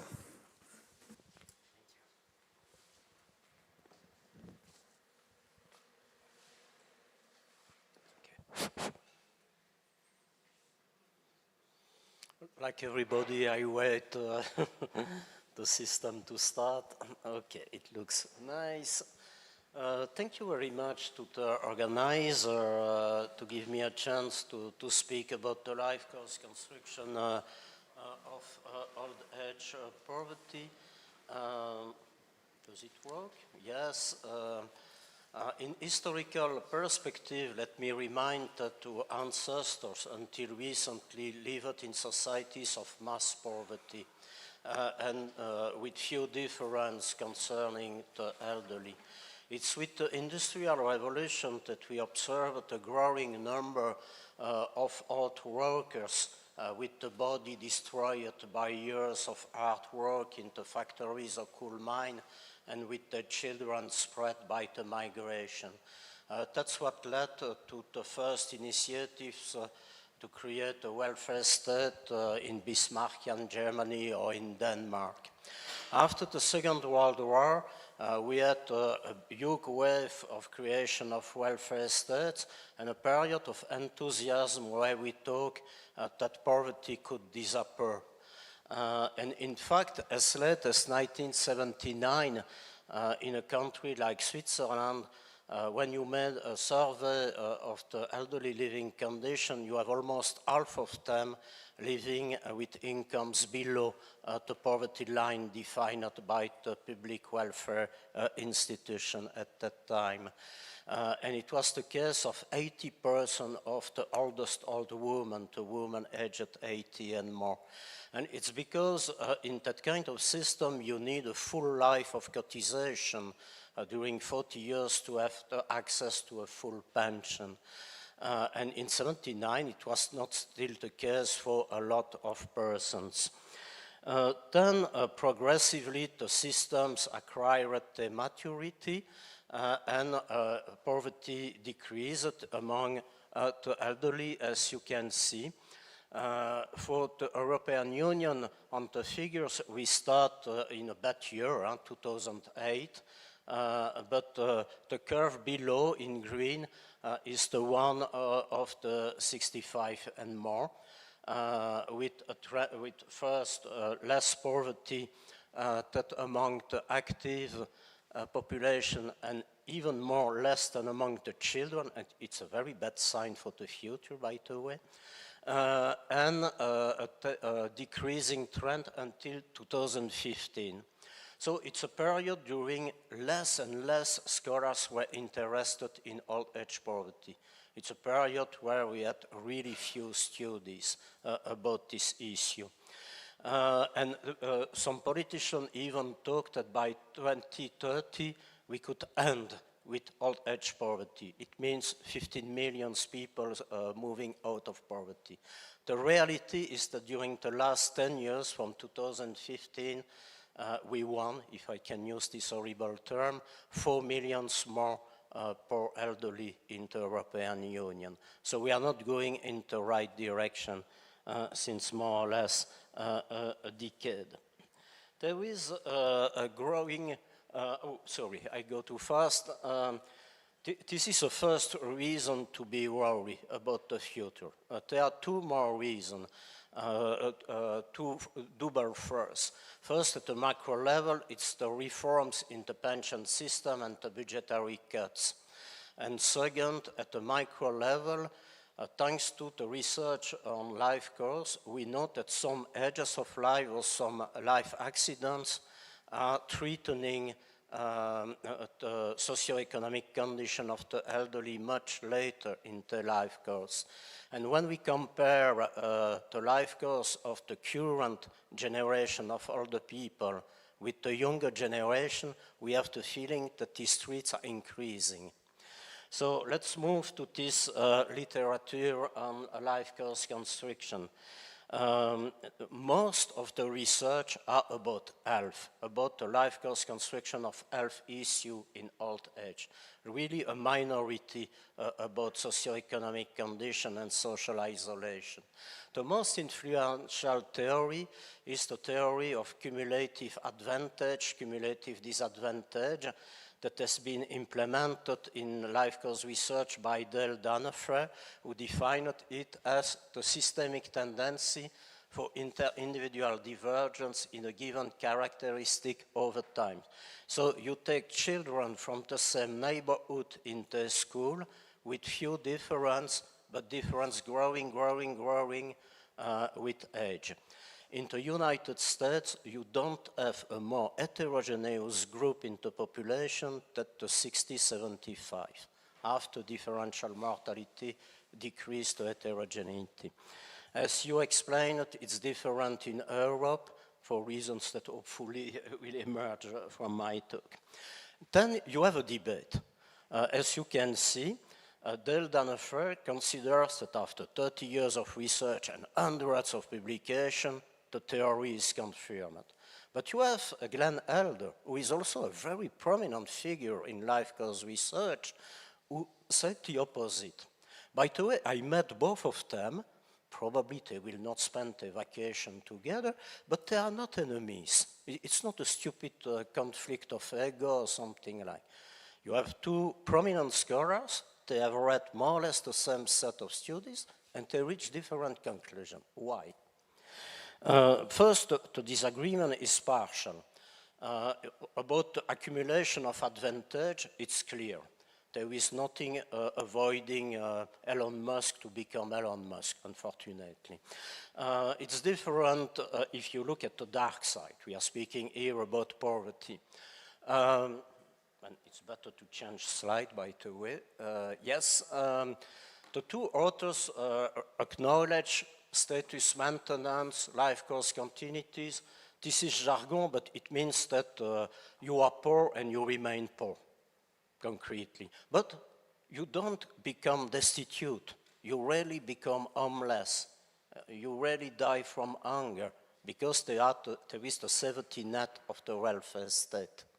So the accumulation of disadvantage is interrupted, if I can say. So there is an asymmetry between the two processes, but this is also a substantial difference. The accumulation of advantage is an accumulation of opportunities that you are able to capture.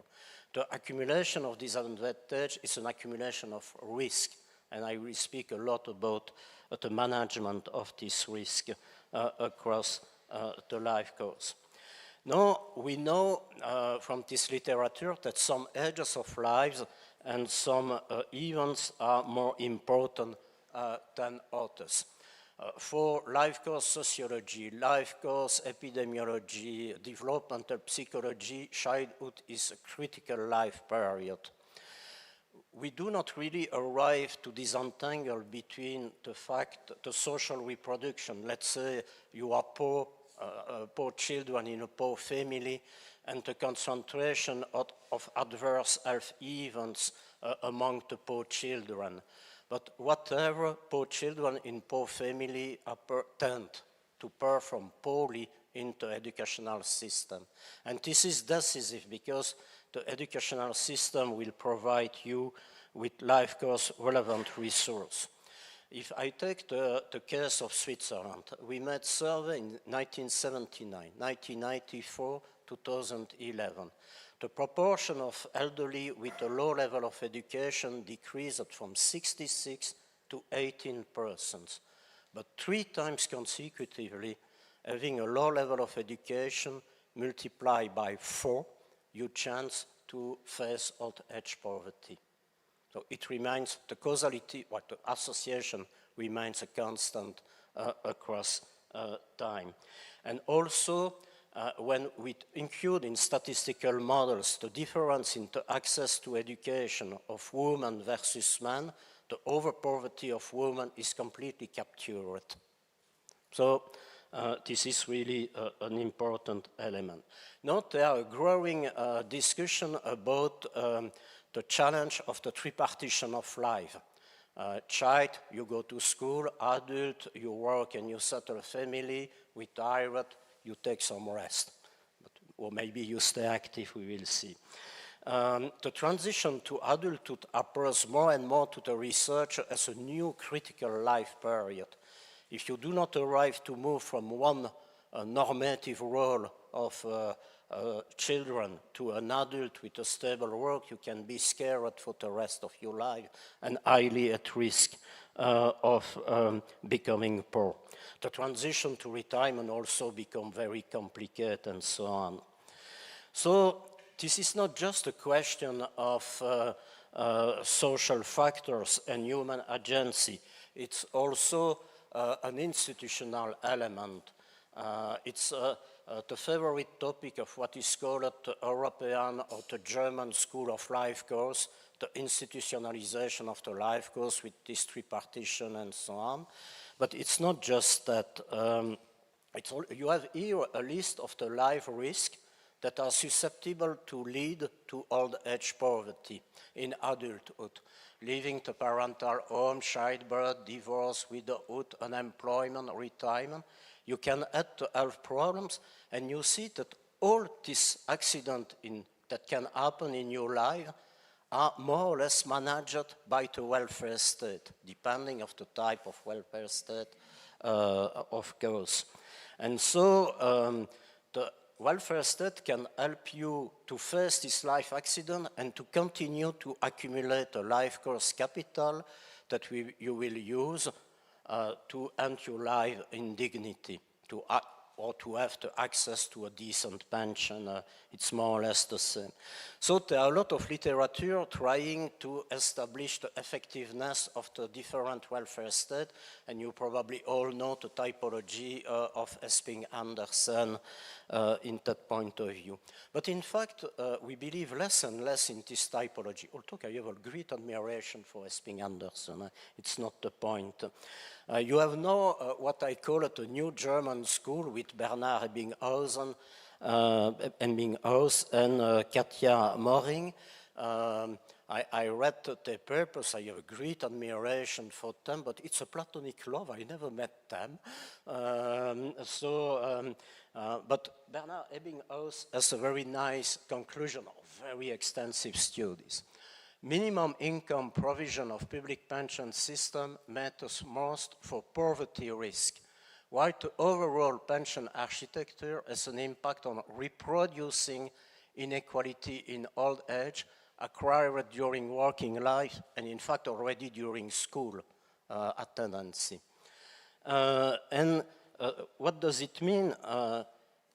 For example, you have the Netherlands, who are not a social democratic welfare state, but they have a relatively high minimum pension, and it's very efficient against old age poverty. So you see different variation within the same type of welfare state.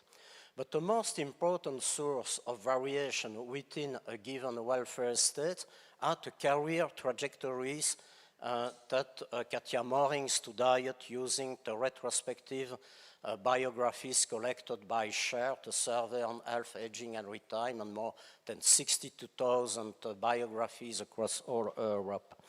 And she observed that these career trajectories that are career of cotization to the pension system, to various pension systems, are diverging within the same welfare types. If you compare Finland and Sweden, Those two countries do not have the same economic history in the second half of the 20th century, so not the same phase of economic growth, growth of salary, growth of contribution, and that is very important, they don't have the same history of return of the woman on the formal labor market in terms of timing and intensity. And that is a story that you can apply to all the welfare states because it changed a lot. At that point, I go back. So you have two important explanations that appears here. And can I go back? Yes, okay.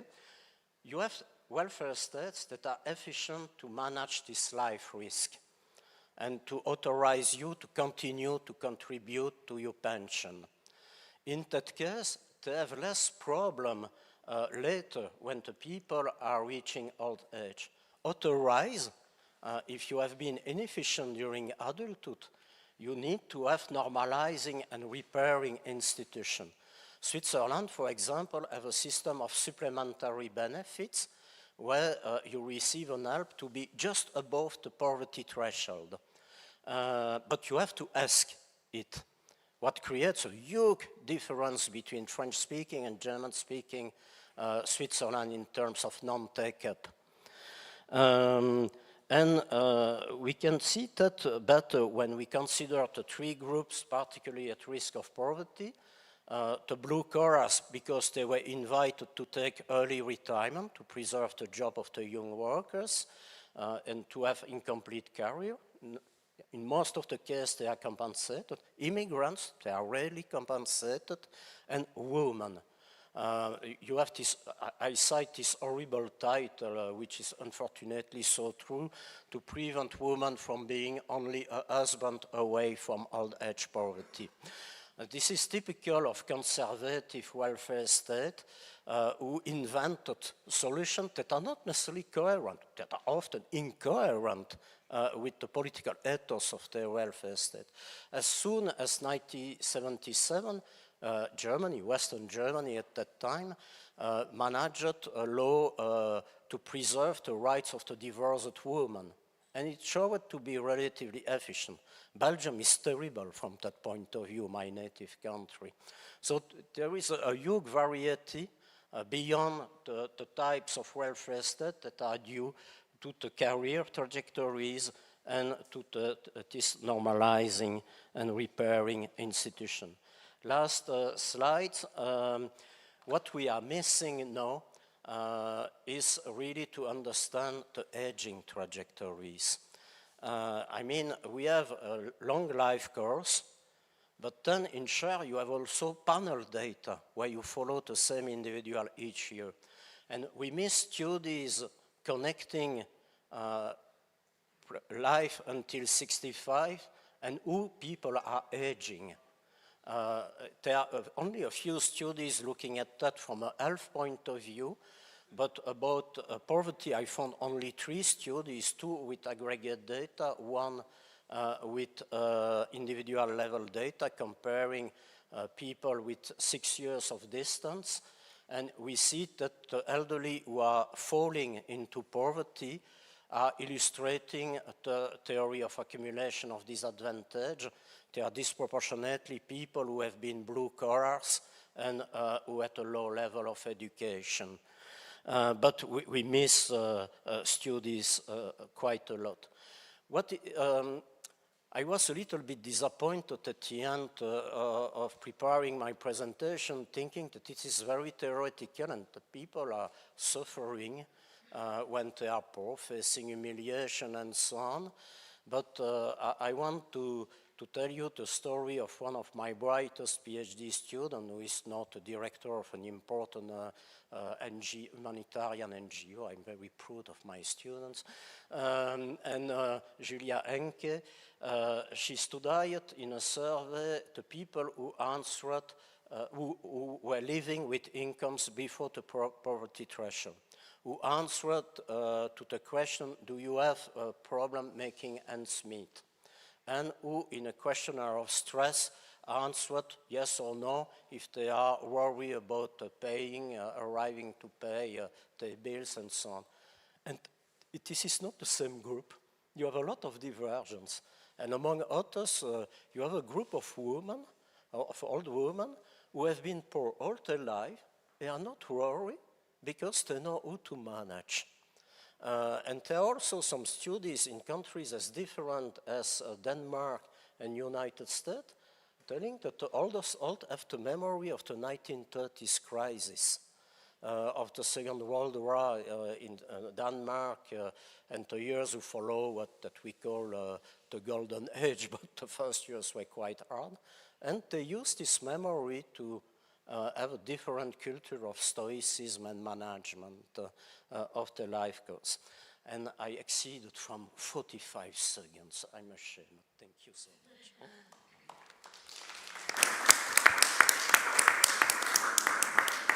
Thank you, Michel. Now we can open the discussion.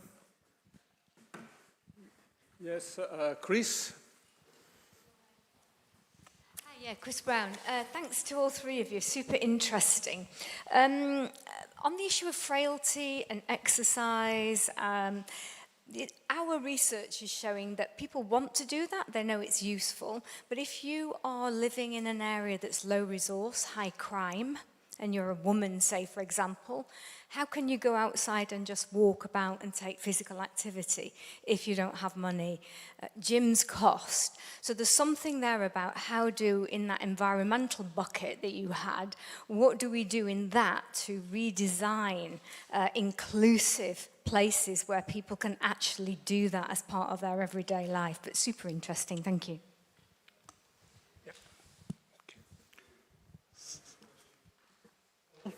I have a question for Francisco. The age curves you showed were, for example, for grip strength, were quantiles in a cross-section. If you looked at individual profiles longitudinally, and if they showed stepwise declines, for example, due to health shocks, I wondered if your conclusions would change. Luigi? Yeah. Thank you all for the concrete example you are giving us. The question is mainly to Professor Landi, since you published for the over 80s, rethinking equity over 80 years old is a new target population. Since you have experience, can you give us maybe some recommendations in addition to the one that you already gave us? Thank you. Yes. Oh, grazie.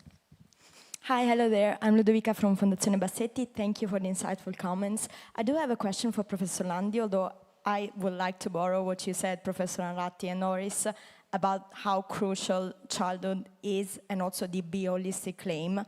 Because, I mean, when you mentioned the intergenerational pact, I'm not a doctor, but as far as I understand, the pillars of longevity are also built in the earlier stages of life.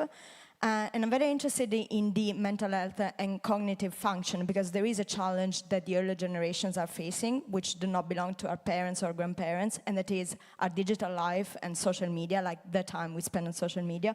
So I actually have two questions. The first is whether we do have robust data on the consequences on our mental health of the way we are using social media. And the second is whether you think that we should actually consistently take into the equation of longevity also our own life, borrowing, of course, the idea of Professor Floridi. Because in that case, I mean, governments should actually begin thinking about banning, for instance, social media under 16 years old, which is something that the Italian parliament is actually addressing right now. So thank you. Thank you. Alessio Baricic, Humanitas University, and I'm a medical doctor too, so my field is physical medicine and rehabilitation, so thanks to Professor Landi, because I totally agree that disability is the real focus sometimes on and a potential source of inequality. But in my clinical experience, some diseases may cause disability, and in that case, it is an additional potential cause of inequality, because if you think to persons who, for example, suffered from a stroke or other condition where the improvement in the acute care in the last 20 or 30 years increased the survivorship of this disease, but it's a paradox, but it also increased the long-term needs for clinical care, and those persons are sometimes not able to follow the rules you described. And disability at the same time is also a potential cause of social isolation. WHO identified as in the classification of functioning 3 main pillars. The first is, of course, is the physical damage which the person suffered from, but the other 2 are activity and participation, which already are influenced by personal and environmental issues. So I think that in a general perspective, it's not only a medical or, healthcare problem, but we should also consider all the other aspects which, of course, can be in some way hamper the ability of these persons to follow the rules you described. Thanks. Elsa? I hesitate in posing the question maybe to you too, because I was thinking I like these, let's say, incentives to have a healthy life, to start very early, to prevent fragility, to understand the pre-frail phase of life. But I was wondering whether in your studies you also consider preparing for the end of life healthy longevity.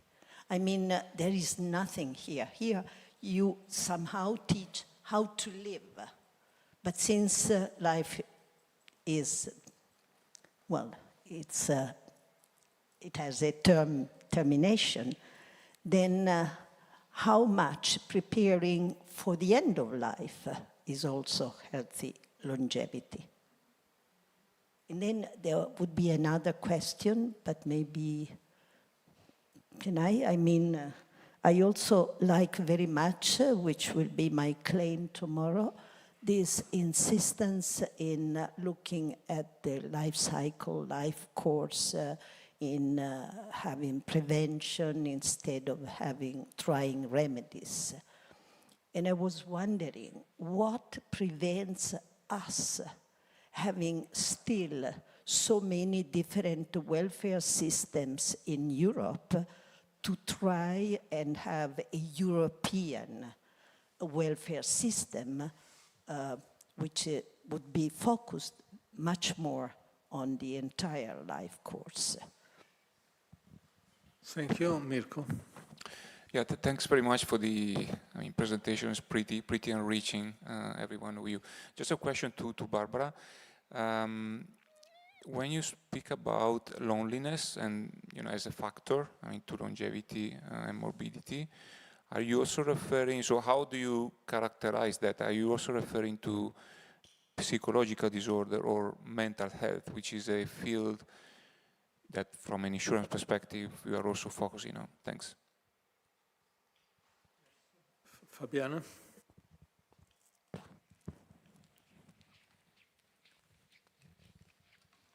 Yeah, just a little consideration to Barbara, because it's super interesting and very relevant, the issues of frailty and loneliness. But I see the healthcare health is very much there. So you claim an integrated approach, but I don't see that much this idea of integrated services, territorial services. What have you considered that? Because I see Nordic countries like Norway and others, this is really advanced. So people are in the communities, not just because taking care of them, because they are actively participating in the community, because the structures are there.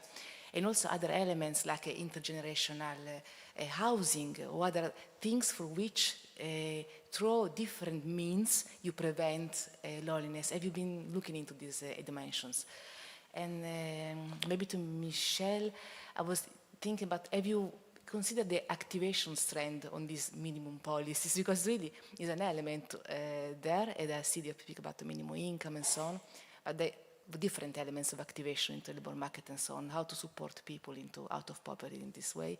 And I fully agree with these transitions as key elements in a life cycle. So look into the key and moments of fragility in the life's course, which is the childhood.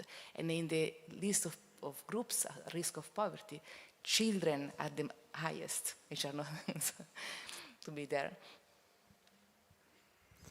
Thank you. Anyone else? No? So, Michelle, please.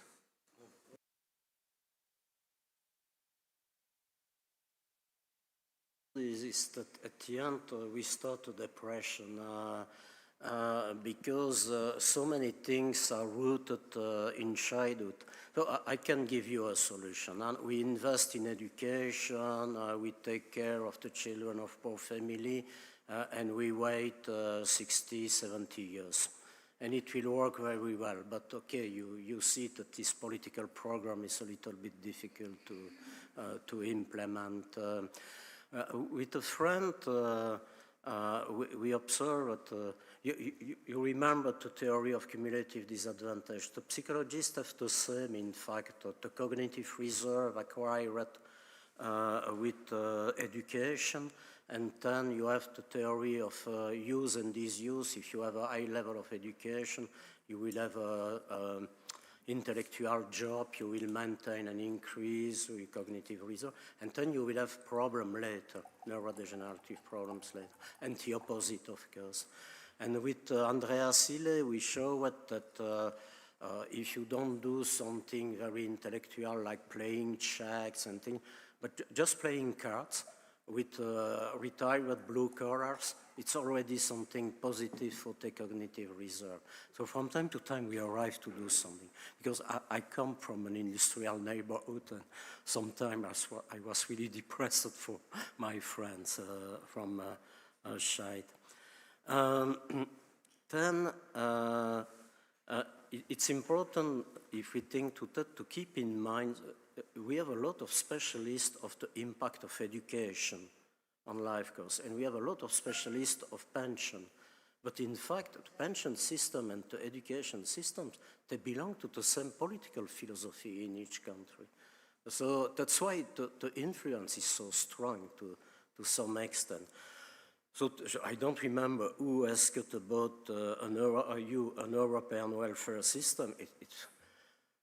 In fact, we were not so far after the World War II, because while it was an horrible war of racism and nationalism, the welfare state after World War II are non-national. If you are an immigrant worker in France or in Switzerland or whatever, you enter in this welfare state. But now, I believe you know the political life of today Europe. I believe probably only my new country, Spain, would vote for that. Otherwise, it would be difficult. A last point, the question was not for me. Yes, you asked about women without money, who to live in the community, who to have a social participation. Another of my students, Marie Barisville, she compared this survey in 1979, 1994, 2011, and she observed a real growth of social participation. Also because health conditions are improving. And you have a transition from institutional relationships with your kin to a growth of friendship, electoral kin, and it's especially important for women. A third part of their social life was in church, and this is decreasing, but it is more than compensated by a growth of friendship. If I can say that in this brutal term, women are particularly good for friendship in old age, and they can maintain social ties and social participation without paying. Friendship is relatively free. Stop. Thank you, Barbara. I know you direct it to Francesco. Can I come in on Chris's question first? Because how to promote physical activity in disadvantaged communities. We've just actually done a systematic review on this because it's a really popular policy to tell people to exercise more, but actually, and I think people who work clinically know that if somebody's poor and they've got 3 different jobs and a family to look after, they're not going to go for a run after work.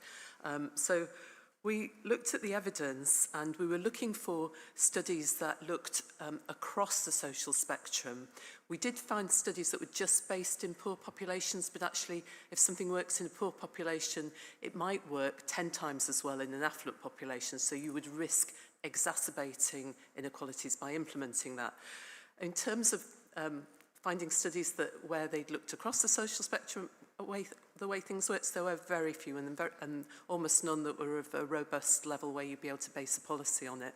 So there were things like gym memberships, and they looked like they might be promising, where you're actually overcoming some of the financial barriers to exercising. But I think it's a real issue, and it's so easy to tell people to exercise without actually asking that question. So sorry, I haven't got an answer. Happy to share the review with you, but it's not really in action terms very helpful. Loneliness and isolation and the relation to mental health. I didn't go into detail, but loneliness is defined. There are various subcategories: emotional, social, existential.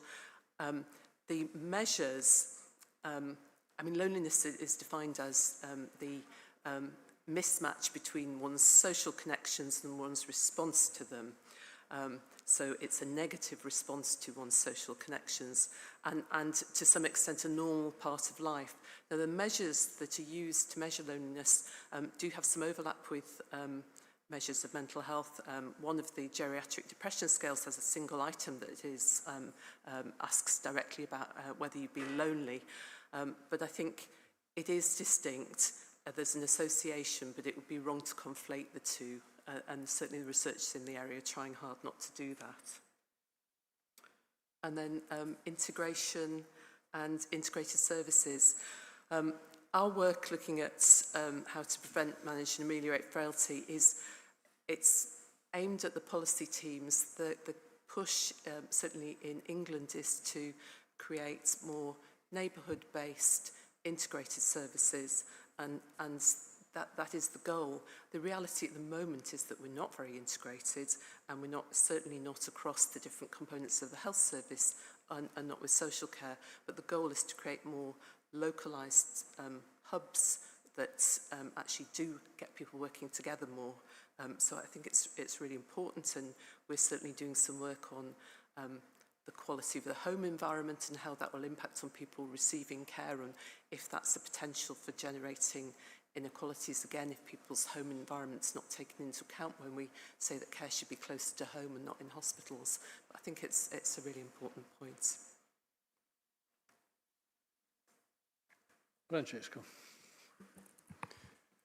Thanks. I'll try to answer everybody. I think the first one was the impact of environment on physical activity access. I completely agree with you. This is an issue because before I present some data about the environment, about the pollution, about this microparticulate 2.5. But I think that when we're thinking about environment, is really much more than only pollution, air pollution, but also the possibility, for example, to have a right access to the good food or to do exercise. And we need to, probably I can answer for also the third one about the old people, the old age people.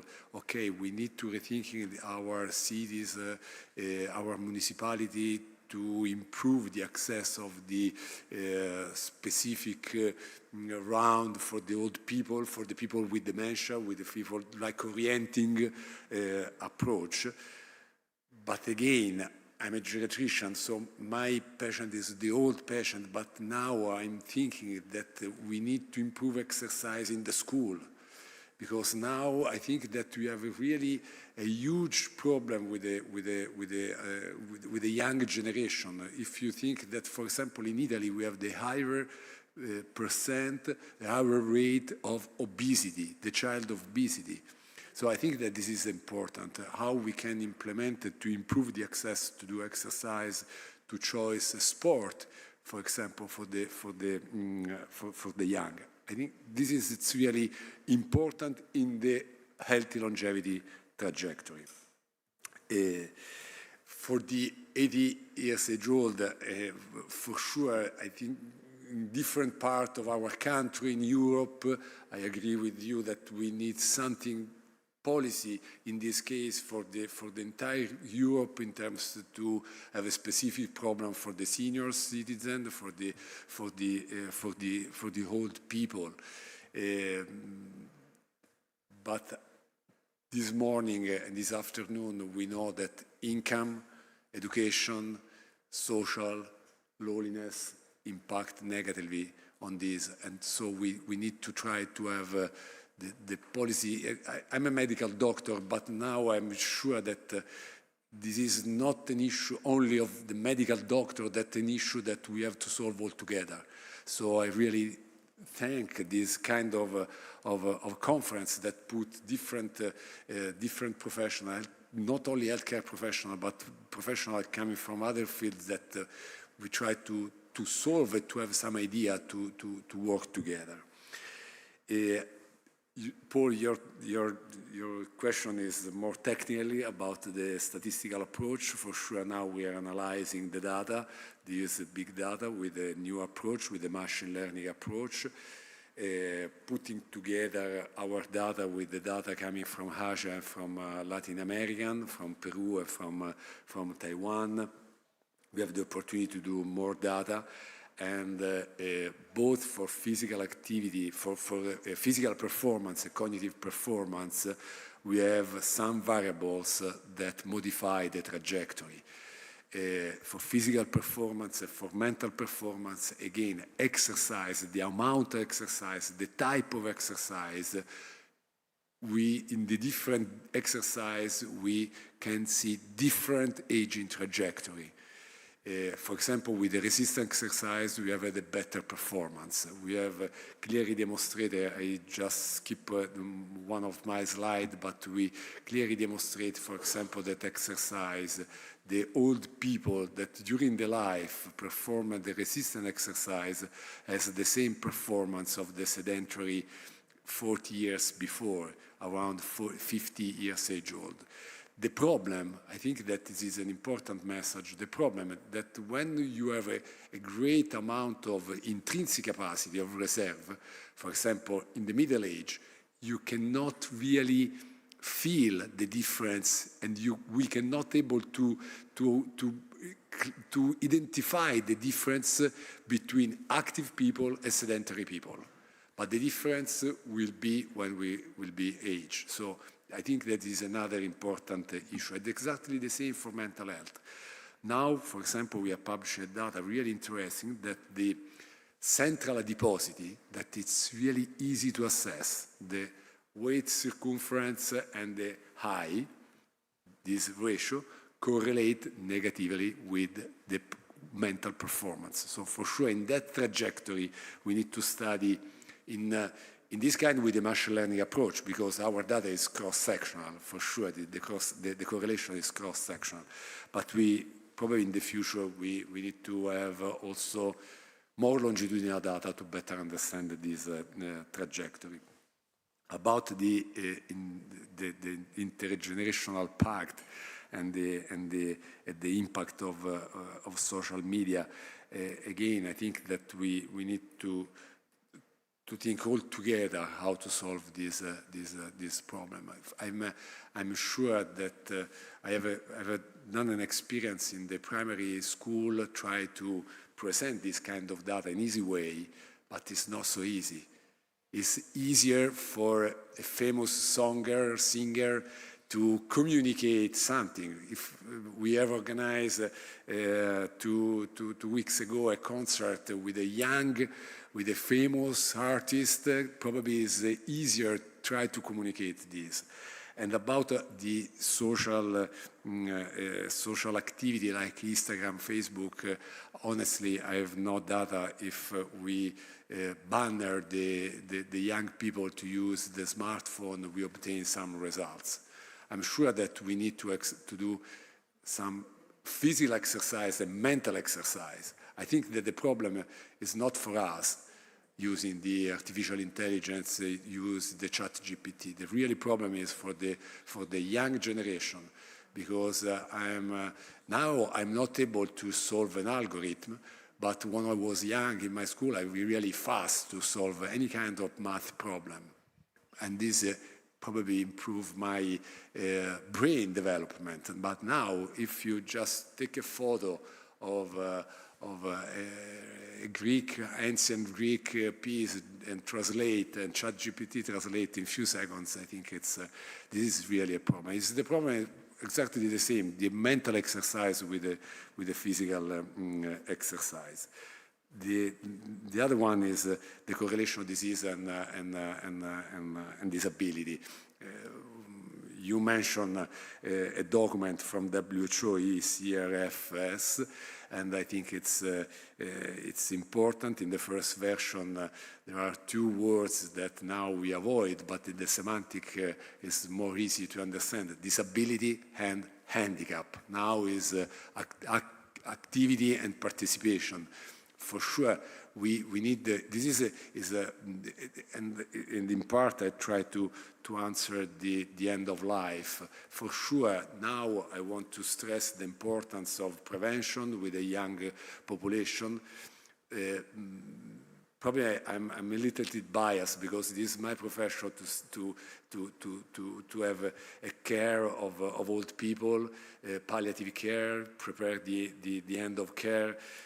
But I agree absolutely that this is really important. But in some terms also this issue is something like prevention, how to prevention the idea that the mortality. Usually I'm 62 years old. I started to do the medical doctor 40 years old. It's completely different. The approach with the family, also in the terminal ill. Now everybody, also in the last phase of the life, they ask to do something. So it's really, really difficult. So I agree that we need more education and we consider this approach in the healthy longevity trajectory, because we have to die. We have only one thing that we know for sure: we have to die. It's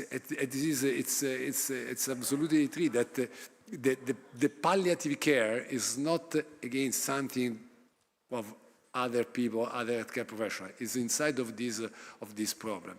I really, honestly, I really realize that the young people, the child is avoid aging. If you try to say the longevity, it's really difficult to communicate.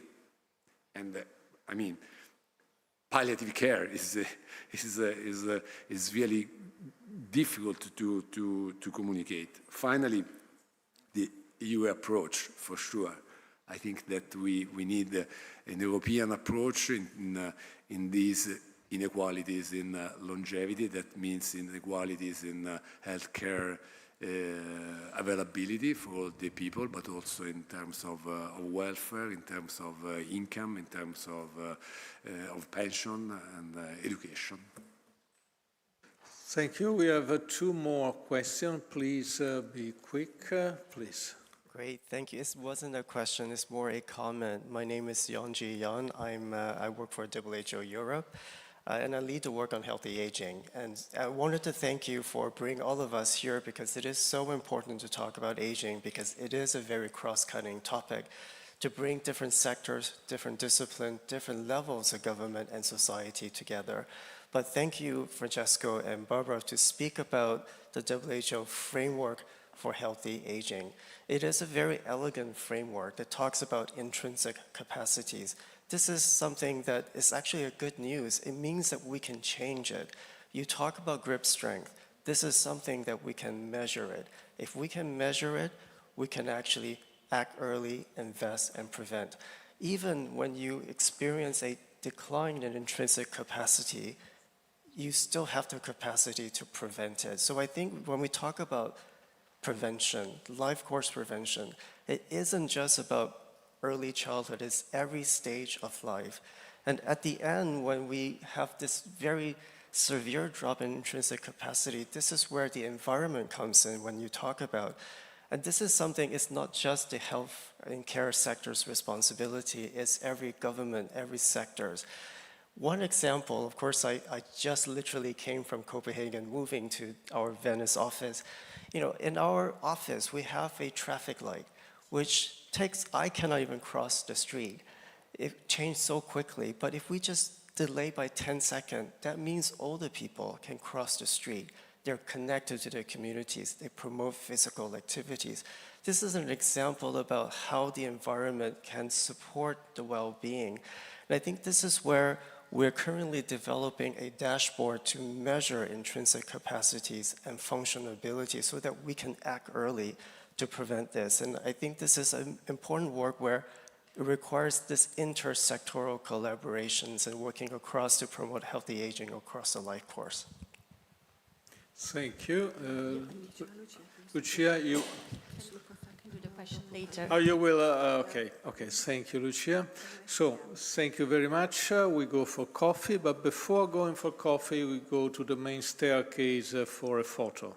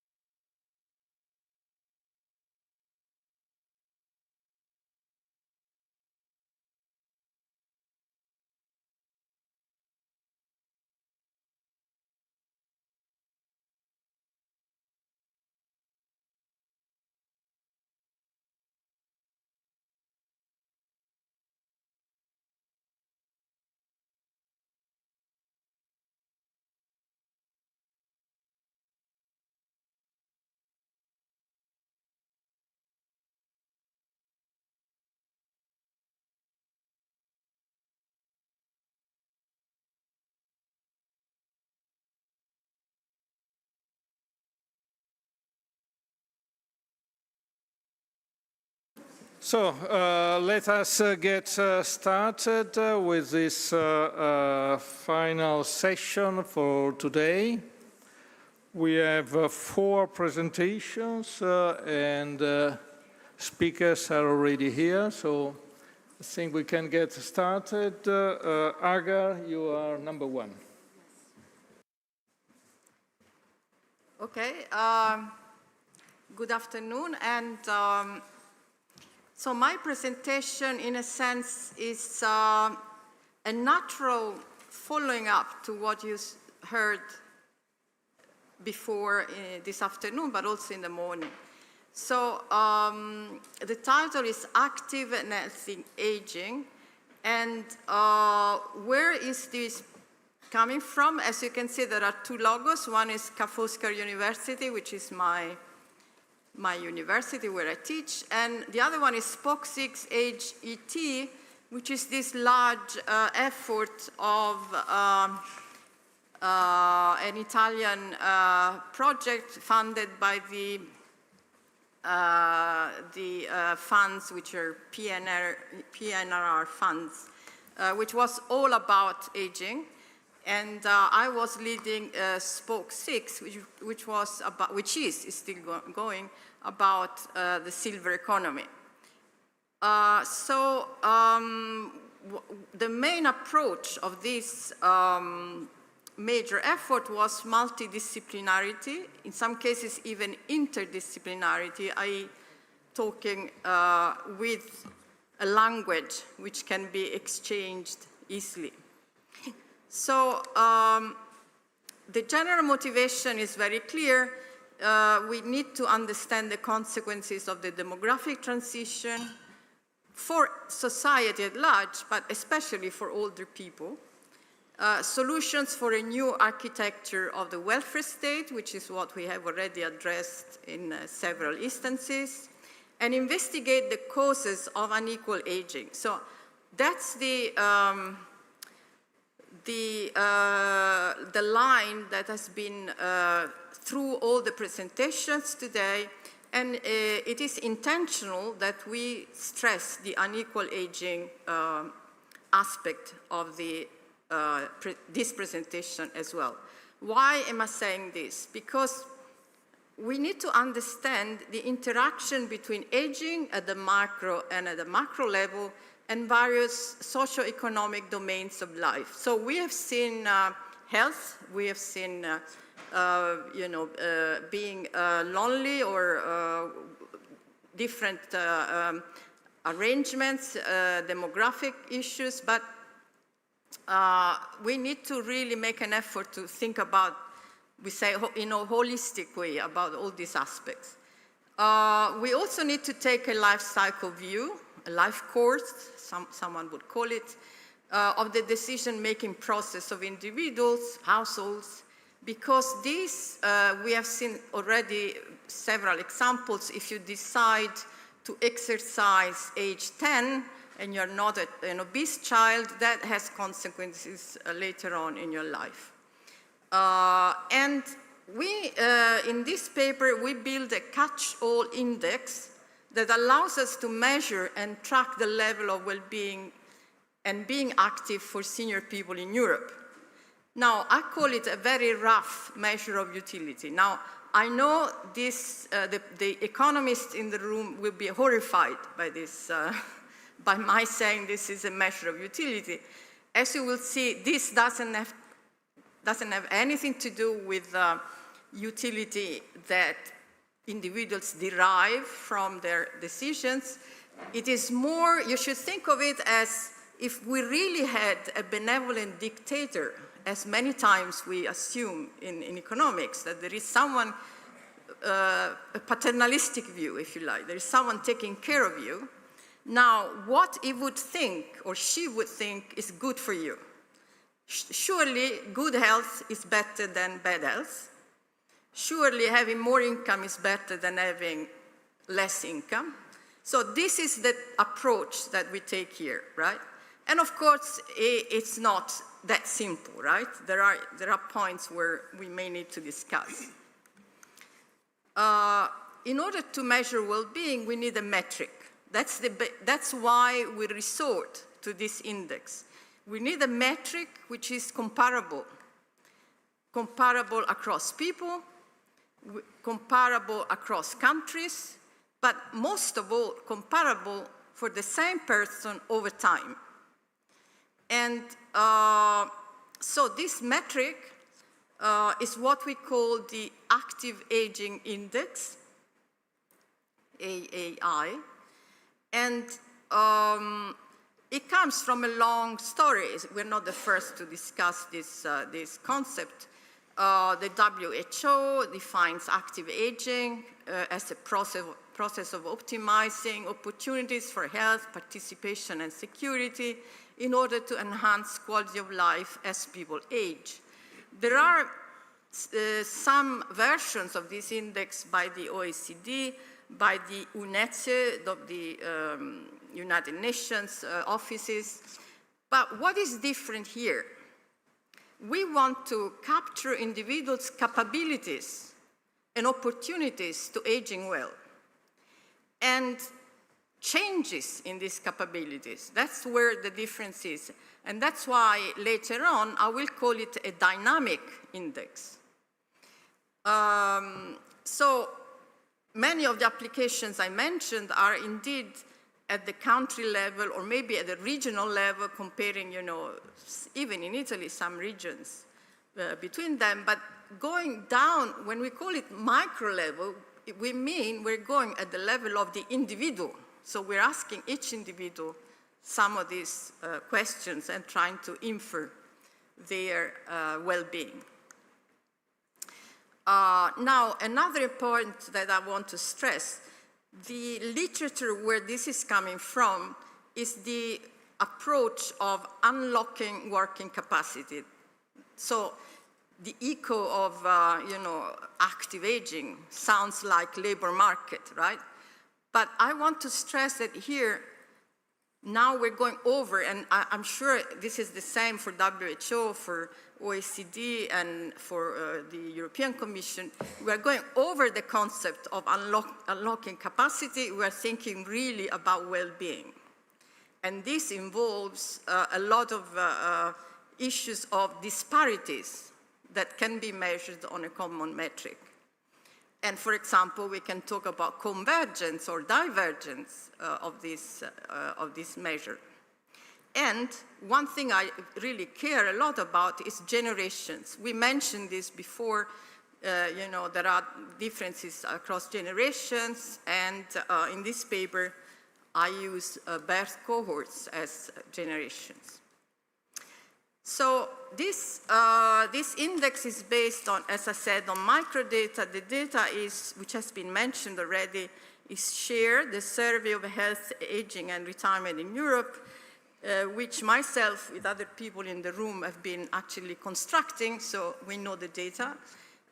This is a more than 20-year-long longitudinal sample of Europeans in 27 European countries, actually, plus Israel.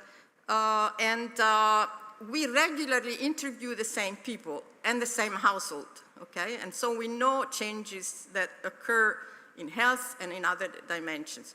I don't want to say more about this because this will be presented by Guglielmo Weber tomorrow, so I just want you to understand what type of data we're using. And what dimensions are we looking at? Subjective well-being, the how are you question. We ask people, how are you? And then there is abilities, social networks, physical health, cognitive abilities, lifelong learnings, housing, and so on and so forth. So you see, it's really touching on a lot of dimensions. Let's say that for this presentation, we may be interested more in the human capital aspect, right? But this is not, you shouldn't think of this as a limitation. You should think of it as a way of reading the data. So as I said, we want to make this dynamic, which means in our data over time, but mostly over age. And if you want to do a life course study, you need to go over age. So because this is a challenge, now we know that with the shared data, we can actually face a little bit of that challenge, and our sample is not for the 27 countries because they have different histories. It's just 17 countries, people aged 50 to 90. We stop at 90 because of differential mortality, but we have also people more than 100 in the sample, so we have centenarians as well. And there are many waves of data that we are analyzing.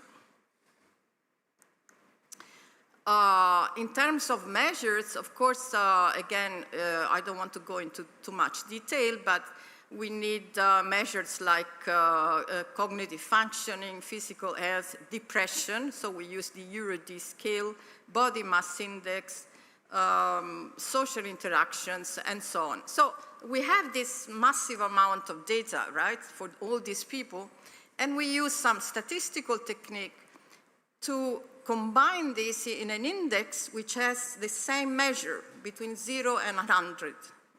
And this allows us to say in what position each individual is in this metric. So to give you more detail, for example, subjective well-being has 14 dimensions. We measure emotional state, life evaluation, satisfaction with life, the EuroD scale, which I just mentioned. But if you look, for example, at income, we have financial resources, income composition, so disposable income, pensions, other transfers, blah, blah. So it's a lot of variables which need to be, you know, sort of made harmonized, let's say. So the result looks like this. In the horizontal axis, you see age from 50 to 90 of each individual. And on the vertical axis, you have the index. Now here, I cut it from 30, not from 0, because you don't see people at 0, right? They would be really in bad shape if they had 0. But you see, I don't go to 100, okay? We go to 60, so that the range of this variability is quite limited. So this is the average that you see for each age of the index, distinguishing men and women. On the left, you have all the shared countries that I mentioned. On the right, you have Italy. Now, obviously, Italy has a smaller sample. That's why you see it more squiggly, right? It's not such a high sample, a large sample as the European Union. But the first thing you see is that Italy starts more or less the same age as the others, but it goes down much, much more than the European Union at large. And there is a difference between men and women. Men are always, let's say, they have more well-being than women. Men have more well-being than women. But again, it's hard to see, but I can assure you that for Italy, this is more dramatic, okay? There is larger difference between, large gender differences in Italy than the rest of Europe. Okay, so the question now is good. You know, this is something we probably knew already, so what's in it? Well, you can start unpacking a little bit of this story. For example, here, again, is over age versus Europe in another sort of, you know, to convince you that the differences are larger than in Italy than in the rest of the countries. And here, I've done it kind of country by country, but also, sorry, not country by country, unpacking each of the components. And this is a very interesting exercise if you think about it, because look at, for example, subjective well-being has this, you know, behavior until age 70 is pretty flat, and then it goes down very much. And this is also the behavior of ability, for example, or physical health, right? You see physical health and subjective well-being are very close as in terms of pattern, and that's something we know from much of the research we do. the how are you question is a good way to proxy the health of people. But for example, something that we are still investigating and may seem puzzling is the effect of income, which looks like flat over age, right? So that's, I can assure you that if I show you the countries, that's not the same, okay? In different countries, income has a different behavior. I told you that I'm interested in cohort patterns, and so you see here that younger cohorts, which are the dark color, sorry, the colors are not very well distinguished here, but the oldest cohort is the green line, which you can see because it gets to age 90. It's the only cohort which gets to age 90.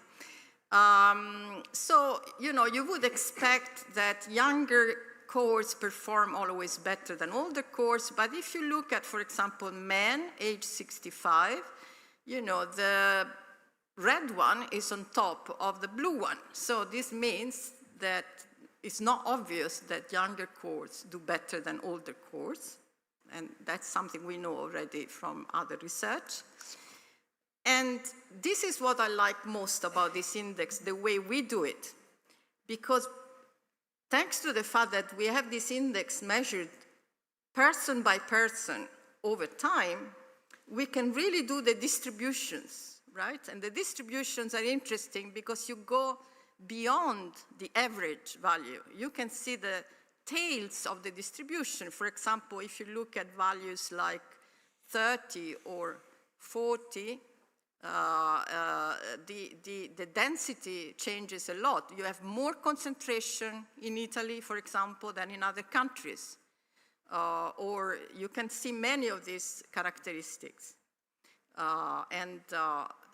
I don't have much time now to dwell on all the results, but you can imagine how much we can learn from doing this exercise. And again, education, we discussed in the morning whether education was an interesting driver or not, whether income or education is better. Well, here you can use all of them, but if you want to pick education, which is surely an important driver of inequality, here you have a very clear lesson. Again, is by gender, and the colors are indicating whether people have less than 9 years of education or at least 9 years of education, so 9 years or more education. And again, you can see very clearly that the highly educated people are on top, and the low educated people are at the bottom, which is something we knew. The gender differences stay there even more. So you may have highly educated men with a huge difference vis-a-vis a low educated woman. Yeah, many points of difference in the index. And again, if you look at Italy, this gap is widening. And so if you want to compare each country with the average, you can do it also here in a sort of nice way. And so you may say, well, but here there is a lot of stuff going on, so I don't know exactly what is doing what. If you want to be more sort of econometrically sound, you may do regressions, and here the line at 0 is like the average case, and if you are on the right, you are more, and if you are on the left, you're less. And so here, for example, you can see that high schools people are, or post-secondary, so people with college are much to the right, which is again the education story coming up. Everything else being equal. So that's the strength of this kind of evidence, right? And there are other variables you may be interested in. For example, we discussed about the effect of being alone. Well, if you see single is much on, did I say left before? I meant right. Single is much to the left, and Italy is worse than the rest of Europe. So single people in Italy are, you know, facing a much harder time in terms of well-being. And finally, if you want to do a more macro type of correlation, now this is not like the Preston correlation which was shown early this morning by Paul Bingley. This is life expectancy from the life tables crossed with the aging index, or GDP per capita in US dollars crossed with the aging index. Now, here it's hard to say the causality, okay? We can't say because people have more income in Denmark, they have higher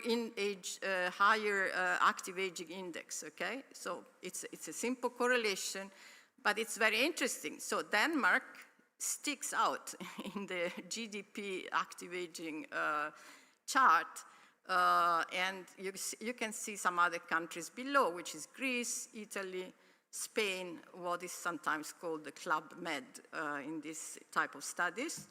And again, to be in line with the rest of the discussion, this life expectancy with the active aging index is also showing a positive association. And I think I'll stop here. I don't think I don't think I need to draw conclusions. I think they were coming out of the discussion, and maybe there will be questions later on. Thank you.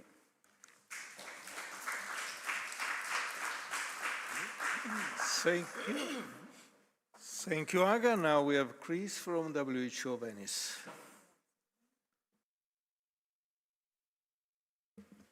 So really lovely to be here. I don't know if we can have the presentation. I'll stop the clock anyway. Oh, thanks.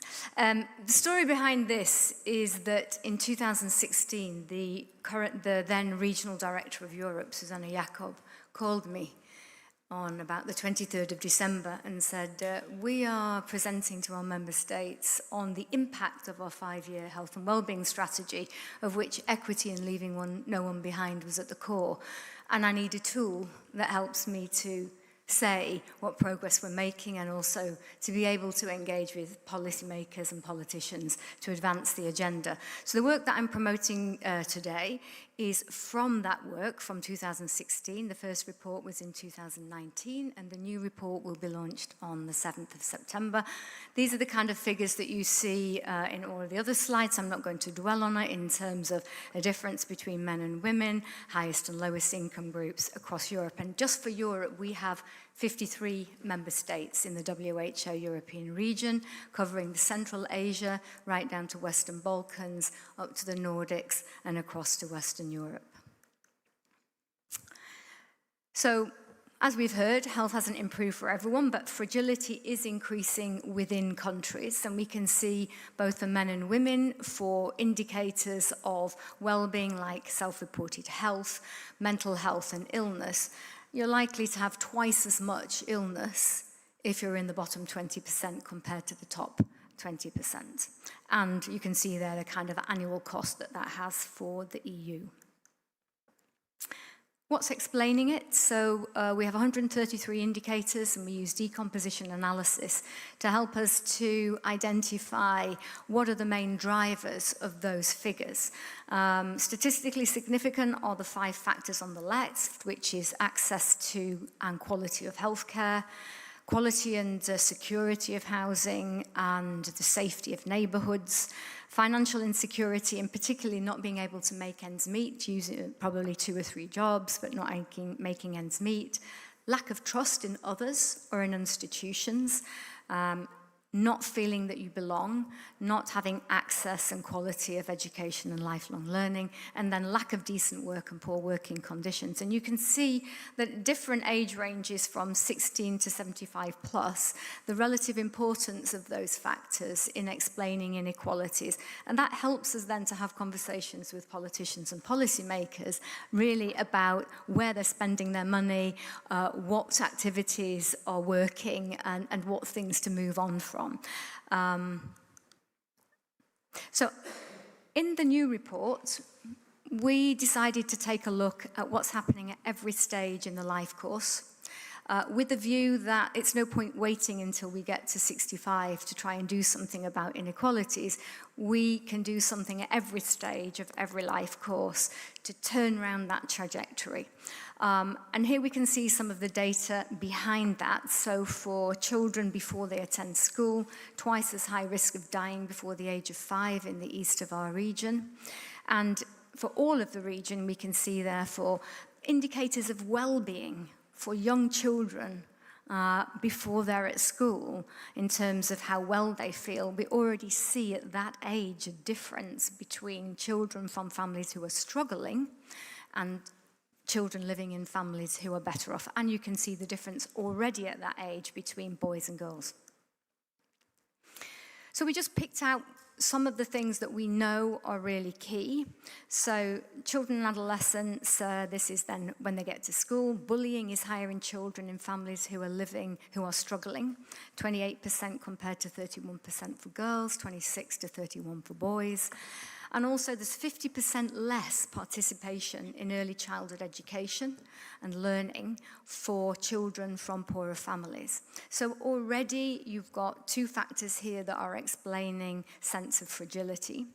And then we see that there is a definite issue around children going hungry to school in the morning and missing breakfast. So girls and boys from families who are struggling skip breakfast more often and often go to school hungry, and girls more than boys. So the good news is we can do something about that because this works. So we can get a 50% reduction in poverty for children through protected social transfers and family welfare. So this is actually from countries who are doing it, where we can see the results over a 4 to 8 year time period. So it is doable within political cycles or acceptable political cycles. But I think somebody said earlier this morning that there isn't one single intervention. It's no good thinking that for that degree of inequity, that one single intervention is going to work. We need a basket of interventions. And here is the basket of interventions that from our evidence says that this will have a double effect. It will improve the health and well-being of every child, but it will accelerate the rate of improvement for children who are struggling or born into families who are struggling. And then you see that we have an 8 times return of that investment over that person's lifetime. And that return accrues to the individual in terms of their own welfare and well-being and health, but also accrues to wider society. Now, what we've seen for the first time, which we didn't see in our first report in 2019, is the number of young people who are struggling and in poverty who actually have physically diagnosed health conditions that prevent them from participating in education, training, and employment. It's twice as high amongst young children, young men and women who are struggling, and you can see that on that chart there. What's driving poor health? Quite interestingly, lack of trust in others. Young people on average have low trust in others, 60% less trust in others. And we see that this is different in different parts of the region. So again, it's a region of 53 member states. It's not one size fits all. And here we can see that particularly for young women living in Central and Western Asia, trust in others, and that's trust that I'm going to be able to live a life and prosper, is very low. We see that there's a range from 4 to 58% and 4 to 26% in terms of young women and men not in employment, education and training. And we've heard discovered how being disconnected from the labour market, from training, from social engagement is bad for mental health, but it's also bad for physical health. And you can see again the gender difference there. And then this was really interesting, the unmet need for healthcare amongst young people 16 to 28. Not surprising for health services, they don't necessarily think of that age range when they're designing the services, in what's in the services, how they're offered, who offers them. And particularly this report relates to mental health. So what we see there is that young women and young men have got something like 2.6, 2.7 times more likely to have unmet need for healthcare, even at that age in life. But a 10% improvement in improving the health of those young people, so the investment that we would make in those services, would release a dividend, and that is 2.6% increase in young women in employment and 1.7% increase in young men in employment. So when we're talking about human capital, social capital, fiscal stability, labour market stability, these are things that we're talking to central banks, finance and economy about, they're interested in. In the working years, we hear a lot about anxiety and depression, but I think these figures even shocked us. You can see there that men and women of working age who are struggling to make ends meet, for a woman, 2.5 times likely to have depression and anxiety compared to the better off counterparts, and for men it's 5 times. And you see it varies across different sub-regions in Europe, but so you can see that in Northern Europe for men there's a massive gap, whereas you can see for women there's a bigger gap, but for men the gap is bigger.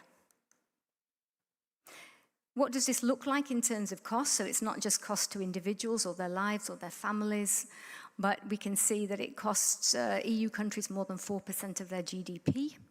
And the total cost of depression and anxiety is estimated at 1.36 billion. It has an impact on growth in terms of productivity, early dropout from the labour market, but also in terms of government budgets and fiscal stability. So what's driving that? I'm sorry the arrow's on that sheet, but excess working hours. So doing 2 or 3 jobs and working excess hours is one of the main causes of stress and anxiety. Low levels of control over life, and that's to do, the two things are related in terms of spending all of your time at work, still living in poverty and not having a sense of control.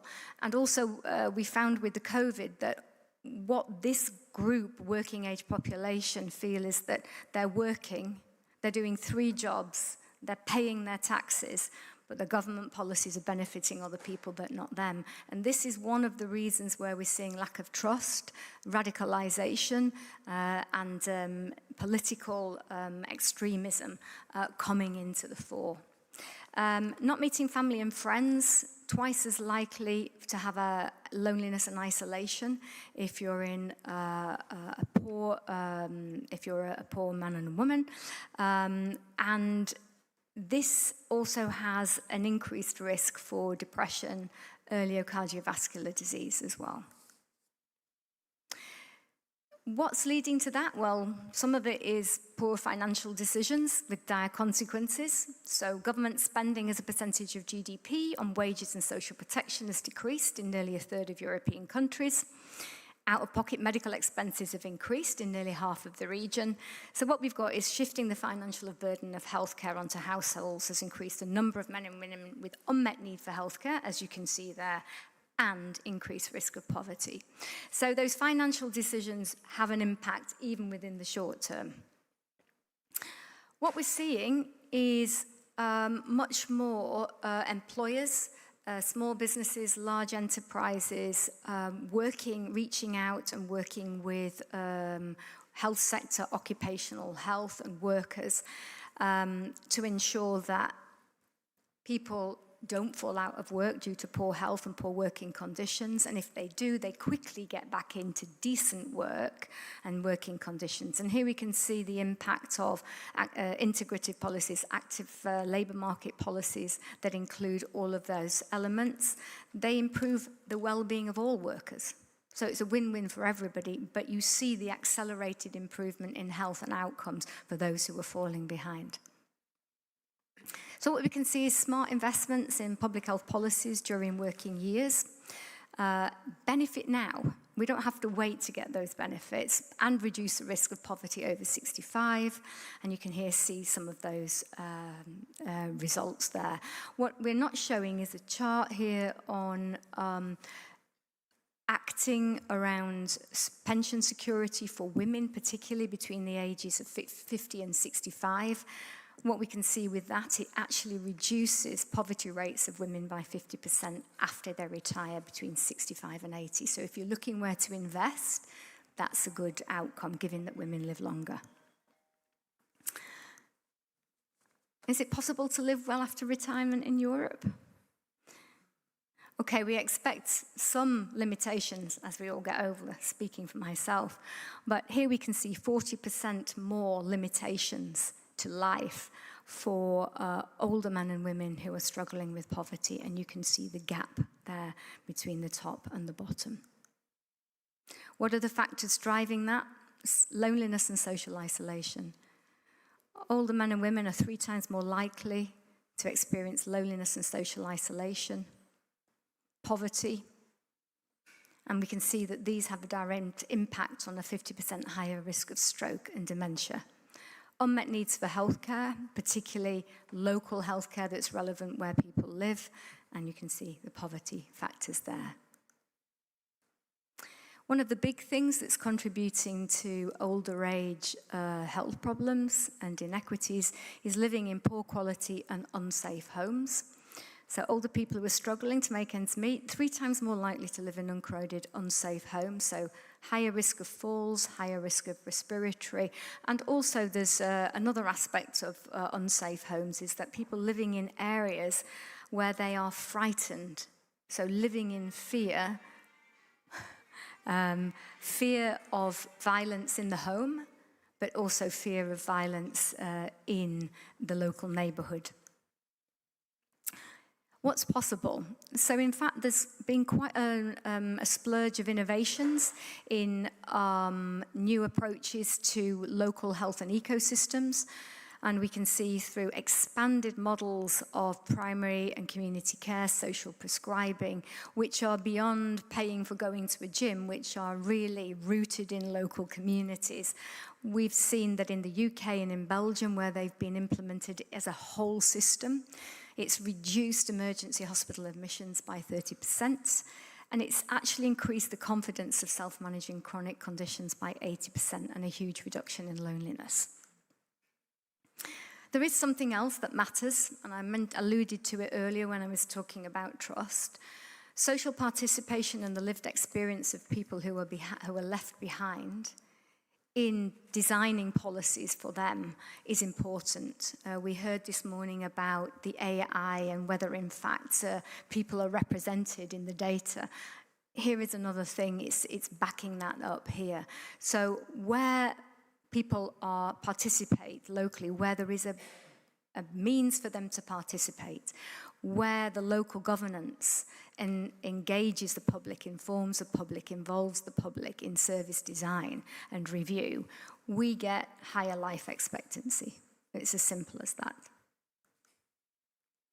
This is probably my last slide, so I'm a little bit before time, but this is a summing up, and this is some modeling that we did, because one of the challenges we found with inequities when we're talking to politicians is, yeah, well, you know, can it be done? Yeah, okay, but can it be done while I'm still in power?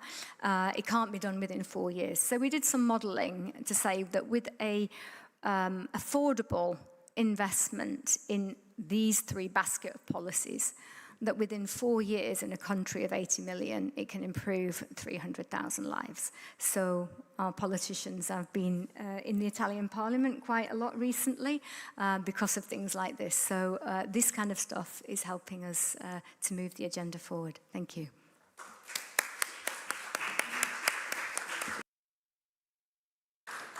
Thank you, Chris. Now we have Lucia from Fondazione Bassetti in Milan. Thank you so much. If possible, I would ask my question that I've been told to postpone to now for Professor Longo. Building on your slide in which you were presenting the 8 factors that are hindering longevity presented by the Cardiology Association, I couldn't help but noticing that smoke, at least here in Italy, is a monopoly of state. So in a way, around 70% of the revenues of a cigarette package goes to the state. So, which could paradoxically use those revenues to cover welfare costs. So do you think that one day we will ever solve this paradox, or it's not really in the agenda?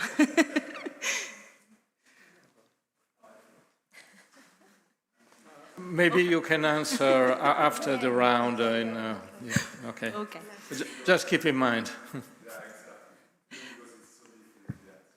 Okay. So thank you very much for having me here. My name is Lucia Dal Negro, and I'm representing Fondazione Giorgio Bassetti and the lab here today. And thank you again to Fondazione Cini for this invitation and this wonderful meeting, to which I will contribute by presenting ageism's impacts from a workplace perspective across spatial geographies, meaning different latitudes. So outlining, hopefully, no? Okay. So outlining the contents of my contribution, I would like to start by setting a little bit the scenario, providing some super brief literature review that will contextualize the concept of ageism within some theoretical discourse. Then I will make some examples of how ageism is really affecting the coexistence of different generations at workplaces. And I will dig deeper, presenting in particular the medical sector, and I will tell you why specifically that area. Then I will analyze the evolution of the concept of workplace, which is really changed, especially after COVID-19. And I will ask myself and everyone also the possibility to draw the same conclusions at different latitudes. So, for instance, analyzing workplaces in the global south. Then I will hopefully reach to the end of my presentation by pointing out some ideas that could be framed within a common framework linking age diversity, intergenerationality, workplace, migration, civic participation, and education. So, let's start by saying that... Do you want me to do it? Okay. Don't matter, I think I learned. Okay. So everything can be framed in terms of theoretical approaches to different streams of literature, starting from diversity management, which highlighted the importance of dealing with diversity, not just for pure compliance, but for a strategic reason within organizations. So considering intergenerationality as a way to avoid ageism, which in this presentation is going to be presented as a negative phenomenon, as a resource at organizational level. And then linking this stream of literature to the probably most used definition of ageism, which is the one of WHO 2021. It's super important and interesting because it was also highlighted in previous presentation how age is also piled up with other discriminatory variables, like, for instance, gender, to the point that it's very hard to disentangle, and it becomes a very big and heavy trigger for discrimination at workplaces. So here we can then consider HR management literature, highlighting how age-inclusive HR policies are really important, but provided the fact that they are integrated within the organizational culture. So there is a collectivity that should really embrace those policies in order for them to be really effective. Moving towards the social psychology theory, here, of course, the attention is given to the perception of belonging to a specific group based on age affinity, and so the sense of recognition to certain in-groups or out-groups, which at workplace is driving decisions and also social behaviors. Lastly, organizational justice and equity theory are highlighting that this sense of belonging to a specific workplace based on age diversity is also a factor of the perception of the value that you are providing as a worker to that place and how this value is rewarded. And the reward is not just purely money, very brutally speaking, but it's also a derivation of distributive, procedural, and interactional justice. So it's a very complex and multidimensional factor. So, having said that, let's try to go from theory to practice, and let's see how those impacts of ageism, both reflected within organizations in which the vast majority of people are senior professionals versus another option, basically the other pole of this dynamic, which is a work organization in which the vast majority are junior professionals, generate some imbalances, which are mainly focused on a different risk exposure, because in organizations in which the majority of population is made out of senior professionals, there is a tracked tendency of repeating decisional patterns which are anchored in the past. There is also a fragility in crisis management, especially when this generation reaches the point of be retired, and so there is the so-called cliff edge effect of Alesia, in which all of a sudden a huge amount of people, very experienced, leave the company. And then, of course, issues at level of career path, because middle management tend to be could be stuck if the majority of the people in a company is populated by senior profiles. Opposite to that, there might be the case of companies in which junior professionals are the majority, and there is the risk of not being able to deal with crisis, because there is no memory of how to deal with, for instance, an economic downturn or a product crisis. So there is no memory for this type of critical situations. So, I mean, ageisms with symmetrically different trajectories could really make workplaces a very complex environment to deal with. So, trying to exemplify even more this line of reasoning, I would like to focus on the medical sector. I think I'll ask you, sorry. The medical sector. Why the medical sector? Because at least here in Italy, but I guess also at European level, is one of the most affected by staff shortages. Data say that at Italian level, almost 30,000 doctors are missing, and between 60,000 and 100,000 of nurses are missing. So the point here is retention, how to keep people of different generations, for sure, at work in a way that is productive and and rational in a way. So how the space, in this sense, could help to reach this goal? Well, for instance, by providing more knowledge exchange, thanks to the presence of hybrid working stations in which knowledge can circulate easily across different generations working in the same workplace, or, for instance, by avoiding stress-related crises, one for all, burnout, which in the medical sector is quite common. And in this case, different generations' needs may be, met by structuring spaces in a way that every generation has its own way to find balance and some distressing moments.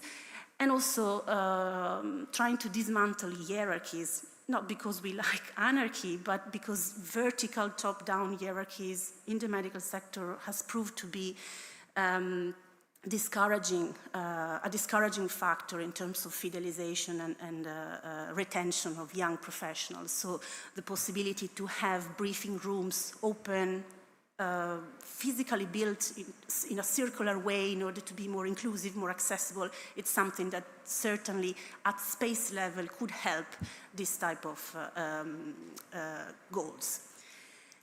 So now, having said that, of course, it's interesting to highlight how workspaces changed in the last years, especially after COVID-19, right? So this is a bar, but it looks like a workspace. People are working from there. And so in the next slides, I will increase the amount of evidence by providing other pictures showcasing public transports which look like office spaces, supermarket where you can do your grocery, but you can also have your dental check. So you can, optimize the services that you can experience in just one location, in just one place. Very professional working spaces at home, hospitals where you can buy glasses, and again, bars where you can work super peacefully. So what does this is telling us? I mean, what does it mean? Well, it means that the concept itself of workspace has evolved and has mainly taken a twofold direction, including the so-called hybrid workplaces, which are places in which the boundaries between personal life and working lives are blurred, like the case of working from the tube or from home for a never-ending session of a meeting with your boss. And opposite to that, multifunctional workplaces are those in which you can experience different things simultaneously according to a kind of multitasking approach, which is stemming from platform economies dynamics, which are more and more common thanks to the pervasive use of digital technologies.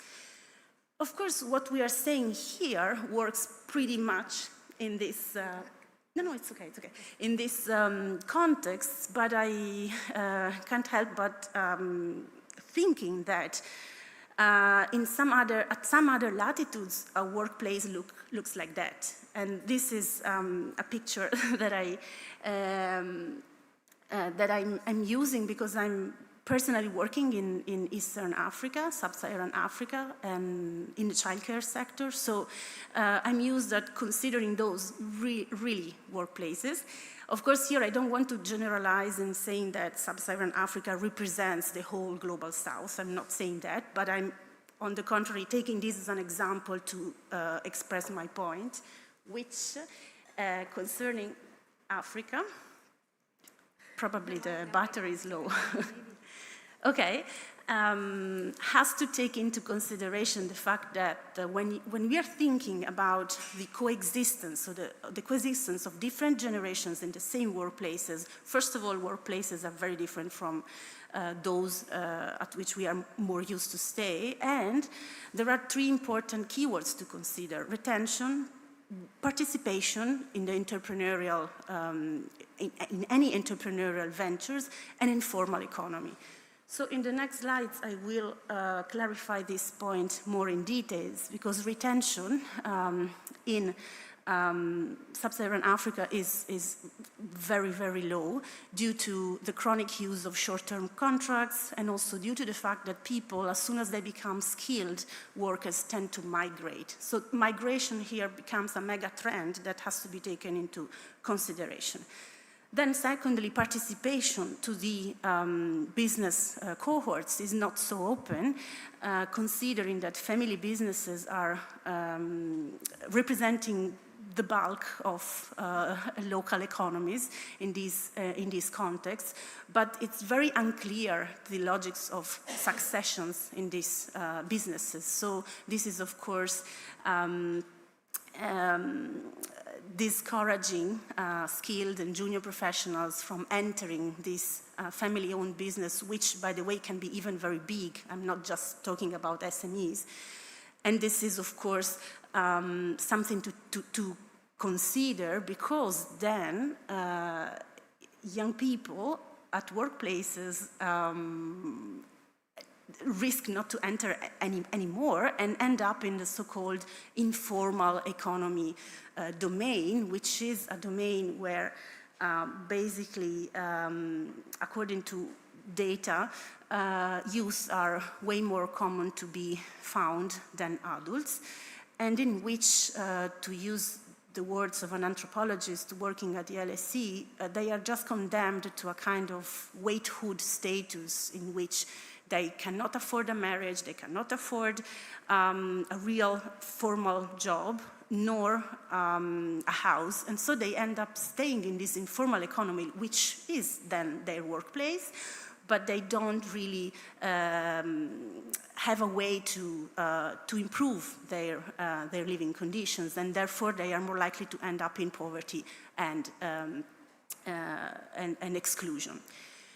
So here, going towards the conclusion, of course, I'm probably listing some elephants in the space, meaning some things that I'm sure you're all aware of, but for many reasons, I sometimes find difficult to address, because these are phenomenon quite common, which I tried to connect to mega trends like migration, education, and civic participation. So not to lose the logics of the presentation, we are still talking about workplace, the coexistence of different generations, how to avoid ageism's dynamics, connecting these three factors to these three mega trends. So in this final, promise slide, you can see this framework, which in a way is aligned with the concept of life cycling policies, which was mentioned before by the representative of the EU Commission, that links age, work, space, and migration, thanks to the adoption of a general approach for which is highly needed to move from the concept of emergency or brain drain to adopt the one of skill circulations. And therefore, this is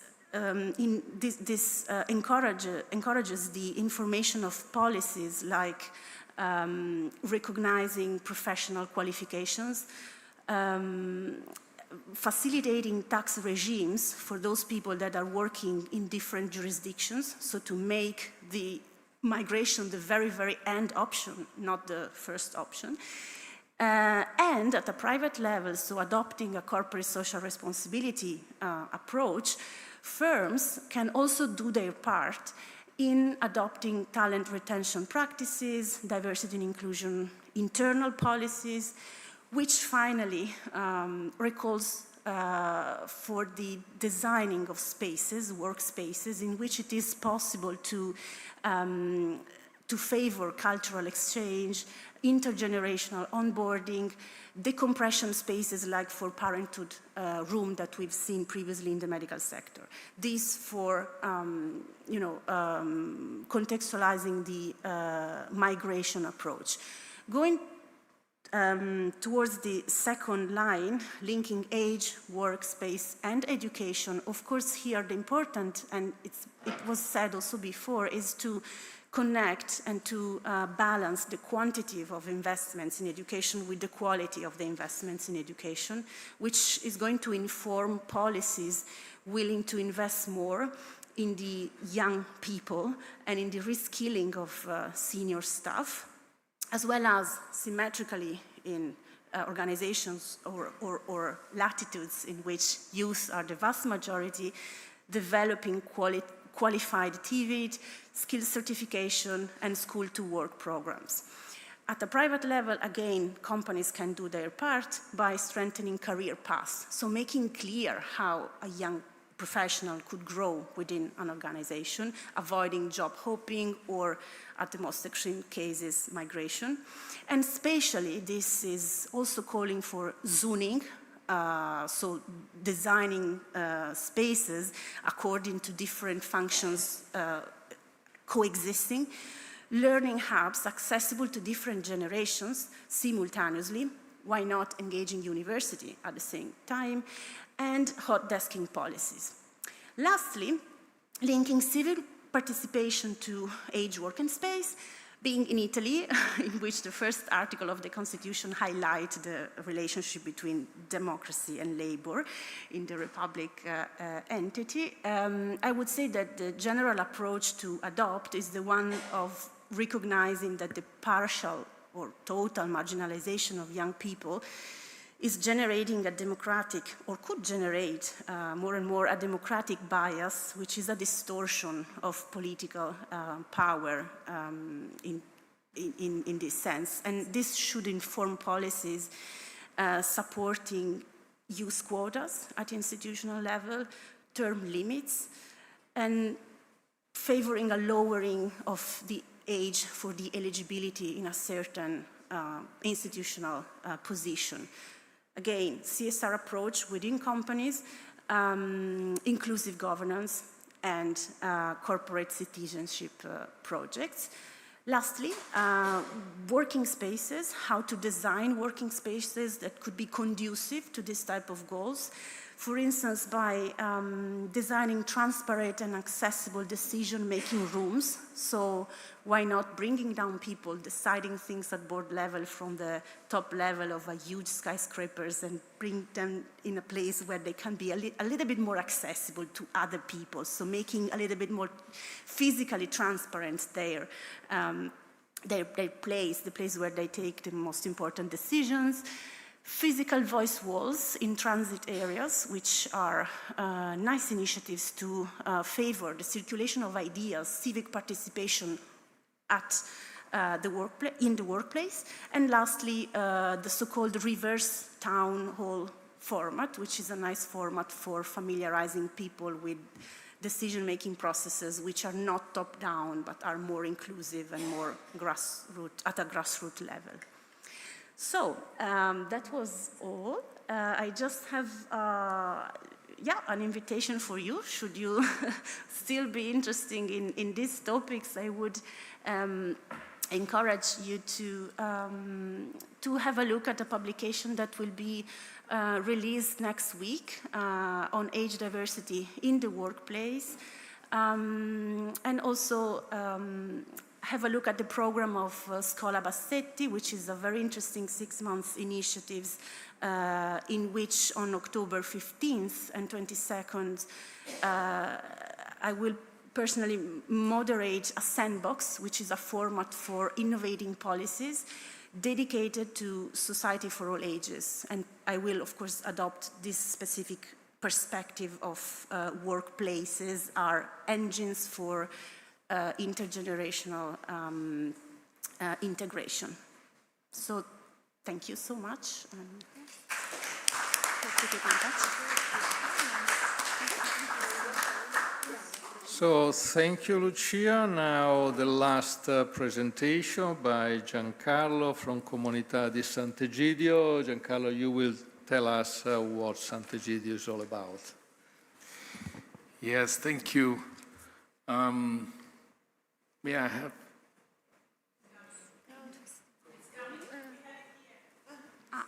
Okay. The battery was really bad. Expired.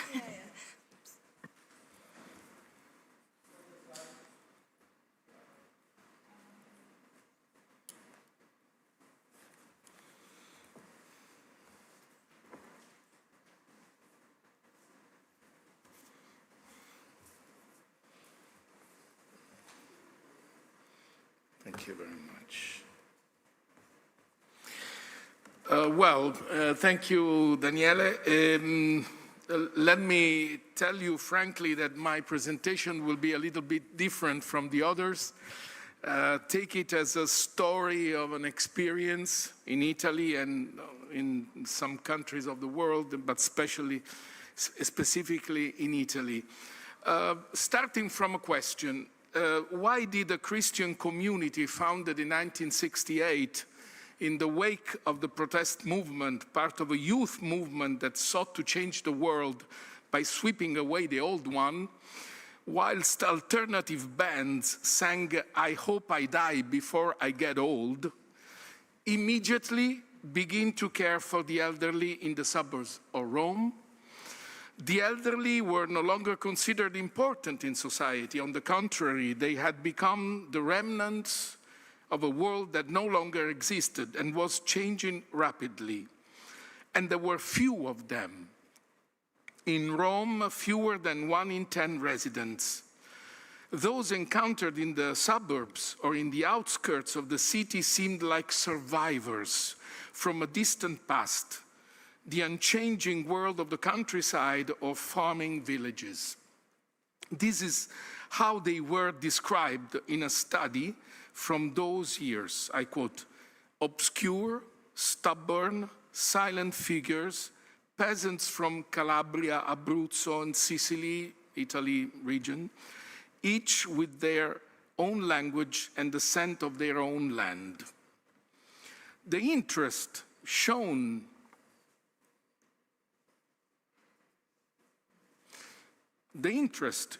by the young people of Sant'Egidio in this aspect of humanity, we are talking about the early 70s, went completely against the grain. How can this be explained?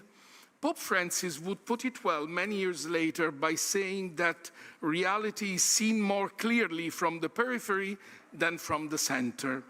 And that is where change must begin. But for Francis, the peripheries are not merely geographical, they are also existential. In short, change the world, yes, but starting with the poor.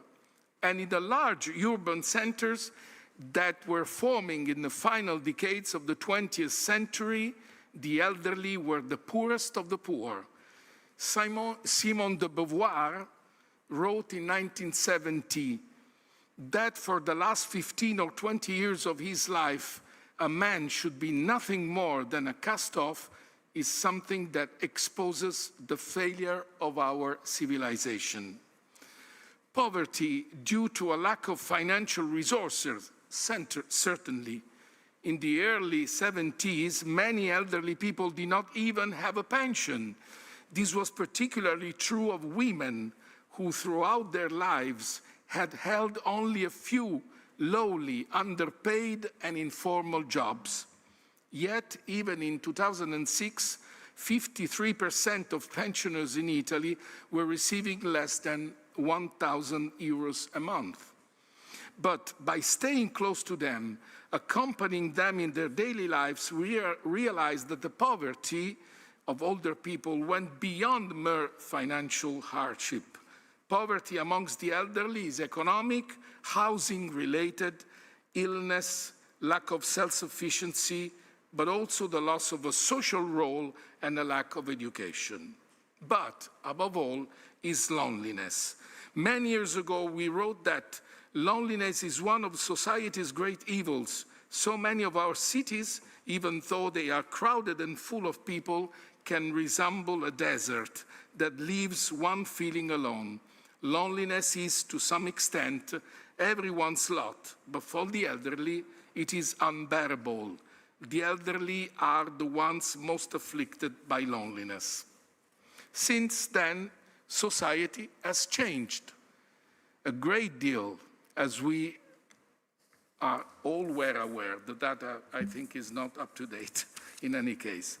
The surge in life expectancy has radically altered the demography landscape across almost the entire planet, particularly in Europe. For some years now, the belief has taken root in many people's mind that older people constitute a gerontocracy, and that through the power derived from their numbers, they are diverting precious resources away from the young people who are now few in number and increasingly neglected. In a comedy movie from a few years ago, there is a conversation between a grandmother who is swamped with commitment and has very little desire to look after her newborn granddaughter, and her daughter, a mother, who doesn't know, as they say in Rome, who to turn to for help. It means non sa chi dare i resti for the Italian who are here. The daughter says to her elderly mother, "Your generation has taken it all for itself. You were born after the war. You spent your childhood within a large and generous family network. You enjoyed the economic boom. You accumulated and squandered wealth in the 80s and 90s, thinking that prosperity would last forever. You didn't think about future generation, and you still don't, Mom. Today, with the pension money that you'll be the last to benefit from, you're enjoying life in your first and second homes, making holiday plans, investing in bonds, taking out 20 years mortgages, having spot-on health checkups, having fun on social media, and above all, believing in the future that you will be the last to experience because you're not even going to die anymore." The elderly woman's sharp retort: "You need to understand one thing clearly, once and for all. We older people are a force, silent and calm, but if we get angry, you'll be in for a world of trouble, because there are more of us. There are loads of us. For every 100 young people, there are 165 elderly people, and that means an absolute majority. In other words, virtually the House of Commons, the House of Lords, and the government of the Republic. We control the TV because we influence the programming. The advertisers around whom the world revolves are obsessed with us. The homes we own and the saving accounts on which our country's entire economy rests are in our hands. And with our pensions, we hold the entire national economy in check." This is the grandmother. This dialogue reflects a sentiment that is widespread amongst the Italian population and in public opinion, but the reality is quite different. Even today, 4.5 million elderly people are living on a monthly pension of less than €1,000, whilst life expectancy has returned to pre-COVID level, but the number of years spent in poor health is increasing. People are living longer, but partly due to cuts to the public health service, they are living worse lives. The phenomenon foregoing treatment due to waiting times in the public healthcare system, which forces people to turn to the private sector at their own expense, is very widespread among the elderly. We have not reflected sufficiently of what happened during the years of pandemic. Coronavirus, even though no global event in the last century has been so traumatic and painful, there has been a tendency to move on too hastily, almost as if it had never happened. Well, a study analyzing over 21,000 deaths across various European countries during the first phase of the pandemic found that 86.6% of these people were aged 70 and over. In Italy, according to the Istituto Superiore di Sanità, the average age of those who died was 81. Other research confirms that more than 60% of coronavirus deaths in Europe were among elderly people in residential care homes. But during those dramatic months, in many cases, age-based criteria for selective healthcare were applied to decide who to treat and thus save, and who not to. At the height of the crisis, Sant'Egidio publicly launched an appeal entitled "Without the Elderly, There is No Future," an appeal to rehumanize our societies. No to selective healthcare, in which it stated, in many countries, when faced with the need for care, a dangerous model is emerging that favors selective healthcare, which regards the lives of the elderly as of secondary importance. The greater vulnerability, advancing age, and other conditions they may suffer from are cited as justifying a form of selection in favor of the younger and healthier. To resign oneself to such an outcome is humanly and legally unacceptable. The appeal was signed by more than 100,000 people. There is another aspect worth noting which concerns cities and the quality of life. Our cities are becoming fragmented. There is the showcase city for tourists, often the historic centers. There is the city of gated communities, the residential estates of the wealthy equipped with protective barriers.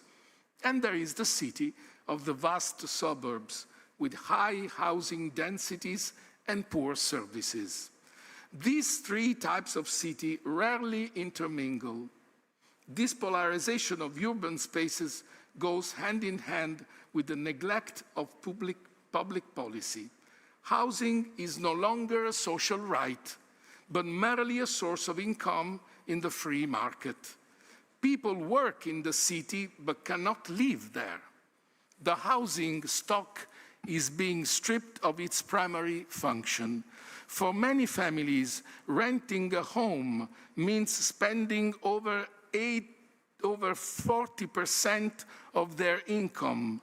But for people living alone and in precarious financial circumstances, the majority of whom are elderly, this figure rises to over 53%.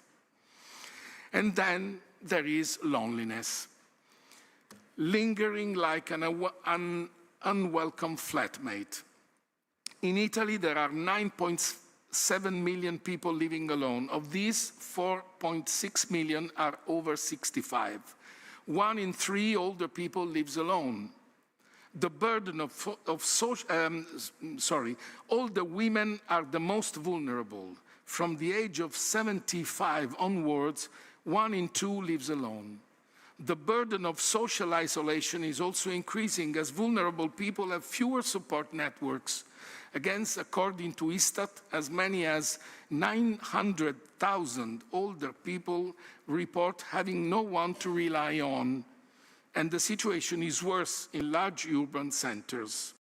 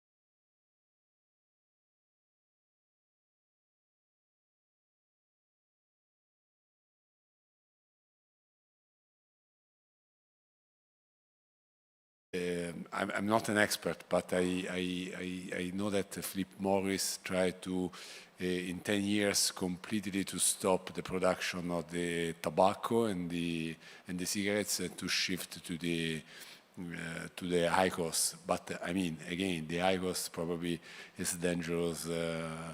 Probably not exactly the classic cigarettes, but also with other side effects for our health. So this is a problem. But I think that we have another emerging problem with the alcohol.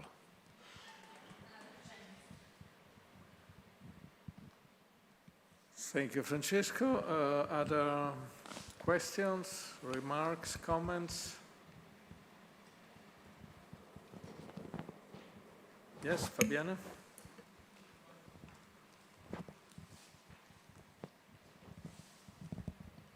I didn't look back into my notes, sorry, but the first one I remember is to Professor Brugiovini concerning the index. How are you going, just very, very practical, how are you going to implement it? Because so you are going to use survey data from SHARE, 50 plus people aged. There are indexes around in this moment, quite a lot. So there was the old index by UNICE, so that one 2018 last report. There are different sources. You use only one source, which is wonderful. So how are you going to deal with this? Because that one was maybe discontinued, or not, surely discontinued, I think, if I remember well. And then there are a number of actions, for instance, on intergenerational indexes. So you have intergenerational justice by Milano, but you have also the European Commission, which is now doing the Intergenerational Fairness Index for Intergenerational Fairness Strategy. So how do you see it? And how do you going to implement it? You have 17 countries, because so you're going maybe to cover more for sure, because you can cover the EU.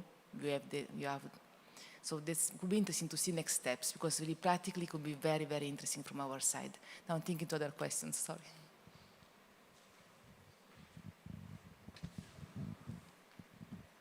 This question is actually for Chris. In your presentation earlier, you mentioned that there is a basket of policies, and I noted that the policies, of course, it's not just one sector, it's housing, it's social affairs, and many, many others. Of course, working in the government policy environment is often very difficult to bring the different sectors together, and I know that in the Venice office, there's an initiative called Finding the Common Ground. Can you speak about this and give an example of why this is important and the success stories that come out of this?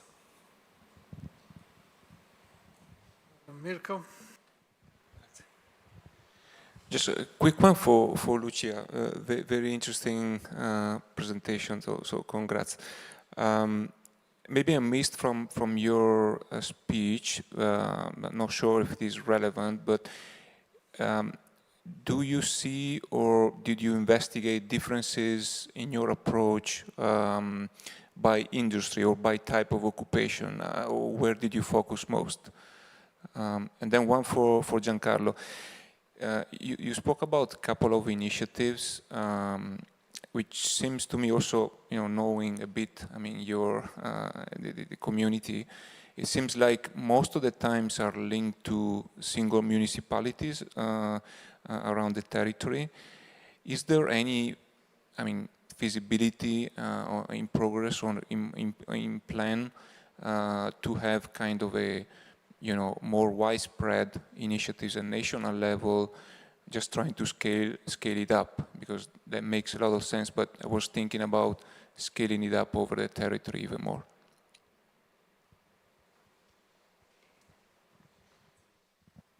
Thank you to all the panelists. Thank you, Lucia, for bringing into the discussion the topic of civic participation. I just really have a comment, because as a political scientist, I do need to know whether you deem participation as a direct or indirect one, because, again, the younger generation are kind of participating. In traditional political sciences, even election are indirect participation. whereas the last ISTAT report in 2025 considers discussion on social media, again, as a form of participation. So firstly, what do you mean by civic participation? And that belongs to the public sector. In the private sector, you can have like an employee form of participation when you get employees to deliberate on their workplace. But I think that we need to bridge the two and getting into some kind of stakeholder kind of participation, business deliberation type of, participation, which is that you have the firm as a subject that gets into a deliberative relation with other actors within society. And I think that can be a promising bridge between the private and the public sector. I don't know if that's clear, but, Thank you. Martin? I saw a question to Agar. I saw a very salient result in your presentation was that men had a higher score on the activity index, except for one outcome that was the combined index conditionally on all the observables. Then it was higher for men in Italy, but 0 in Europe. I was a little bit curious about what are the mechanisms behind this result. Thank you. Fabiana again. Yeah, sorry, there's a follow-up question, but I forgot. To Christine, because I see very much you refer to healthcare support and other social services. I don't see long-term care there. So you say unmet need for healthcare, full stop. This dimension is covered in your analysis or not? Because I think it's really increasingly relevant also for active aging, actually. So it's also a preventive way. Yeah. Thank you. If there are no other questions, yes, Keith? I have a question about the aging index. One really technical. You did a PCA on it, and given the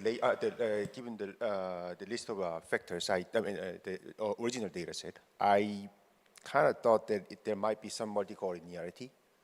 Then the index credibility may, go downward.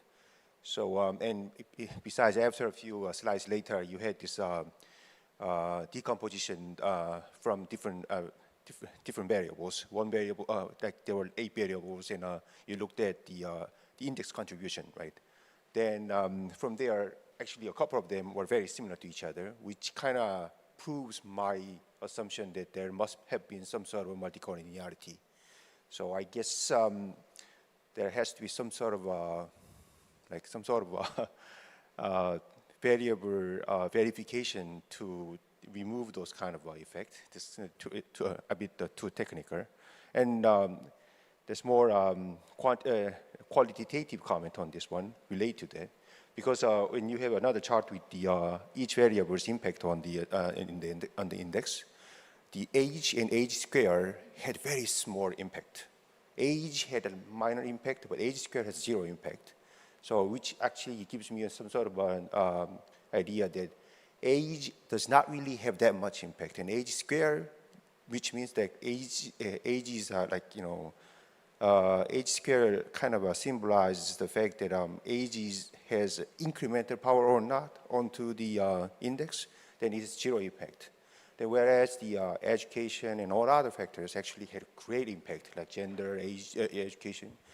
So I'm not really sure that you can actually call it age index, given that. But like overall, so going back to the original question, so there must have been some sort of a multicollinearity. So if you remove them, then the impact of the age might change, because that age's impact might have been diluted into other factors. I mean, this might be too statistical, but when I saw a couple of slides, I just had a strong sense that age doesn't make sense for me that they have that age with smaller impact onto the age index, and the age square has 0 impact. That does not sound reasonable to me at all. So I mean, I'm not an expert on this particular subject. I'm just a statistician on this one. But at least from the statistical perspective, it just makes me, wonder. Yeah. Thank you. I think we can start with Aga. Yes. Okay, thank you very much. So first, to Fabiana, yes, there are other indexes around, as I said, especially the UNECE one. So the principle here is completely different. It's to follow people over time. And so as long as share is continued, which we hope it will, it will be financed to be continued in all countries, we can do also on more countries this kind of measures with all the limitations that this may have. As I said, it's a catch-all measure. What is the value of it? You can see what an intervention can do, right, in a specific group. So you can say, look, if we manage to increase by 2 years healthy life, we can see what this does to working, right? So of course, we don't, here the limitations, to be honest with you, we're not taking account of behavioral components, right? It's a very rough non-behavioral measure, but the advantage is the full comparability. So it's like having a little rudder, I would say, on what's going on, right? And then you may go deeper in understanding why this is happening. So I completely agree with you. It's an instrument, if you like, of trying to. So there are, the one which is done by Vincenzo Galasso, that comes from many different, in Milan, in Bocconi, it's done the intergenerational fairness. Now that is a little bit harder to compare with, because there is a very strong underlying assumption, which I don't have here.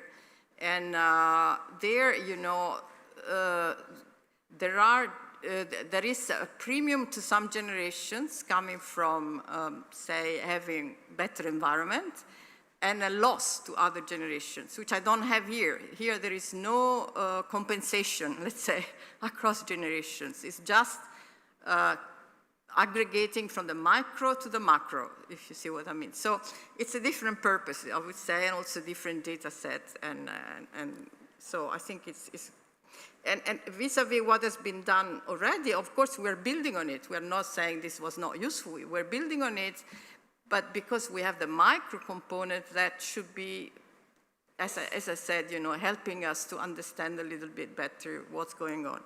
Now, coming to the econometric statistical issues. Now, the multicollinearity issue, I don't understand much, because this is principal component analysis. So in a sense, it is by definition multicollinear, because you're building on variables which correlate, and you're giving weights to the different variables, and you say which one has more importance you know, in explaining this. So now, what is true, and I have to be honest with you, is we're not distinguishing between endogenous and exogenous variables. But what we're doing, which I didn't show you because I didn't want to be heavy on the econometrics, we are doing fixed effect estimators to take account of the underlying heterogeneity. And so there you capture some of the fixed effects, and you just see the changing variables, right? So the H square story, that I agree with you, will need more investigation, but it's partly because we have variables which are more important than age, and this is important. It's funny to call it the age index, but for example, we see when a chronic disease kicks in, and that makes a huge difference to the health part of the index, right? So if that is aging, that you could call aging, right? But it's obviously in the principal component analysis, this change in health makes a huge, which correlates with age, so going to your point, makes a huge difference to the analysis. So if I were to answer correctly to your question, I would say we have to work on the endogeneity of some of these variables more than anything else. Chris? Super. Thanks, Yongji, for that question. So yes, obviously, a lot of the work that we focus on is how do we ensure that this hits and is uptaken in terms of policy, investment, politics, etc. And obviously one of the, as you well know, role of central banks is around forecasting and providing forecasts to Ministry of Finance. So with a colleague of Daniele's, Andrea Brandolini, who's from the Bank of Italy, we set up first initially a workshop bringing together health, finance, central banks in the same room to see what the common ground was. And we identified 3 areas. One was healthy aging and the need for modelling of equity in that. One was looking at youth and mental health, and again, equity within that. And then the other one was looking at left behind places. Because the place and equity also goes. So at the minute, there's the Bank of Lithuania, Bank of Italy, and Bank of Iceland working with us on modelling, developing models for routinely looking at equity in those kind of forecaster governments.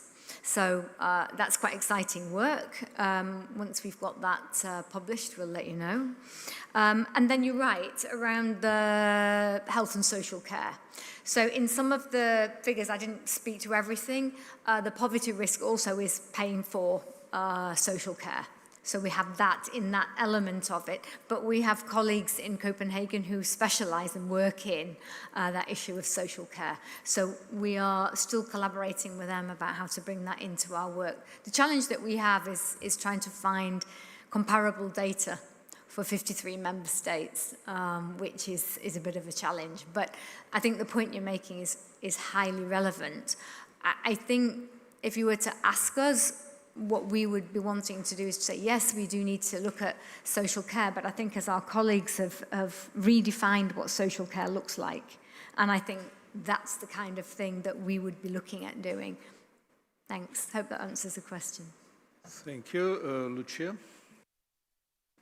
Yes, so on the question related to where to focus my analysis most or next, I mainly focused on the medical sector because I adopted a need analysis approach, and so I focused on the need of deal with those staff shortages which are really hindering the operations at practical level. So that's why I presented that case. But another interesting sector in which I think it makes sense to focus is the so-called third sector, non-profit organization sector, in which I've started already to dig deeper, and I will publish in the next month some articles. This is a sector in which, for instance, there is a very low retention rate. At Italian level is more or less 11% retention. In the US, these are data from 2022, it's 19% up to 25% turnover, sorry, not retention, turnover index, compared to the average intersectoral turnover index, which is 12%. So it's a sector in which people really change quite frequently their occupation, their position, and characterized by low wages. In Italy, wages are 30% lower in this area compared to similar services provided by profit-oriented organizations. And also, it's vastly populated by young people, because 25% of the third sector in Italy is represented by young professionals. So it's an interesting area where to, study a little bit more these dynamics of making different generations coexisting in the same workplace. So yeah, and there is also a lot of part-time. There are also a lot of part-time contracts in that area. More than 60% of contracts in the third sectors are part-time, so short-term.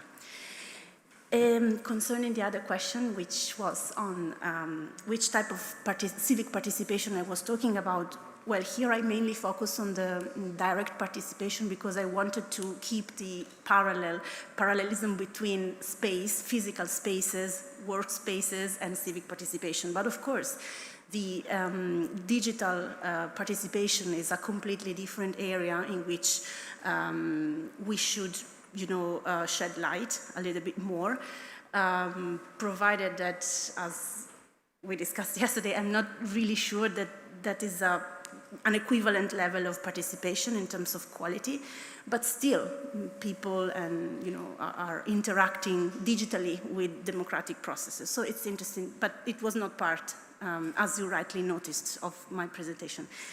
And lastly, concerning the private sector, to what extent the private sector could go in parallel with the public sector, becoming more participative. I really think that this is possible. So in the last slide where I wrote inclusive business as a possible way to go, inclusive governance, I meant something which is not just representative of different ages, diversity, but also of different stakeholder diversities, which is, by the way, requested by the EU directive CSRD, which was tragically diluted after the omnibus simplifying packages. So the possibility to make governance a little bit representative and inclusive at private level, I think it could really become a way to exemplify something that also at public sector could happen. So I see a dialogue between these two different realms, private and public sector. I don't see a super strict division between the two. So yeah, I think the parallel can stand. Thank you. Thank you, Lucia. Giancarlo. Yes, regarding the program of actively monitoring of the entire population aged over 80, the dimension of a specific area, so a little dimension, is very important because we want through it build a social support network that involves not only institutions or professionals, but also people, such family members, neighbors, friends, even local shopkeepers in a very little dimension. Of course, we are extending the program. In Rome, we have just covered it up every part of the city, but we are now extending in more than 10 cities in Italy. And the same reason is leading us to build these solidarity shared homes. Both models are made also to raise people to rediscover the importance of the local community ties, starting from the frail people. So, and the elderly are the most frail people. So that is the purpose.